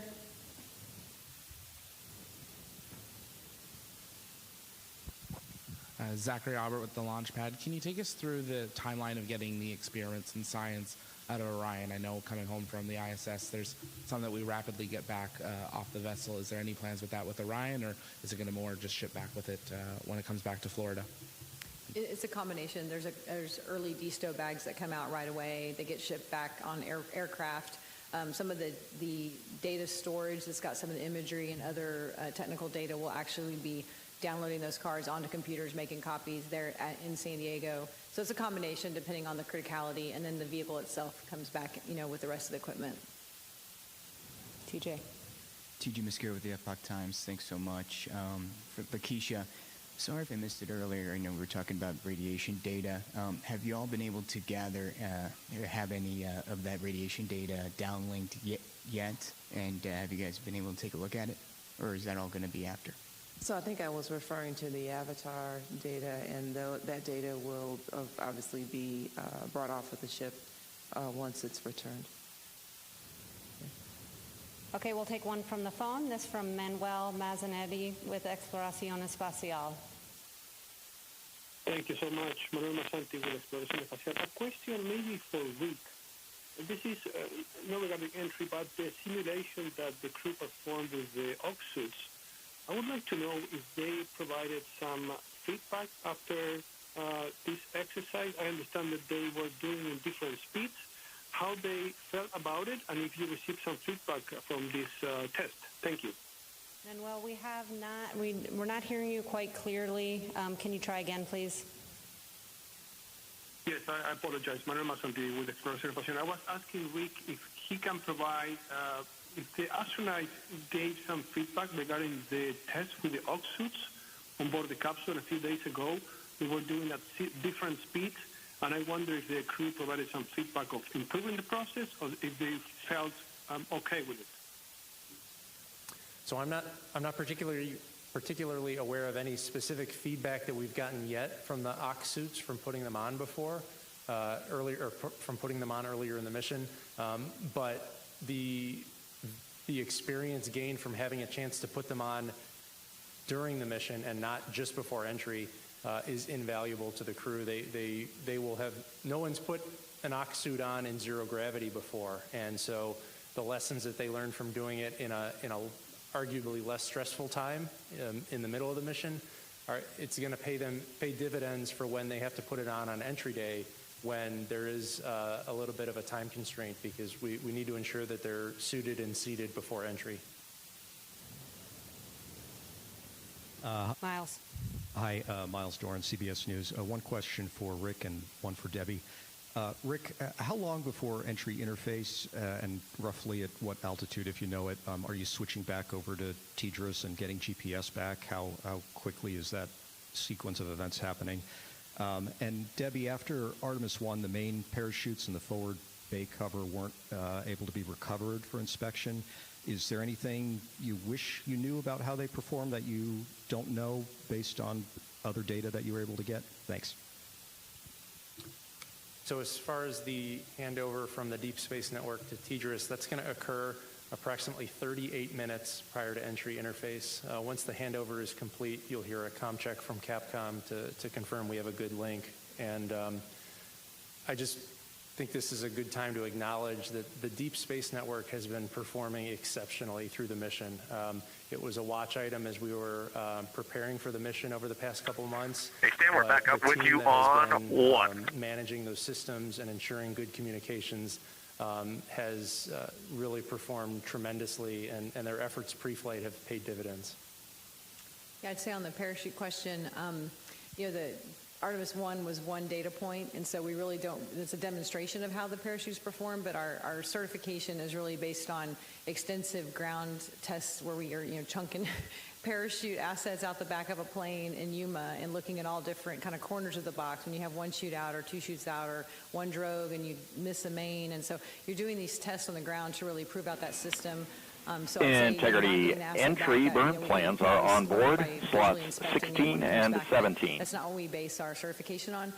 We are putting the parachutes for Artemis II on the, we would like to recover them and see if we get those back. But part of the reason of adding all the additional air assets that we spoke of earlier was to get some really good imagery of those chutes if we don't get them back. Okay, we'll take one or two more. Okay, we see 16 and 17, and we see 1 and 2 are empty, and that is awesome. And what about burn pads for RTT3 and also for entry? Relative to the launch, the lunar flyby, for people at home, how hard is this splashdown that you are trying to accomplish? And what are the nerves like here at JSC? And sorry about that, Stan. We still got to do RTC 2 and 3. We were asking about entry pads. We don't need the burn pads. I think it's just a different environment. It's very dynamic, so similarly to the launch environment, there's not a lot of time to react. Read entry pads in at least a day. Performing the launch of any rocket, no matter who's in charge of the launch, there's not a lot of time to respond. And we've talked a little bit, and we showed the video of the engineering team and how the operations teams and engineering teams have been working well together. Unfortunately, when we're in a really time-critical, dynamic environment, we don't have as much of an opportunity to exchange information and talk through. And Integrity for Read, an update. So we expect entry burn plans with your execute package tomorrow morning. There's more of a reliance on the operations teams as the experts to provide. Okay, great. That aligns a little more with what Flight said this morning in our private conference, so we appreciate that. Awesome. I just mentioned that Debbie mentioned a little earlier about the probabilistic risk assessment. We don't talk a lot comparatively about the risk of one part of the mission relative to another, but obviously, launching the rocket in Ascent is a significant part of the risk that we've retired and is behind us. But obviously, we're down to the wire now. We're down to the end of the mission, and obviously getting the crew back home and getting them landed safely is a significant part of the risk that's still in front of us. So. Okay, we'll take one final question here, and then we'll go ahead and conclude.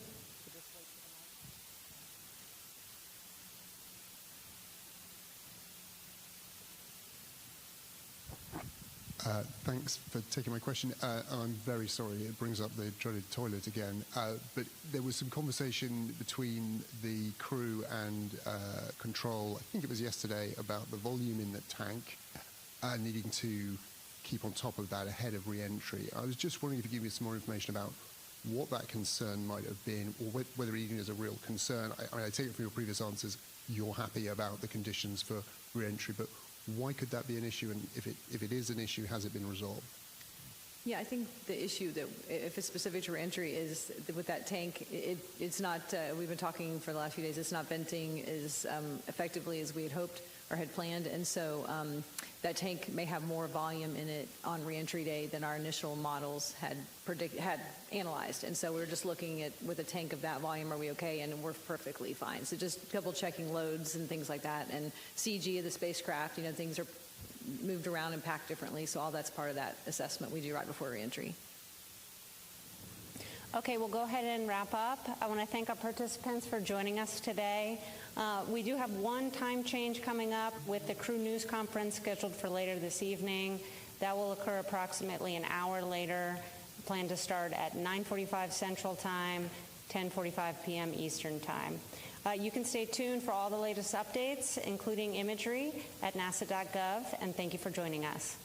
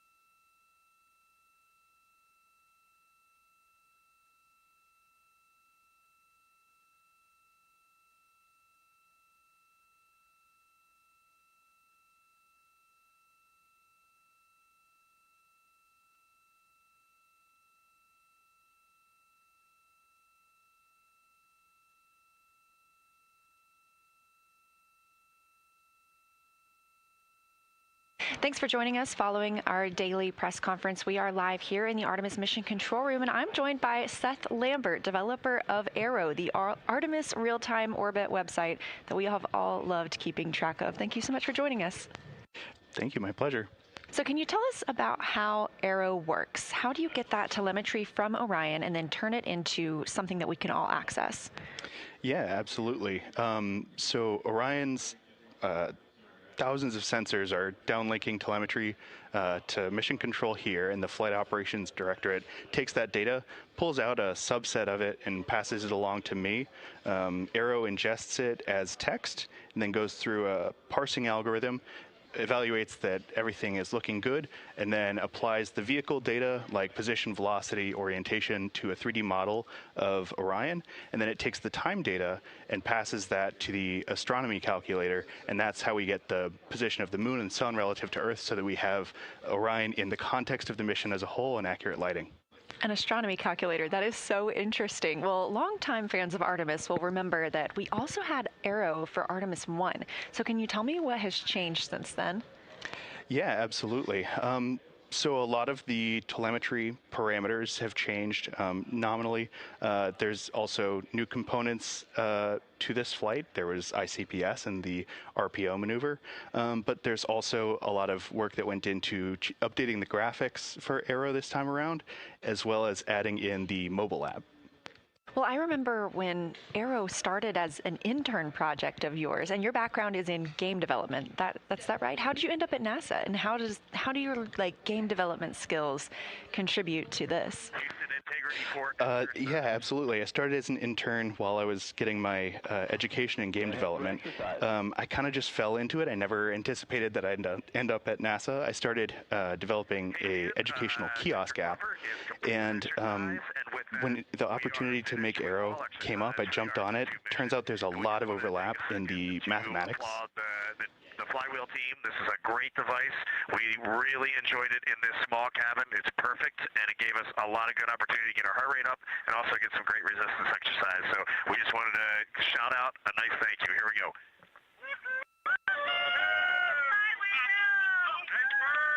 Thank you, guys. Thanks for the words and the cheers.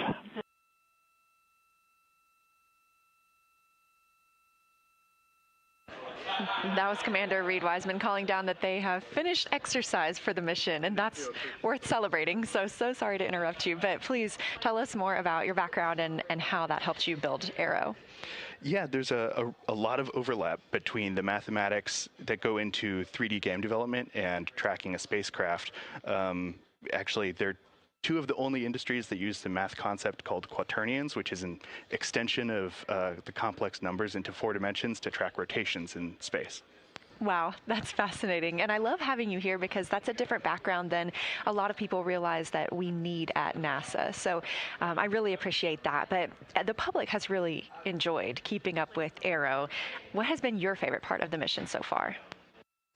I think my favorite part has been seeing the reaction online to Arrow and seeing it be a spark that people latch onto, and it gets them curious and asking questions and engaging in discussion online with each other about this mission and about what they're seeing through Arrow. And it's been really wonderful to see so many people excited to learn, excited to follow the mission, and feel like they're a part of it through Arrow. That's so cool. Well, we're showing Arrow right now here on the broadcast. And my last question is, besides the broadcast, where can people keep up with Arrow? During the mission, Arrow is available online at www.nasa.gov/trackartemis and on the front page of the NASA mobile app. Very cool. Well, Seth Lambert, developer of the Artemis Real-Time Orbit website, I'm so happy that we got to have you here. We have shown Arrow so many times during the mission, and it just makes perfect sense that we would get to talk to you today. So thank you again. Absolutely. Thank you.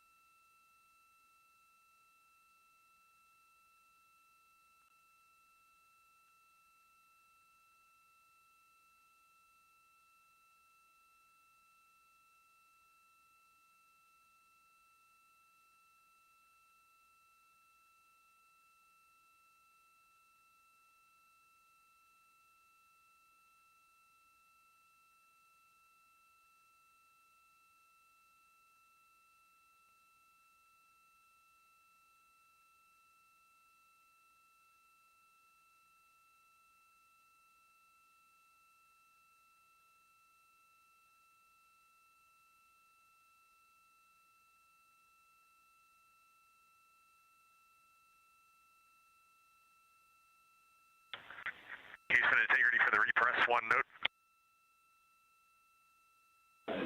Go ahead.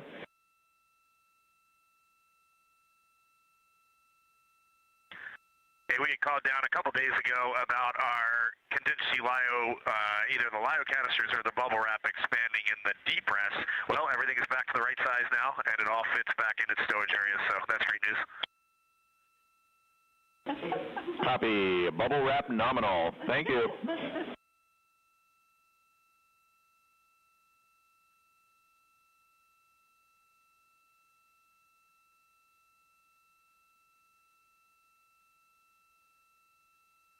That call from Commander Reed Wiseman down to the ground, keeping us updated on the cabin pressurization.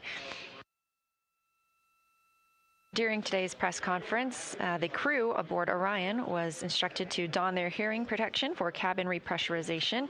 The cabin pressure at that time was 10.48, and we are now up to 12.73.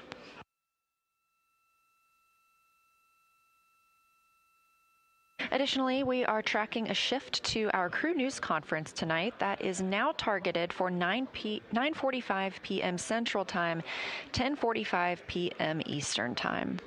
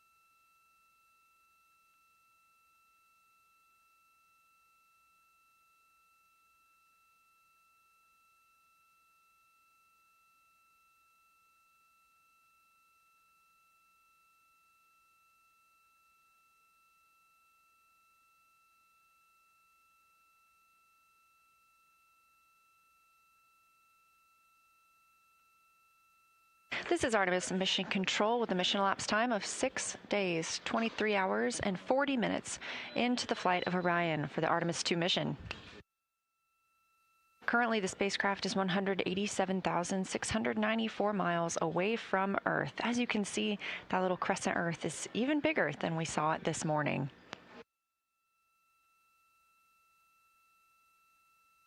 We've recently heard the crew call down that they are complete with exercise, and that wraps up exercise for them for the entire mission. Tomorrow, they will be busy configuring the spacecraft and reviewing their entry procedures. During the briefing, we also heard the crew call down that all of 4 crew members had completed their orthostatic intolerance garment testing. All crew members took turns testing and evaluating that orthostatic intolerance garment that's worn under the Orion Crew Survival System suit, or OX suit, and that helps the astronauts maintain blood pressure and circulation during the transition back to Earth's gravity. That garment is used to apply lower body compression.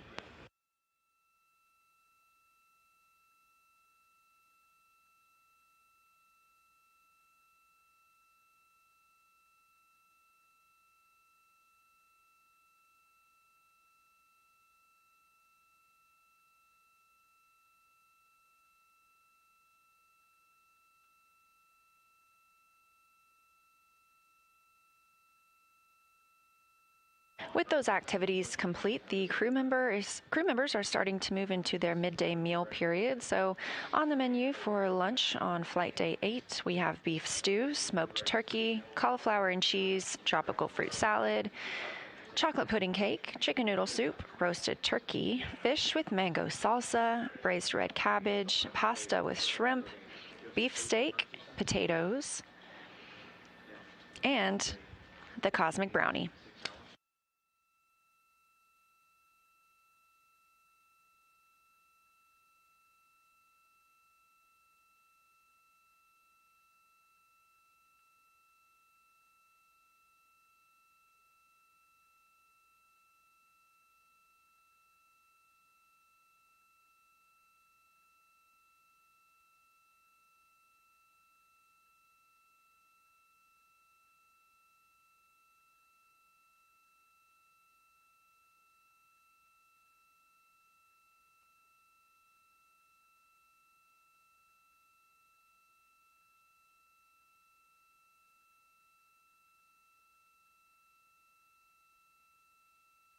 Coming up, Reed Wiseman and Christina Cook are also scheduled to conduct some National Geographic interviews.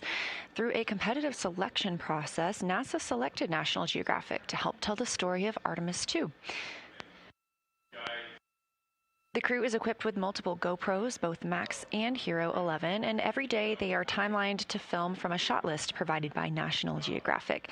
That includes their morning routine, talking with their families, exercising, and other thoughts on the mission. In about an hour, we also expect to have a public affairs event with the Canadian Space Agency.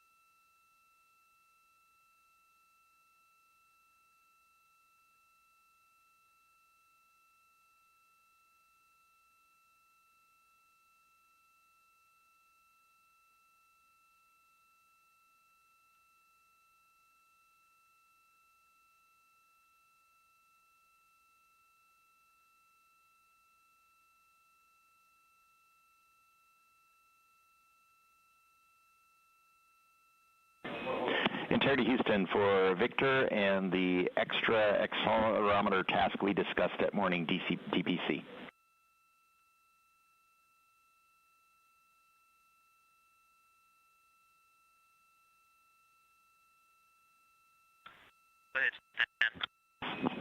Hey, Victor, just for data correlation on the ground, when you do that 5-minute accelerometer test, please give us a call at the beginning and the end of that 5 minutes.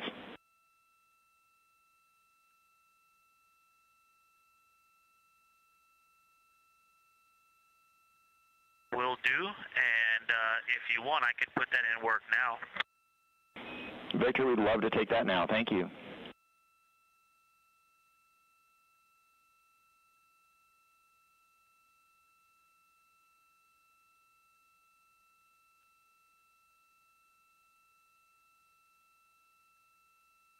Okay, Houston, the accelerometers are coming on in 3, 2, 1, hack. Accelerometers on, 5-minute timer started. Copy, on for 5 minutes. Thank you.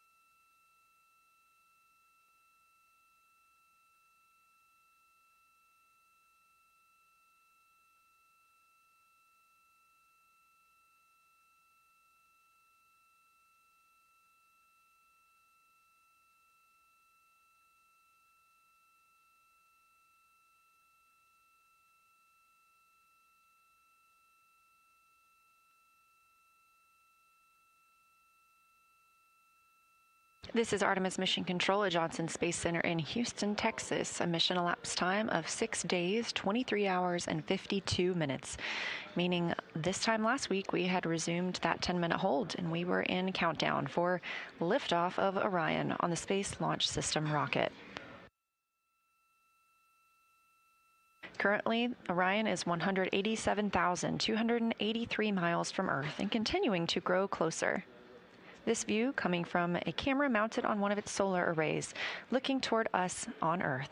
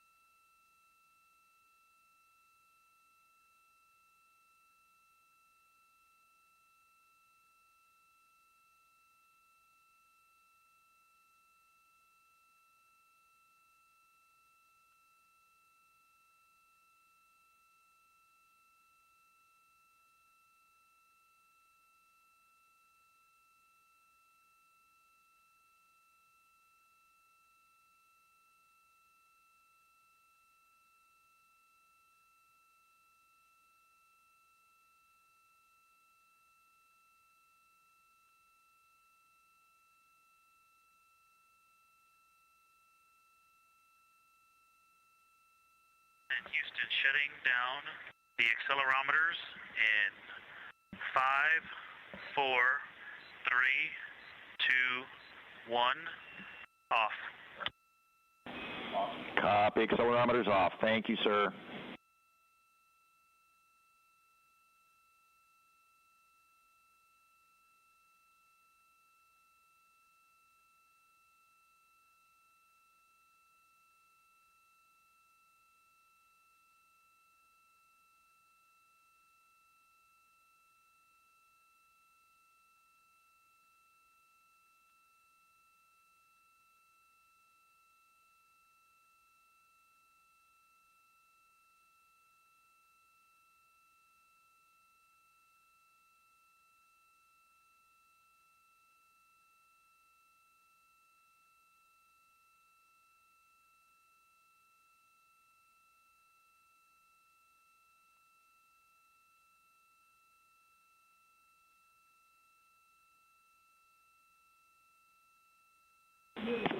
Integrity Houston for timeline look ahead.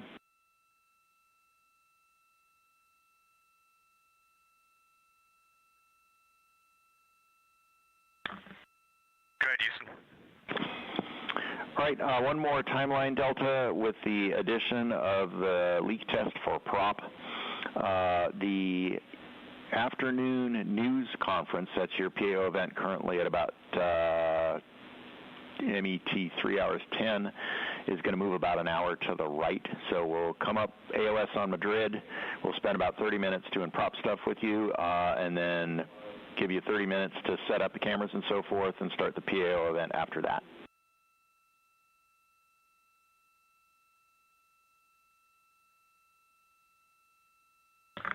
Okay, sounds great.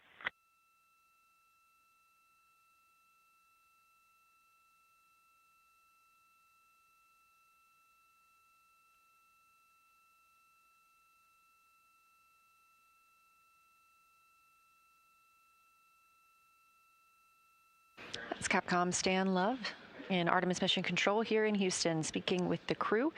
Again, our public affairs event this evening will now begin at 10:45 p.m. Eastern Time, 9:45 p.m. Central Time.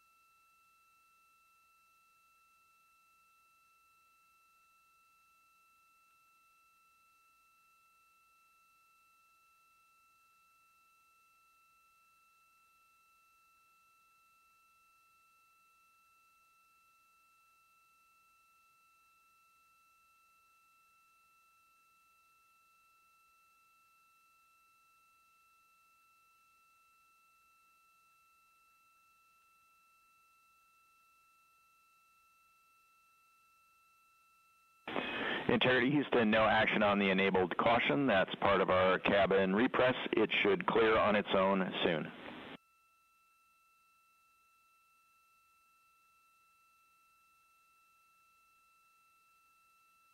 Copy. Thanks, Dan.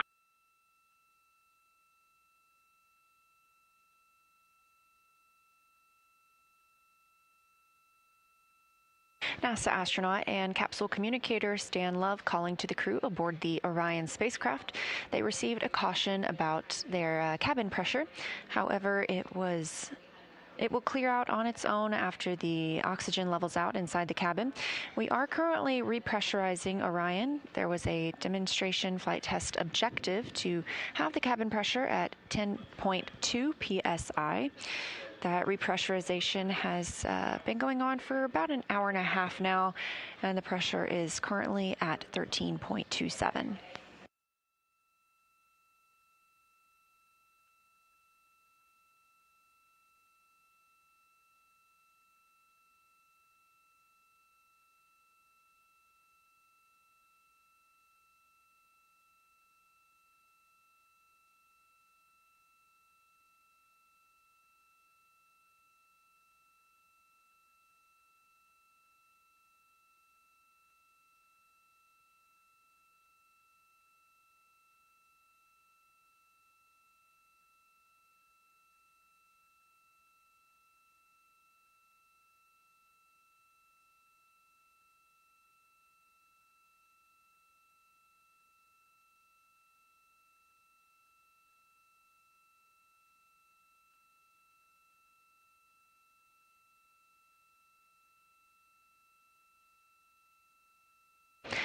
We're currently at a mission elapsed time of 7 days and 6 minutes, meaning it has officially been a week since Orion launched to fly around the moon and come back home to Earth, targeting that splashdown in 2 days, 1 hour, 25 minutes in the Pacific Ocean.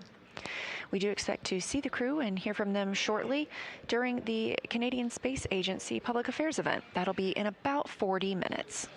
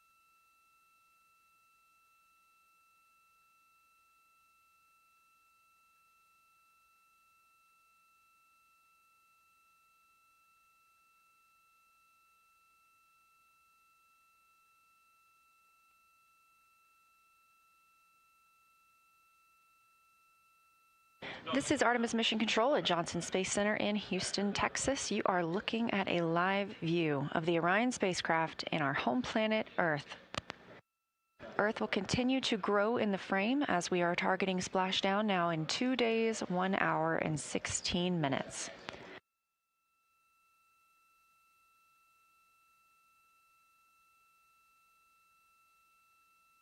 The crew is currently enjoying their midday meal, and we expect to see and hear from them in about 30 minutes for the Canadian Space Agency Public Affairs event.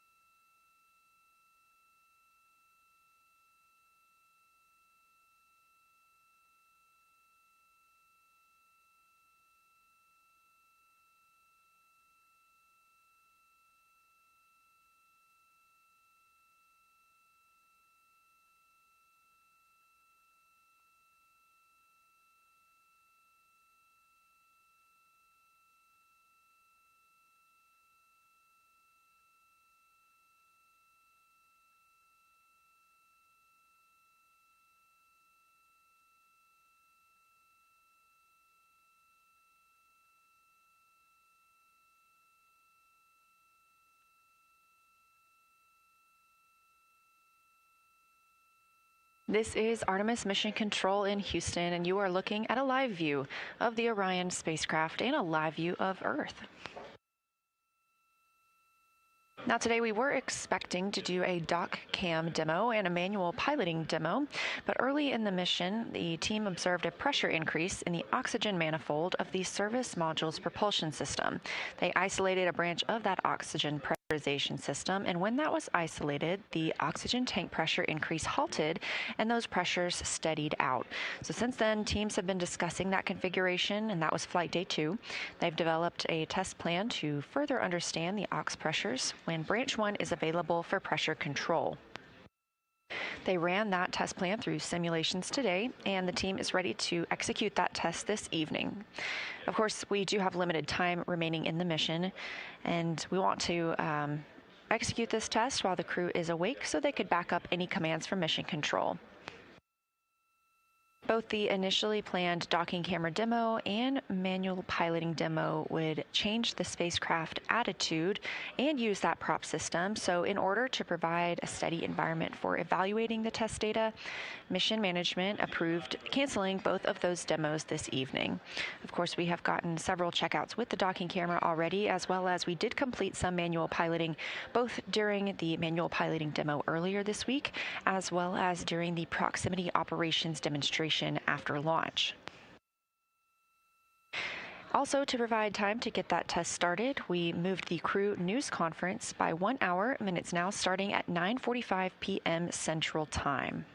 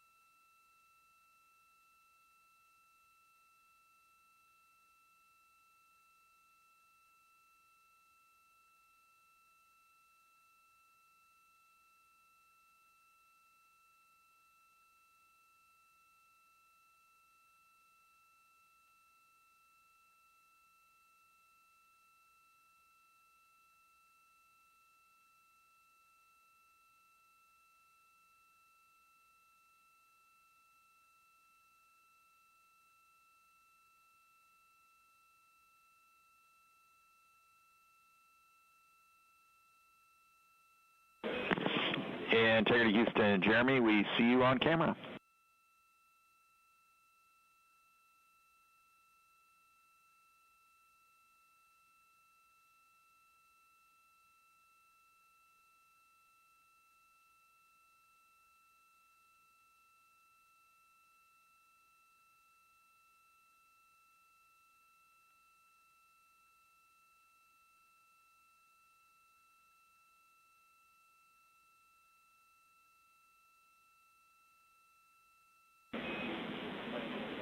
And Jeremy, we see your mouth moving with the handheld mic, but are not receiving audio.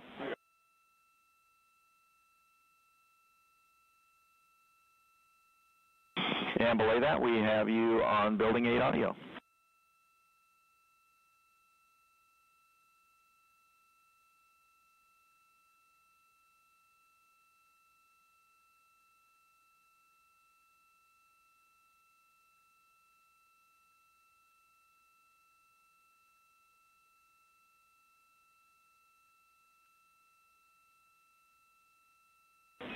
Wilco.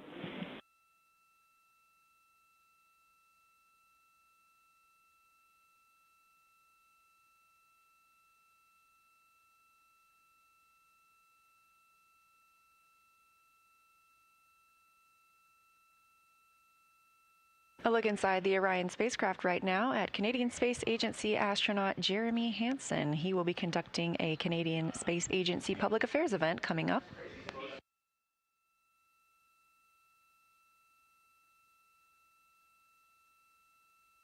This is Hansen's first flight to space. Meanwhile, his crewmates, Reed Wiseman, Victor Glover, and Christina Cook, are in their midday meal period.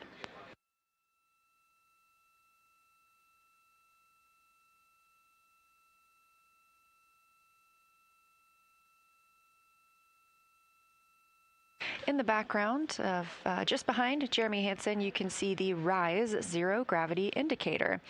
RISE took over the NASA Artemis social media accounts today, so if you're looking for more content on him, you can check them out at NASA Artemis.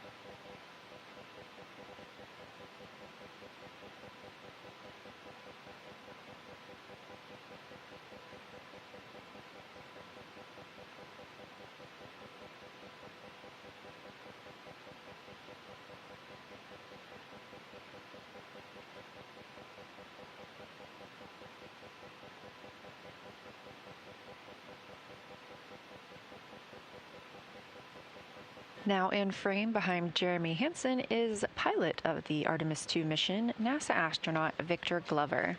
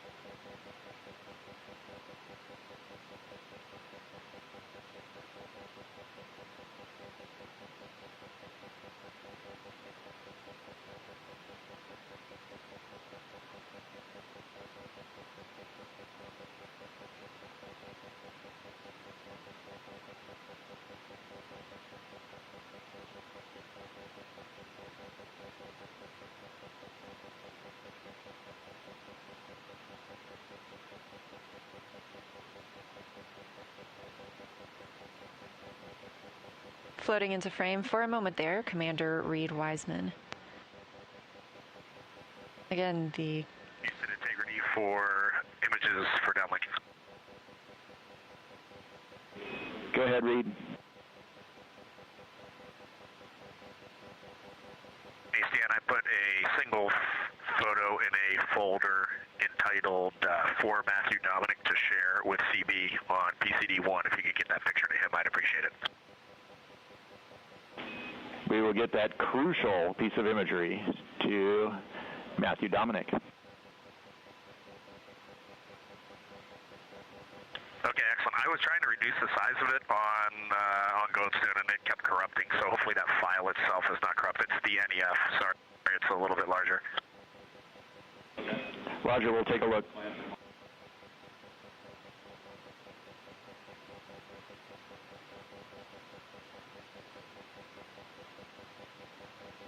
That was NASA astronaut and Artemis II commander Reed Wiseman calling down about something they are sending to their friend, fellow NASA astronaut Matt Dominic. Meanwhile, we are standing by for the start of the Canadian Space Agency Public Affairs event. We expect that to start in about 13 minutes.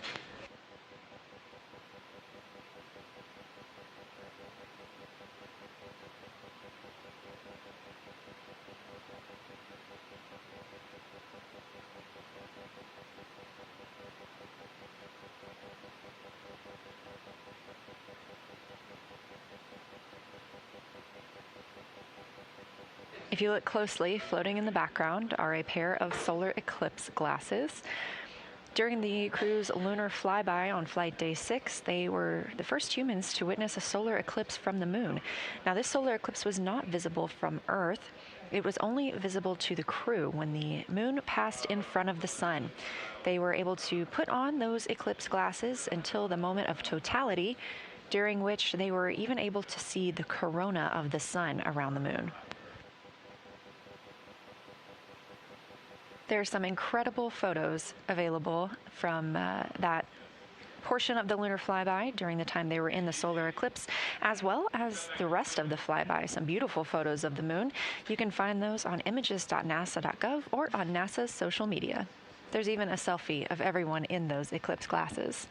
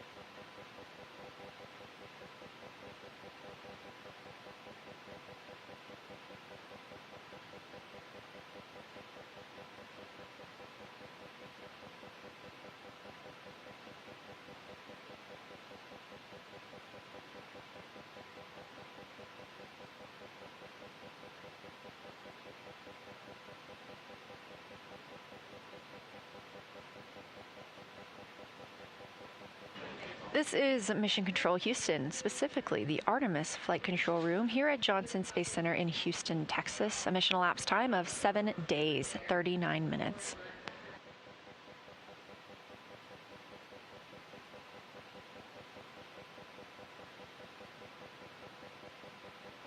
We are on flight day 8, and as earlier reported, we were anticipating the manual piloting demo, the second half of that, and the docking camera demo this evening. Those have been canceled. They are going to conduct a prop pressurization test. Our public affairs event is also being shifted. That will start at 10:45 p.m. Eastern Time, 9:45 p.m. Central. We are also just moments away from a Canadian Space Agency public affairs event. As you can see, astronaut Jeremy Hansen there, center of your screen, getting set up. That event will start in 5 minutes.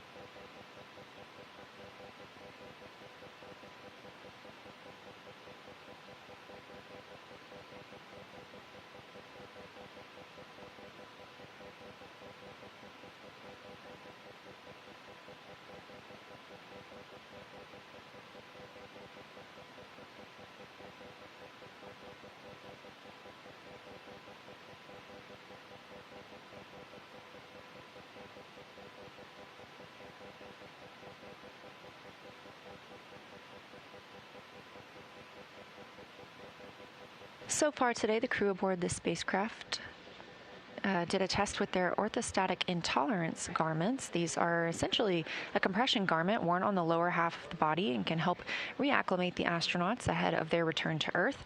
They also got in their last exercise before return. Tomorrow will be a very busy day with cabin configuration and studying their entry procedures.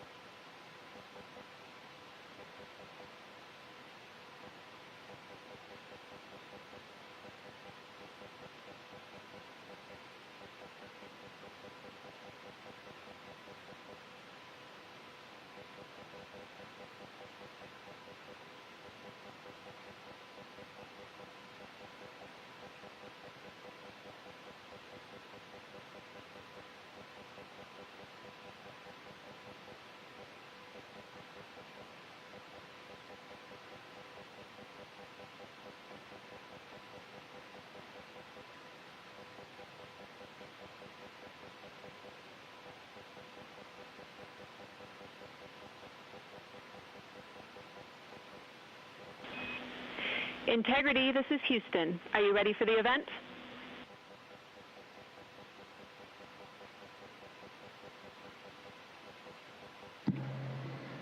Houston, this is Integrity. We sure are. Canadian Space Agency, this is Jenny from Mission Control Houston. Please call Integrity for a voice check. Jenny, hello and thank you. Integrity, this is Josh Kutrick at the Canadian Space Agency in St. Hubert. How do you hear us?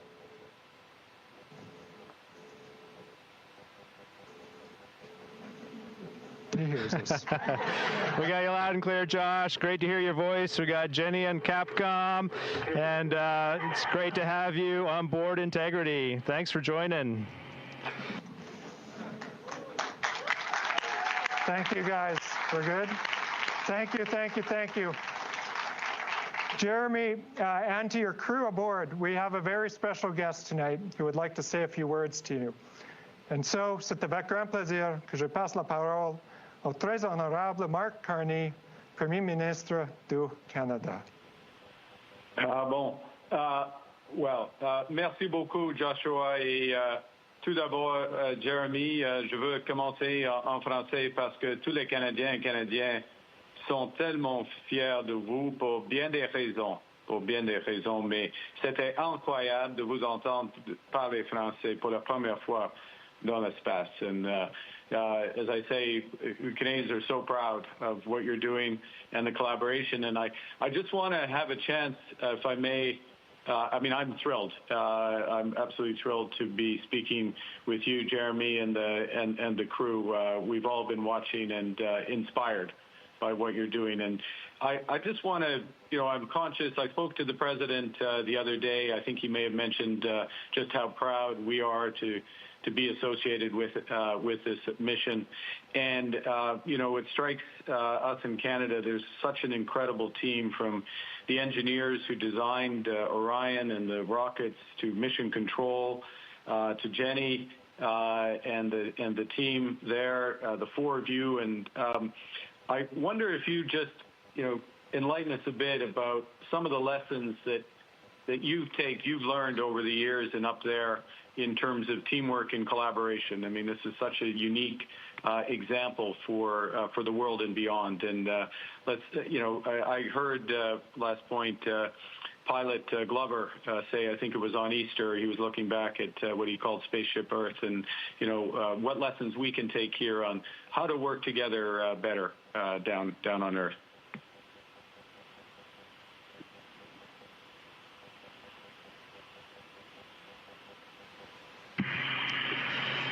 Premièrement, c'est un honneur pour nous d'avoir le Premier ministre à bord le vaisseau Integrity.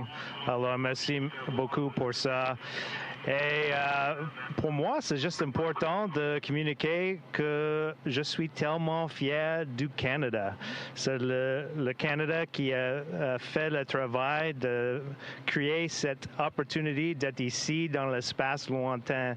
Alors, Canada, je suis aussi fier de vous. Also, why don't I pass the word or the mic around a little bit? I think my colleagues would love to say a couple words, and they know a lot about collaboration. You can see we got our flags here together. We're better together, and I'll pass the mic. Perfect. Greetings, Prime Minister Carney. I just wanted to say thank you for the amazing hospitality, and we look forward to sharing all of the discoveries and pictures and experiences with the people of Canada when we get back. And I think I'll just say one word about teamwork is willingness. Willingness is a huge ingredient in a successful team. I'll just add that I flew to the International Space Station in 2014, and before we go up there, we have to go to Montreal to the Canadian Space Agency and do training up there. And it was amazing. In just 1 week of my robotics training up there, I have lifelong friends from Canada, and I am honored to serve alongside Jeremy, Josh, and Jenny, truly the finest astronauts I have ever met.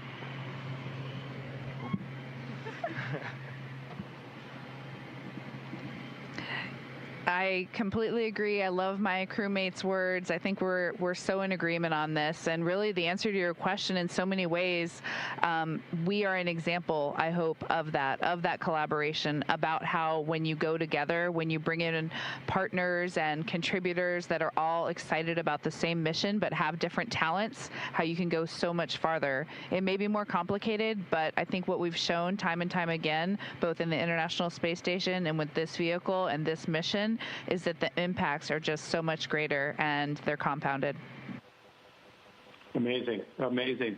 Well, can I pick up on just a couple of things you said? One is on hospitality, and it's great that you've been to Canada. I want to extend the invite on behalf of all Canadians to come to Canada. Certainly come to Ottawa. Don't look too closely right now. You'll notice that it's still pretty white, but it's the snow's going to go. And I just wonder, a lot of Canadians just want one point of reassurance that the preference is for maple syrup over Nutella on your pancakes in the morning.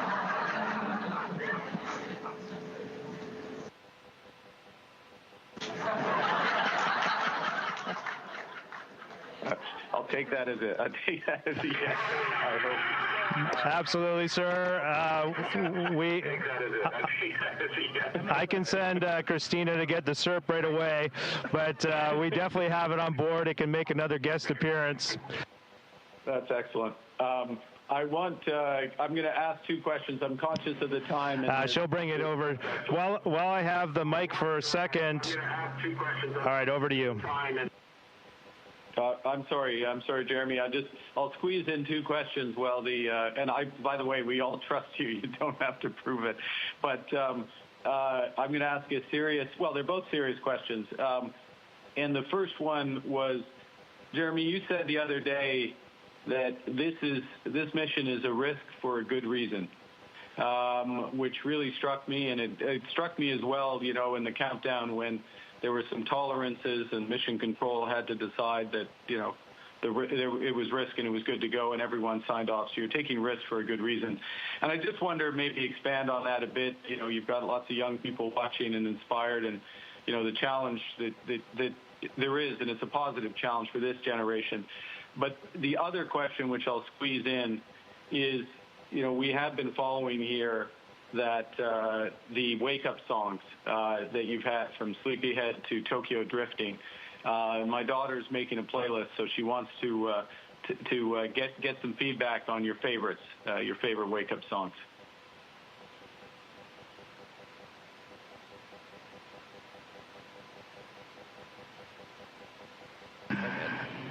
Well, I'll start with the wake-up song, and maybe I'll get it from the crew. But my family suggested the one this morning, Under Pressure, and so that's been my favorite so far. How about I go around, and then I'll wrap up this question. My wife actually replaced one of my songs with a song, Mandisa Good Morning, and it's just it was actually really pleasant to wake up to, and so I give her a shout out, and that was my favorite one. And I won't quite take responsibility for Pink Pony Club, although it probably is my responsibility. But Tokyo Drifting is a song that my daughters and I listen to every year when we go on our annual vacation to Florida. And so that one meant the most to me.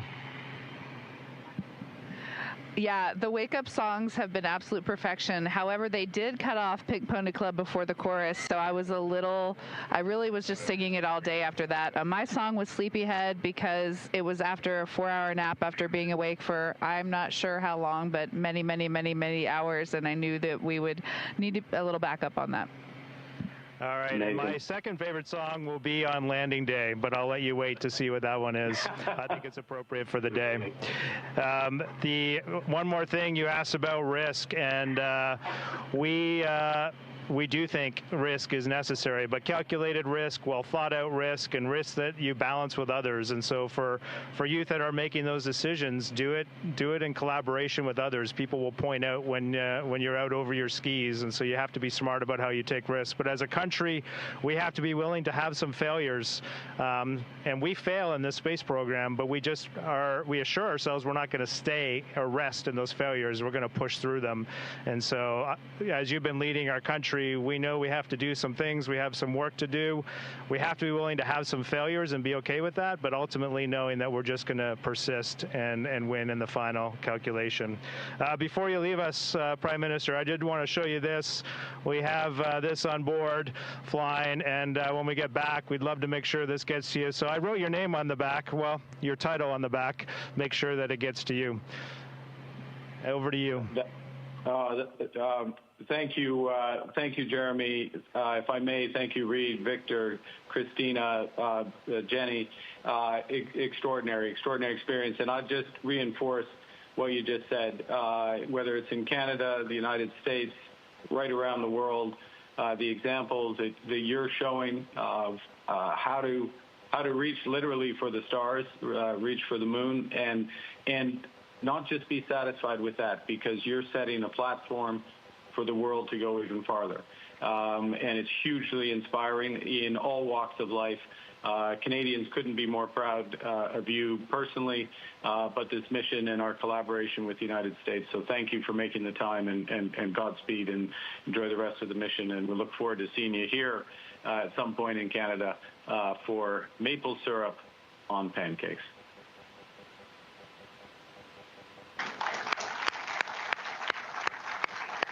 Thank you. Thank you. We love Minister. it. We love it, sir. Jeremy. That's great. Thank you, Prime Minister. Thank you, Jeremy. I would now like to invite the Honourable Mélanie Joly, Minister responsible for the Canadian Space Agency. The stage is yours. Yes, thank you, Josh. Hello. Hi, everyone. Hi, Jeremy. It's really a pleasure to see you and all the crew. Ça me fait vraiment plaisir de te voir. Écoute, on est extrêmement fiers, tout le monde ici, la grande famille de l'Agence spatiale canadienne. On te dit bonjour, puis on te dit à quel point on est fiers de toi. And what I wanted to tell you is how much I've heard time and time again, people from across the country saying, oh my God, we're so not only proud, but it's good news. We're following because they're providing hope, and Jeremy is actually helping us go through our days. Because sometimes things can be a bit heavy, and there is sometimes anxiety, but all of you four have been really, really good news. And so I just wanted to convey that. And now, I know we can talk about maple syrup, and yes, you guys, you're invited to come here. Bien entendu, on va vous amener à la cabane à sucre avec plaisir. Avec plaisir. Mais j'aimerais savoir, what, now that you're a bit, you know, you've gone the furthest away from Earth and therefore from humankind, I have a deep question. Do you have a new perspective on humankind as you're coming back, or not? Does that change your point of view on things, or not? It just, you know, I think it's a question that many of us ask each other.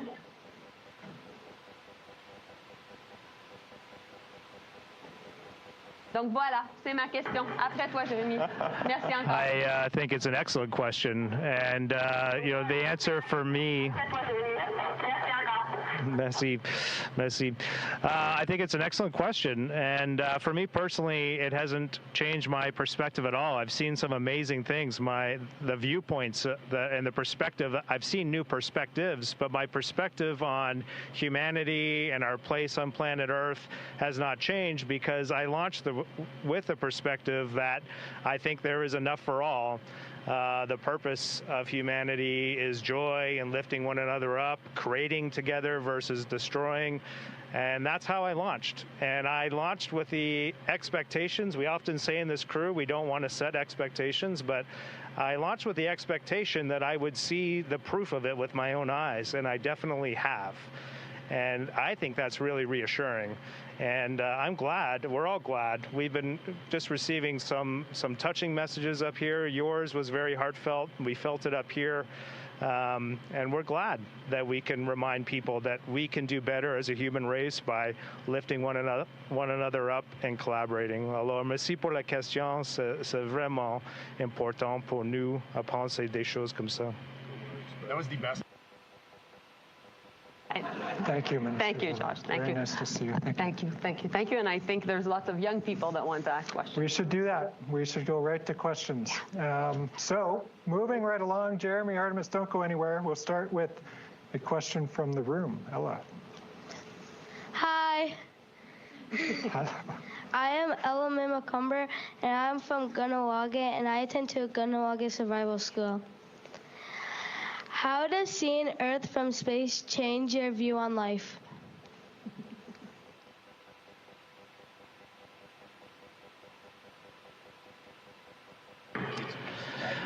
That's another deep question, and I've been to your school. I remember it well. I had a great experience there. I have to release my colleagues back to work because there's no rest up here. There's always a lot to do. So I'm going to send them off, and then I'm going to answer your question. Thanks for joining me. Appreciate it. I hope we get to visit you. Victor says he hopes he gets to visit your school as well. And like I was saying to Minister Joly, my perspective hasn't expressly changed, but I do think it's important to reinforce that, well, what I have seen up here has reinforced my perspective. We live on this extraordinary planet Earth, and it is truly out in the void of space. It was really unique to see it from the far side of the moon, to look through the moon and see this three-dimensional moon out in front of you, and like just so oddly, this enormous sphere hanging in space, and we were on the far side of it looking back and seeing planet Earth, and then watching planet Earth disappear. We saw the Earth set behind the moon, and then we waited a little while, we lost contact with Earth, and then to see the Earth rise again and to be able to talk to Jenny back in Mission Control, that is an amazing perspective, and it's something we already know from science, but to see it with your own eyes, wow, seeing is believing. Thank you, Jeremy. There's some time for a few more. The next question is from Raya, Mississauga, Ontario. We wanted to know, is there anything that you learned from the elders at the Turtle Lodge that impacted your journey to space?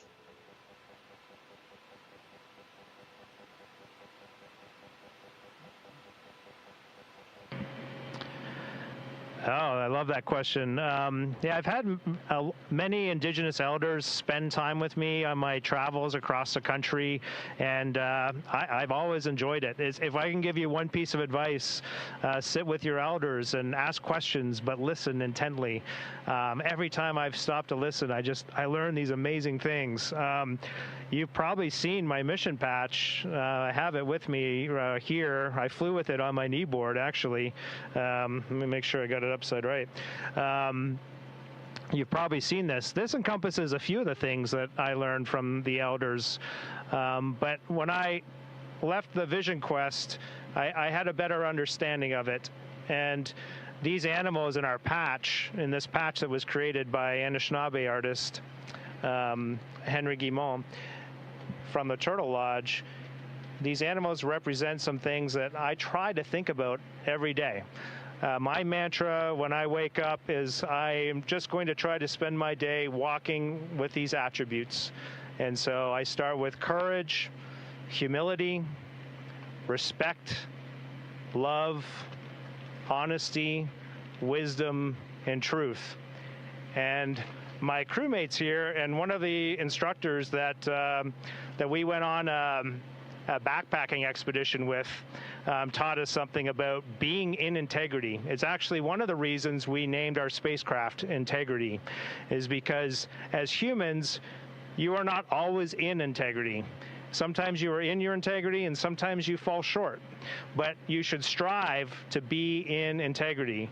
And so for me, being in integrity is walking in accordance with these 7 sacred laws. And it's just something that helps me guide me through life. Over to you. Thank you, Jeremy. Our next question is here in the room. Oh, it's not. It's online. Our next question is from David Leader, Middle School, also from Mississauga, Ontario. Our question to Jeremy is, with AI, robots, and climate change becoming big issues on Earth, how do you think missions like Artemis will change the way humans live on Earth in the next 20 to 30 years?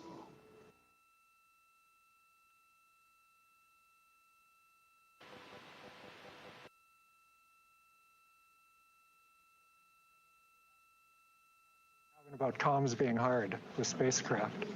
Who's there? Is it it?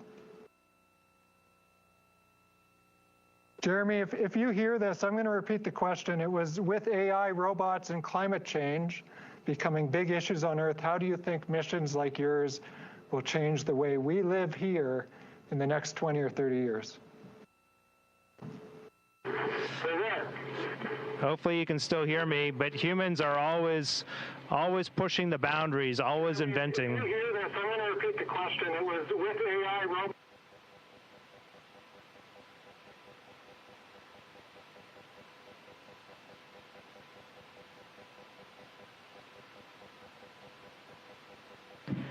Yes, I heard the question the first time. Maybe my comm's not getting down. It's interesting to think about. Hopefully you're hearing this. Just interrupt me if you're not. We keep pushing the boundaries of innovation, and there's new technology, and that's great. We can leverage it for our advantages. We can also use it to do harm. And so we just have to strive to keep pushing innovation in ways that helps us collectively live better together. How do missions like Artemis help us? Well, one of the things I love about space exploration is we set really big goals, hard goals, like sending 4 humans out around the moon. And we have more goals. We're not stopping here. If you think this is neat, it's going to get really exciting in the next number of years. We plan to get back to the surface of the moon. We plan to create a permanent base there on the moon and eventually get to Mars. But what is awesome about when we set these big goals is it puts a focus point on actually getting it done. When you know, it's easy to dream about things and create innovations, but when you actually are going to bet your life on something and go out and do it, it really helps bring that innovation cycle all the way around, from original thought to scientific understanding to actually development and testing to actually doing. And doing is important. And we in the Artemis program are doing as an international collaboration and flexing one of the most important muscles we have, which is learning how to work better together. Over to you, Josh. Thank you, Jeremy. That was well received down here. We're hearing that is about all the time that we have. And so a heartfelt welcome and thank you to Jeremy, Christina, Victor, and Reed, the Artemis II crew. Bon voyage. We wish you a safe journey home. We hope to see you all again very soon. Thank you, everyone.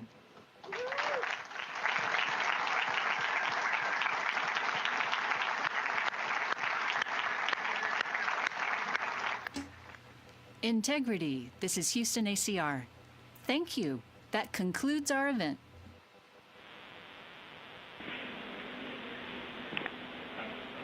Merci tout le monde. Thank you to all participants. Integrity. We are now resuming operational audio communications. Thank you, Josh. The crew says thank you. Integrity.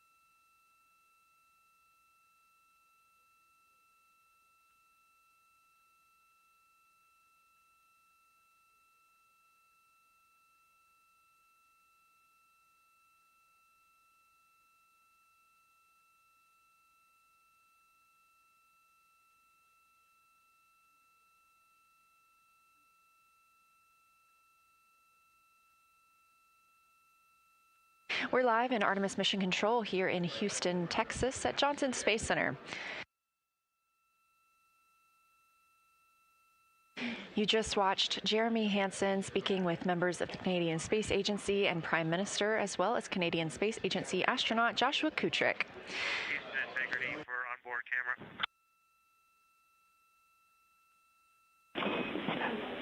Go ahead, Jeremy.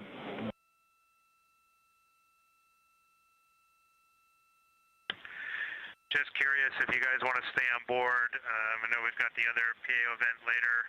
Maybe we could just stay on the D5. I don't know if that TS rate of 1300 is too much. I'm not sure if we can lower it, but either way, we're happy to have you on board with this camera, ideally, or we can switch over to the HHP. We're checking.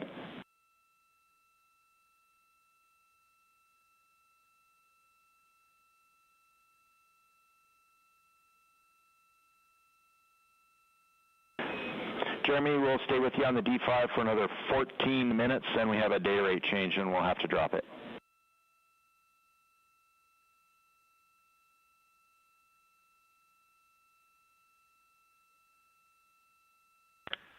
Okay, Stan. I'll turn the audio off and then bring it back on board. Good plan, sir. And we loved your PAO event.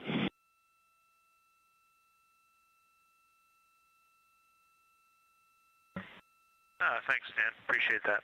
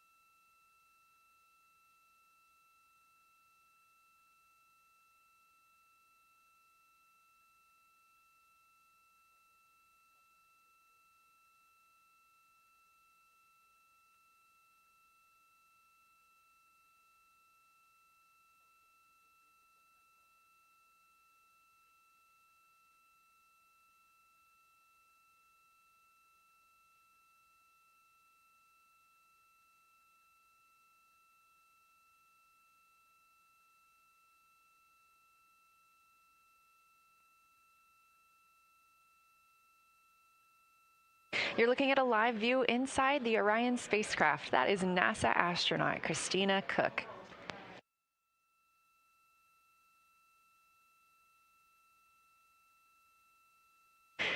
The Orion spacecraft is now 99,427 miles away from the moon, 184,498 miles away from Earth. Obviously, you can keep up with that at any time at nasa.gov/trackartemis. Inside the cabin, the crew members are finishing up their midday meal. And again, a reminder, our news conference with the crew members will happen at 10:45 p.m. Eastern Time tonight.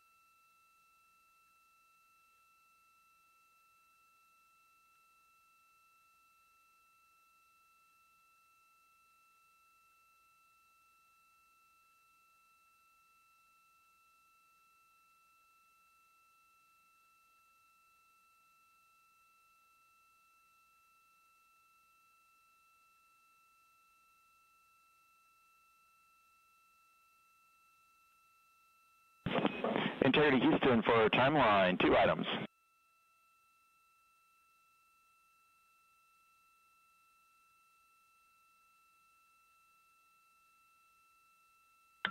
We're with you. All right, first, since we are not doing the docking cam bearing objective anymore, you can wait on docking cam install until just before bedtime, so we don't need it early anymore.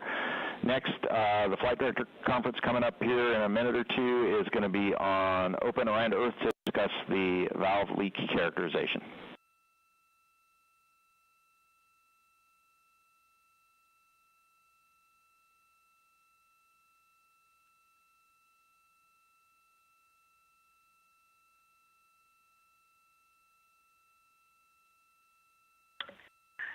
And one clarifying question with the docking cam, it sounded like you were just giving us that full length, but if we did want to take it down sooner, that's also okay.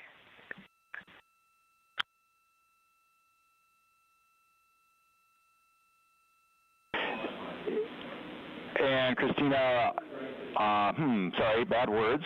All we really mean is plug it in sometime before bed. We understand it's already installed.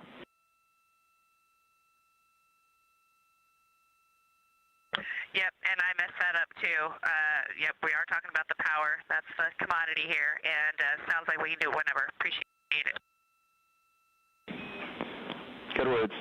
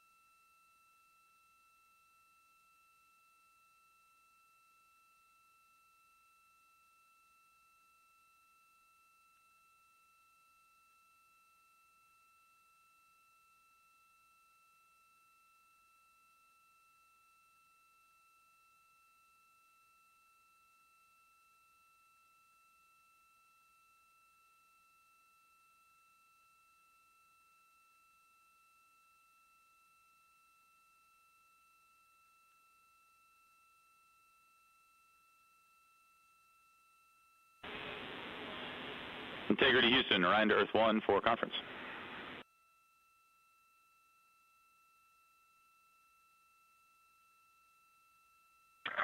Hey, we're with you, Jeff. Go ahead. Okay. Hey, guys, we're going to talk through the steps that we're going to do in the prop characterization. The overall big picture, what we're trying to do is really understand whether we have a leak on aux branch 1, and if we do, exactly what that leak rate is. So the first thing we're going to do is get all of our caution warning and our fitter back in the right configuration to be able to do a flush on that aux branch.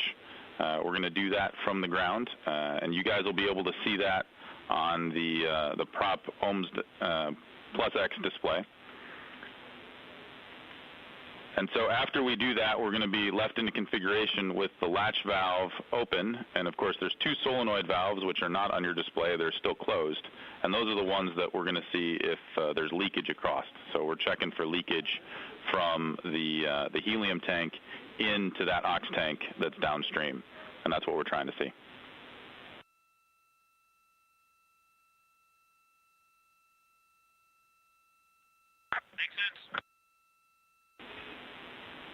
Okay, a couple of criteria that we have for stopping this test.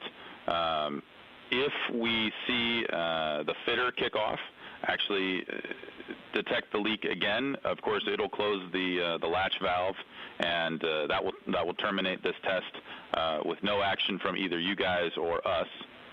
The other things we're looking for are if we get a pressure in the aux tank upwards of 274 psi, then we're going to command the latch valve closed.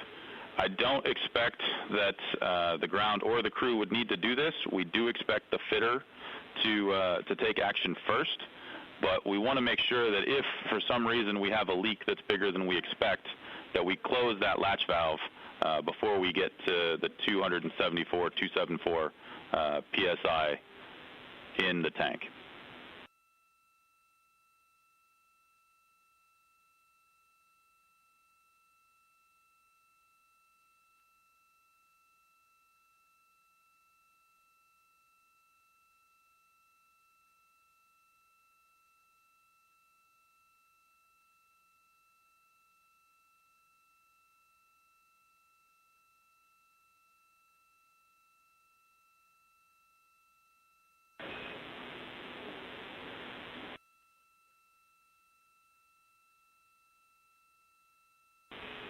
Let's see, integrity, we've got 30 seconds to a data rate change, and then we'll see you on the other side. We copy all that. Let me just read a little bit back to you. Fitter should be enabled to shut us down. We are going to keep the SMRCS prop.SMRCS up. We just like that page a little more for the phase of flight we're in. If you want us to go back to OMC plus X, we can. And the valve in particular we're talking about is the aux helium isolation valve, top stop 3 on that page. That's the only insight we have because we don't have the PCA, and that's string 1. And anytime we see it get above 270.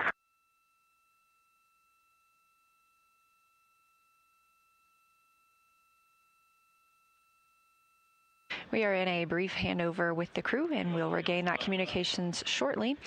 Flight Director Jeff Radigan calling up some of the instructions and things they want the crew to monitor during tonight's prop pressurization test.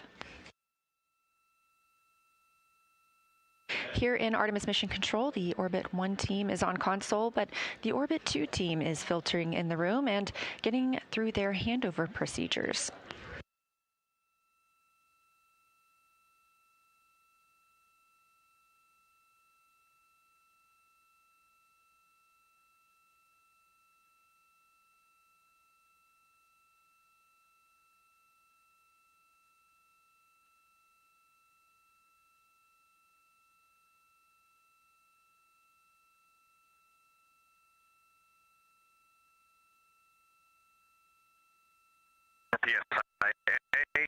And the fitter has not worked, and ground commanding has not worked, or we're LOS, we will command tab stop 3 to close.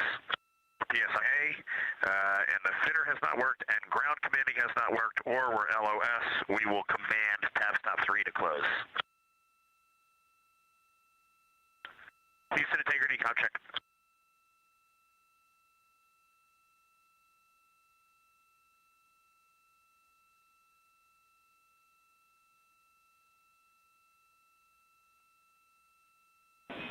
Integrity Houston, back with you after the data rate change handover.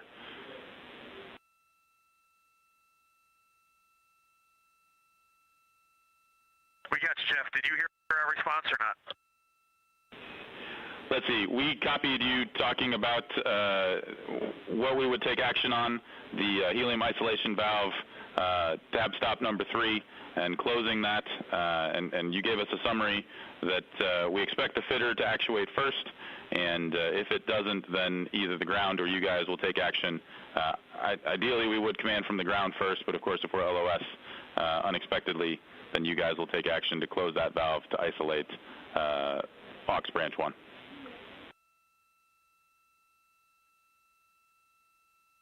Yep, that all sounds absolutely perfect. We will leave you all as prime for this, prime for commanding, prime for the test.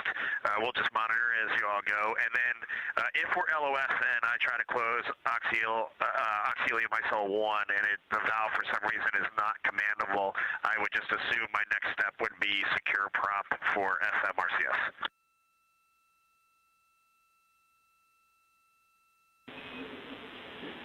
Yeah, and read negative, that's actually not going to solve the issue if we do that. If for some reason this latching valve is unsuccessful, our next step is going to be having to go down the route of actuating the pyro valve and ensuring that we have a physical isolation on this branch 1. I will tell you, we don't expect to get to that, but part of the reason we're ensuring that we're doing this with COM, with the vehicle, is that multi-failure case.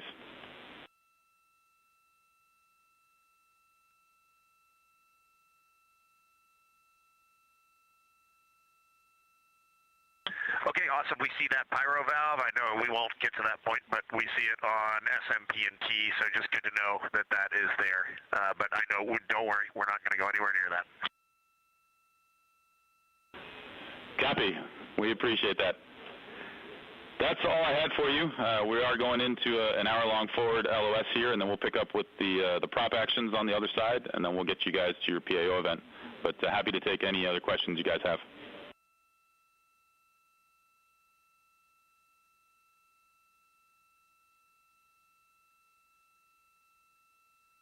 All right, Jeff, that all sounds great. We have no questions on that, and if we're going to wrap, Jeremy is going to call Stan with a generic question.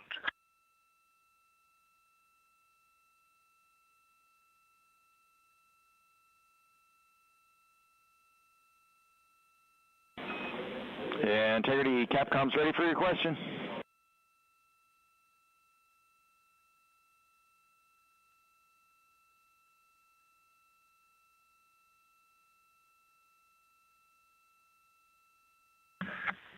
Okay, Stan, I'm just looking ahead at the Eclipse wall closeout panel activity, which is flexible.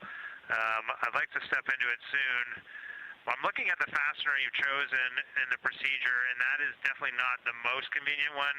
I can do that one if required, but going up that same row of fasteners, 3 fasteners higher, so second from the top, fourth from the, I guess third from the bottom, fourth from the bottom would be easier.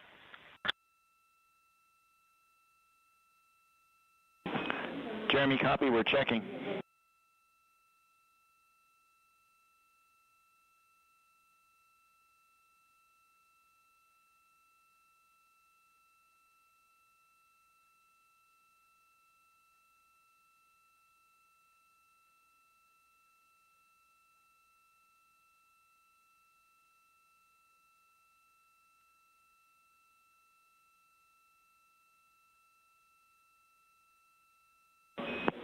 All right, Jeremy. Stan, actually, maybe one go back. As I read further while I'm waiting for you, I see that it is the highest loaded fastener on panel 6. So we don't want to miss the opportunity to demonstrate that we can get the highest loaded fastener out. So I'm fine. It is accessible. It was just not as convenient. Jeremy, to Channel JFK, we picked that fastener not because it was easy, but because it was hard.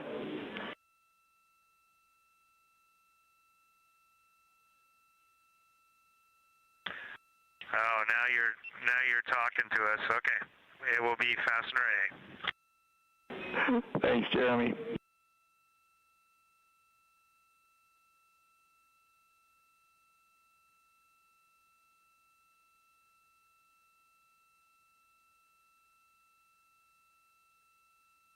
This is Artemis Mission Control here in Houston, Texas, and the team here on the ground communicating with the crew some actions they want them to be aware of during tonight's prop demonstration or prop pressurization test.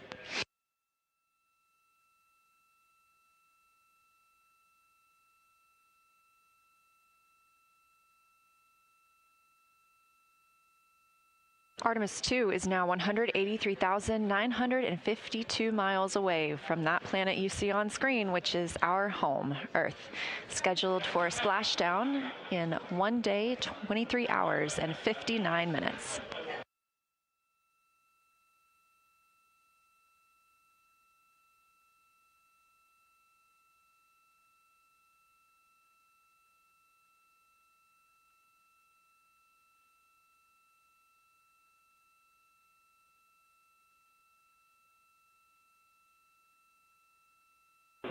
Integrity Houston, cabin repress is complete, 14-7, and will stay that way for the rest of the mission.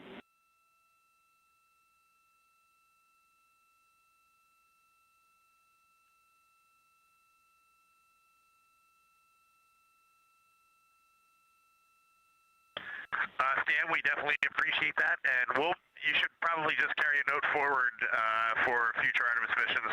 If you do a large repress like that, there are certain things, such as CCUs, that collapse pretty significantly during that, no damage, but there are some things we probably would want to vent along the way as we come back in pressure. Received loud and clear, Reed. We'll take that note.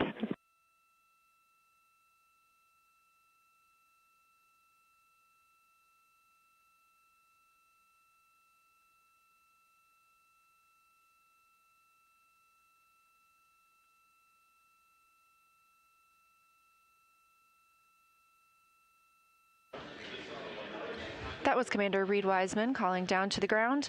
We did conduct the cabin repressurization today. The cabin pressure was kept at 10.2 psi for an extended period of time as part of a test aboard the spacecraft, as this is a test flight. The first flight of humans aboard Orion. Everything we learn is helping us prepare for future missions.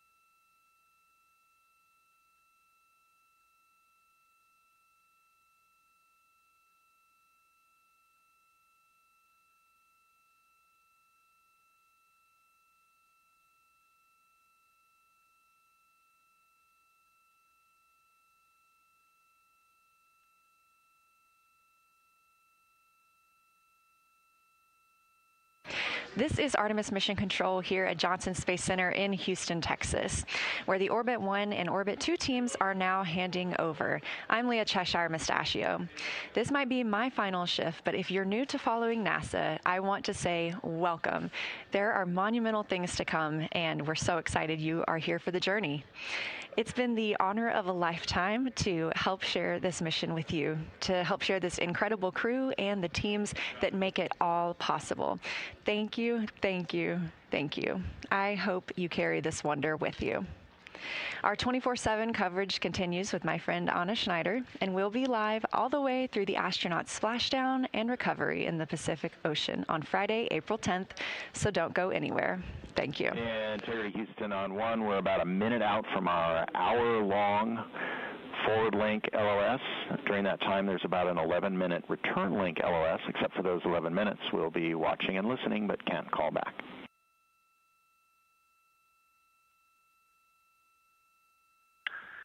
Okay, Stan, anything that we see, we'll call in the blind. Otherwise, have a great little break. Thank you, sir. Take care.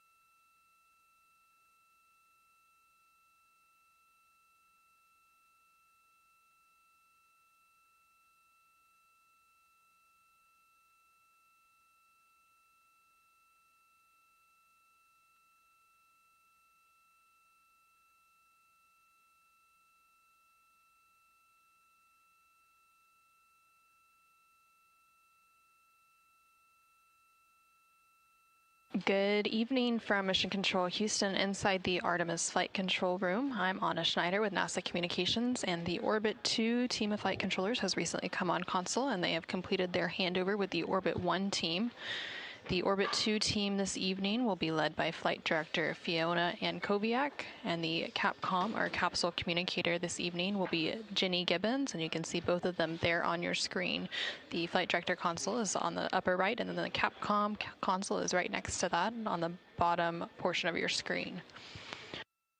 We are currently in a forward link loss of signal, which means that the team here on the ground can't call up or make any commands, but the crew on board the Orion spacecraft can call down if they choose. We just wouldn't be able to respond. And there on your screen, you can see a live look at the Orion spacecraft named Integrity as it continues its return journey back home to Earth, with that splashdown targeted for Friday, April 10th off the coast of California. The crew on board the Orion spacecraft is currently awake. They are in the second part of their day. Earlier in the day, they completed an orthostatic intolerance garment test.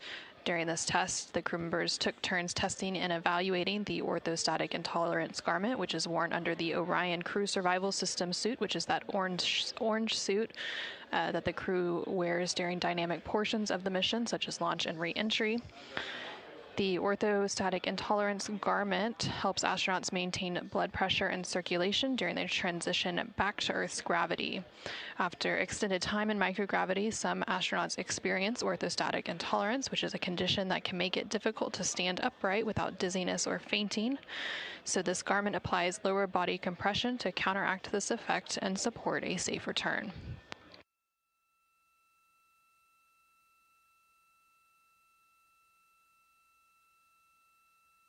After completing that orthostatic intolerance garment testing earlier in the day, the crew then moved into their midday meal. There was also a Canadian Space Agency Public Affairs Downlink event.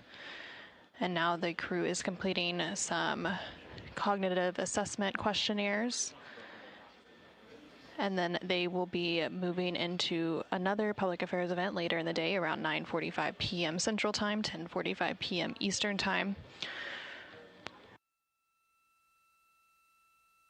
The crew is originally planning to do the second portion of a manual piloting developmental flight test objective later in the day. That objective, or that demo, ended up being canceled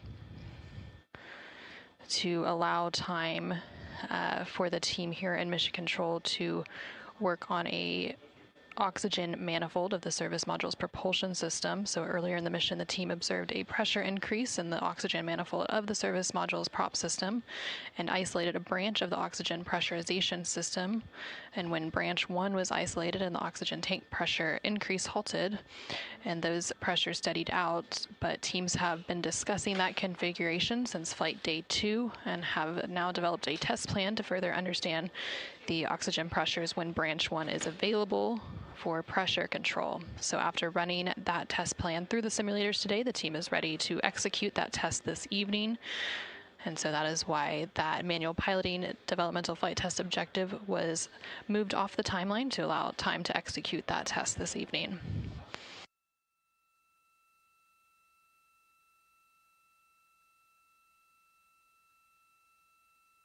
Currently on your screen, you can see a view of the Artemis real-time orbit website, or ARO. This is a visualization that provides updates on the Orion spacecraft's velocity as well as its distance from Earth and from the Moon. So currently the Orion spacecraft and its crew, which includes NASA astronaut Reed Wiseman, Victor Glover, and Christina Cook, as well as CSA, or Canadian Space Agency astronaut Jeremy Hansen, are currently about 182,000 miles away from Earth and about 100,000 miles away from the Moon.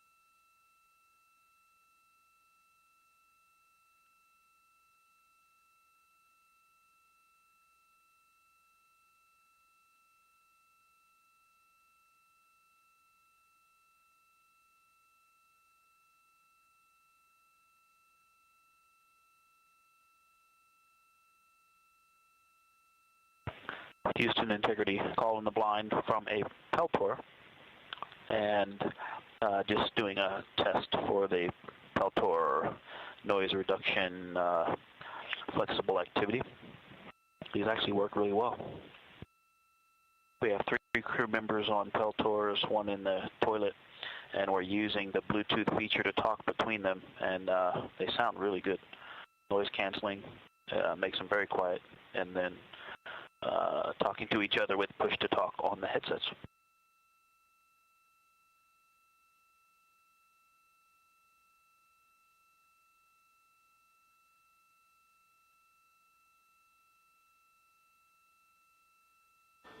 This is Artemis Mission Control in Houston, Texas. You just heard NASA astronaut Victor Glover call down from the Orion spacecraft. You can see a live view of that Orion spacecraft. He noted that he was making a call in the blind, which means that he knows that the team here cannot respond to that call because we are currently in a forward link loss of signal.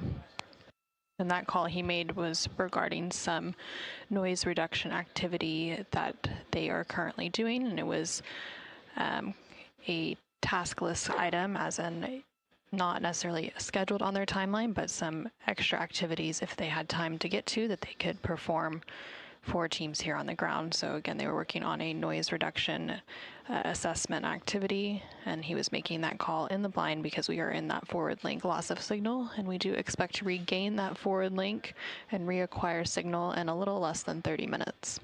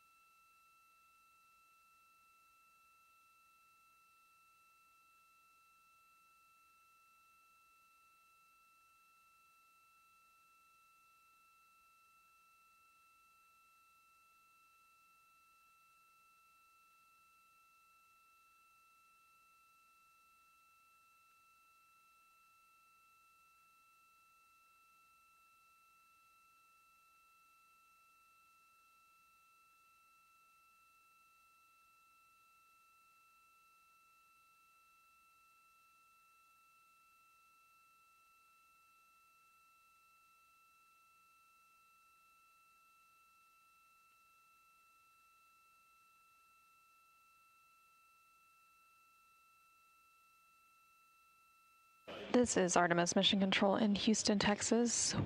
Again, we are currently in a forward link loss of signal, or LOS, which means that the crew can call down to Mission Control, but the teams here in Mission Control cannot call up to the crew during this time. We do expect to regain that forward link in about 18 minutes from now. Currently on board the Orion spacecraft, the crew is awake. They are in the second part of their day. They will be moving into a public affairs event a little bit later today, and then earlier this morning, at the beginning of their day, they spent quite a bit of time working on a orthostatic intolerance garment test as part of a developmental flight test objective. And during this test, all 4 crew members took turns testing and evaluating the orthostatic intolerance garment that is worn under the orange Orion crew survival system suits. These garments help the astronauts maintain blood pressure and circulation during their transit back into Earth's gravity, because after an extended time in microgravity, some astronauts experience orthostatic intolerance, which is a condition that can make it difficult to stand upright without dizziness or fainting. So this garment applies lower integrity OE1 in the blind comm check using the Peltor headset on the seat 2 umbilical MET 7232.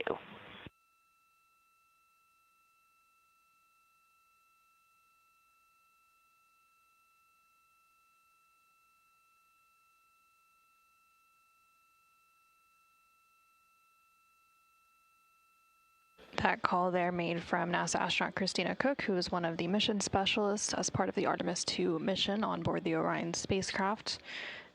She noted that she was making that call on OE1, which is Orion to Earth 1. It's the communication link down to Mission Control. And she also noted that she was making that call in the blind, and that is because we are in that forward link loss of signal, so that the teams here in Mission Control can hear them call down, but aren't able to provide a response back up.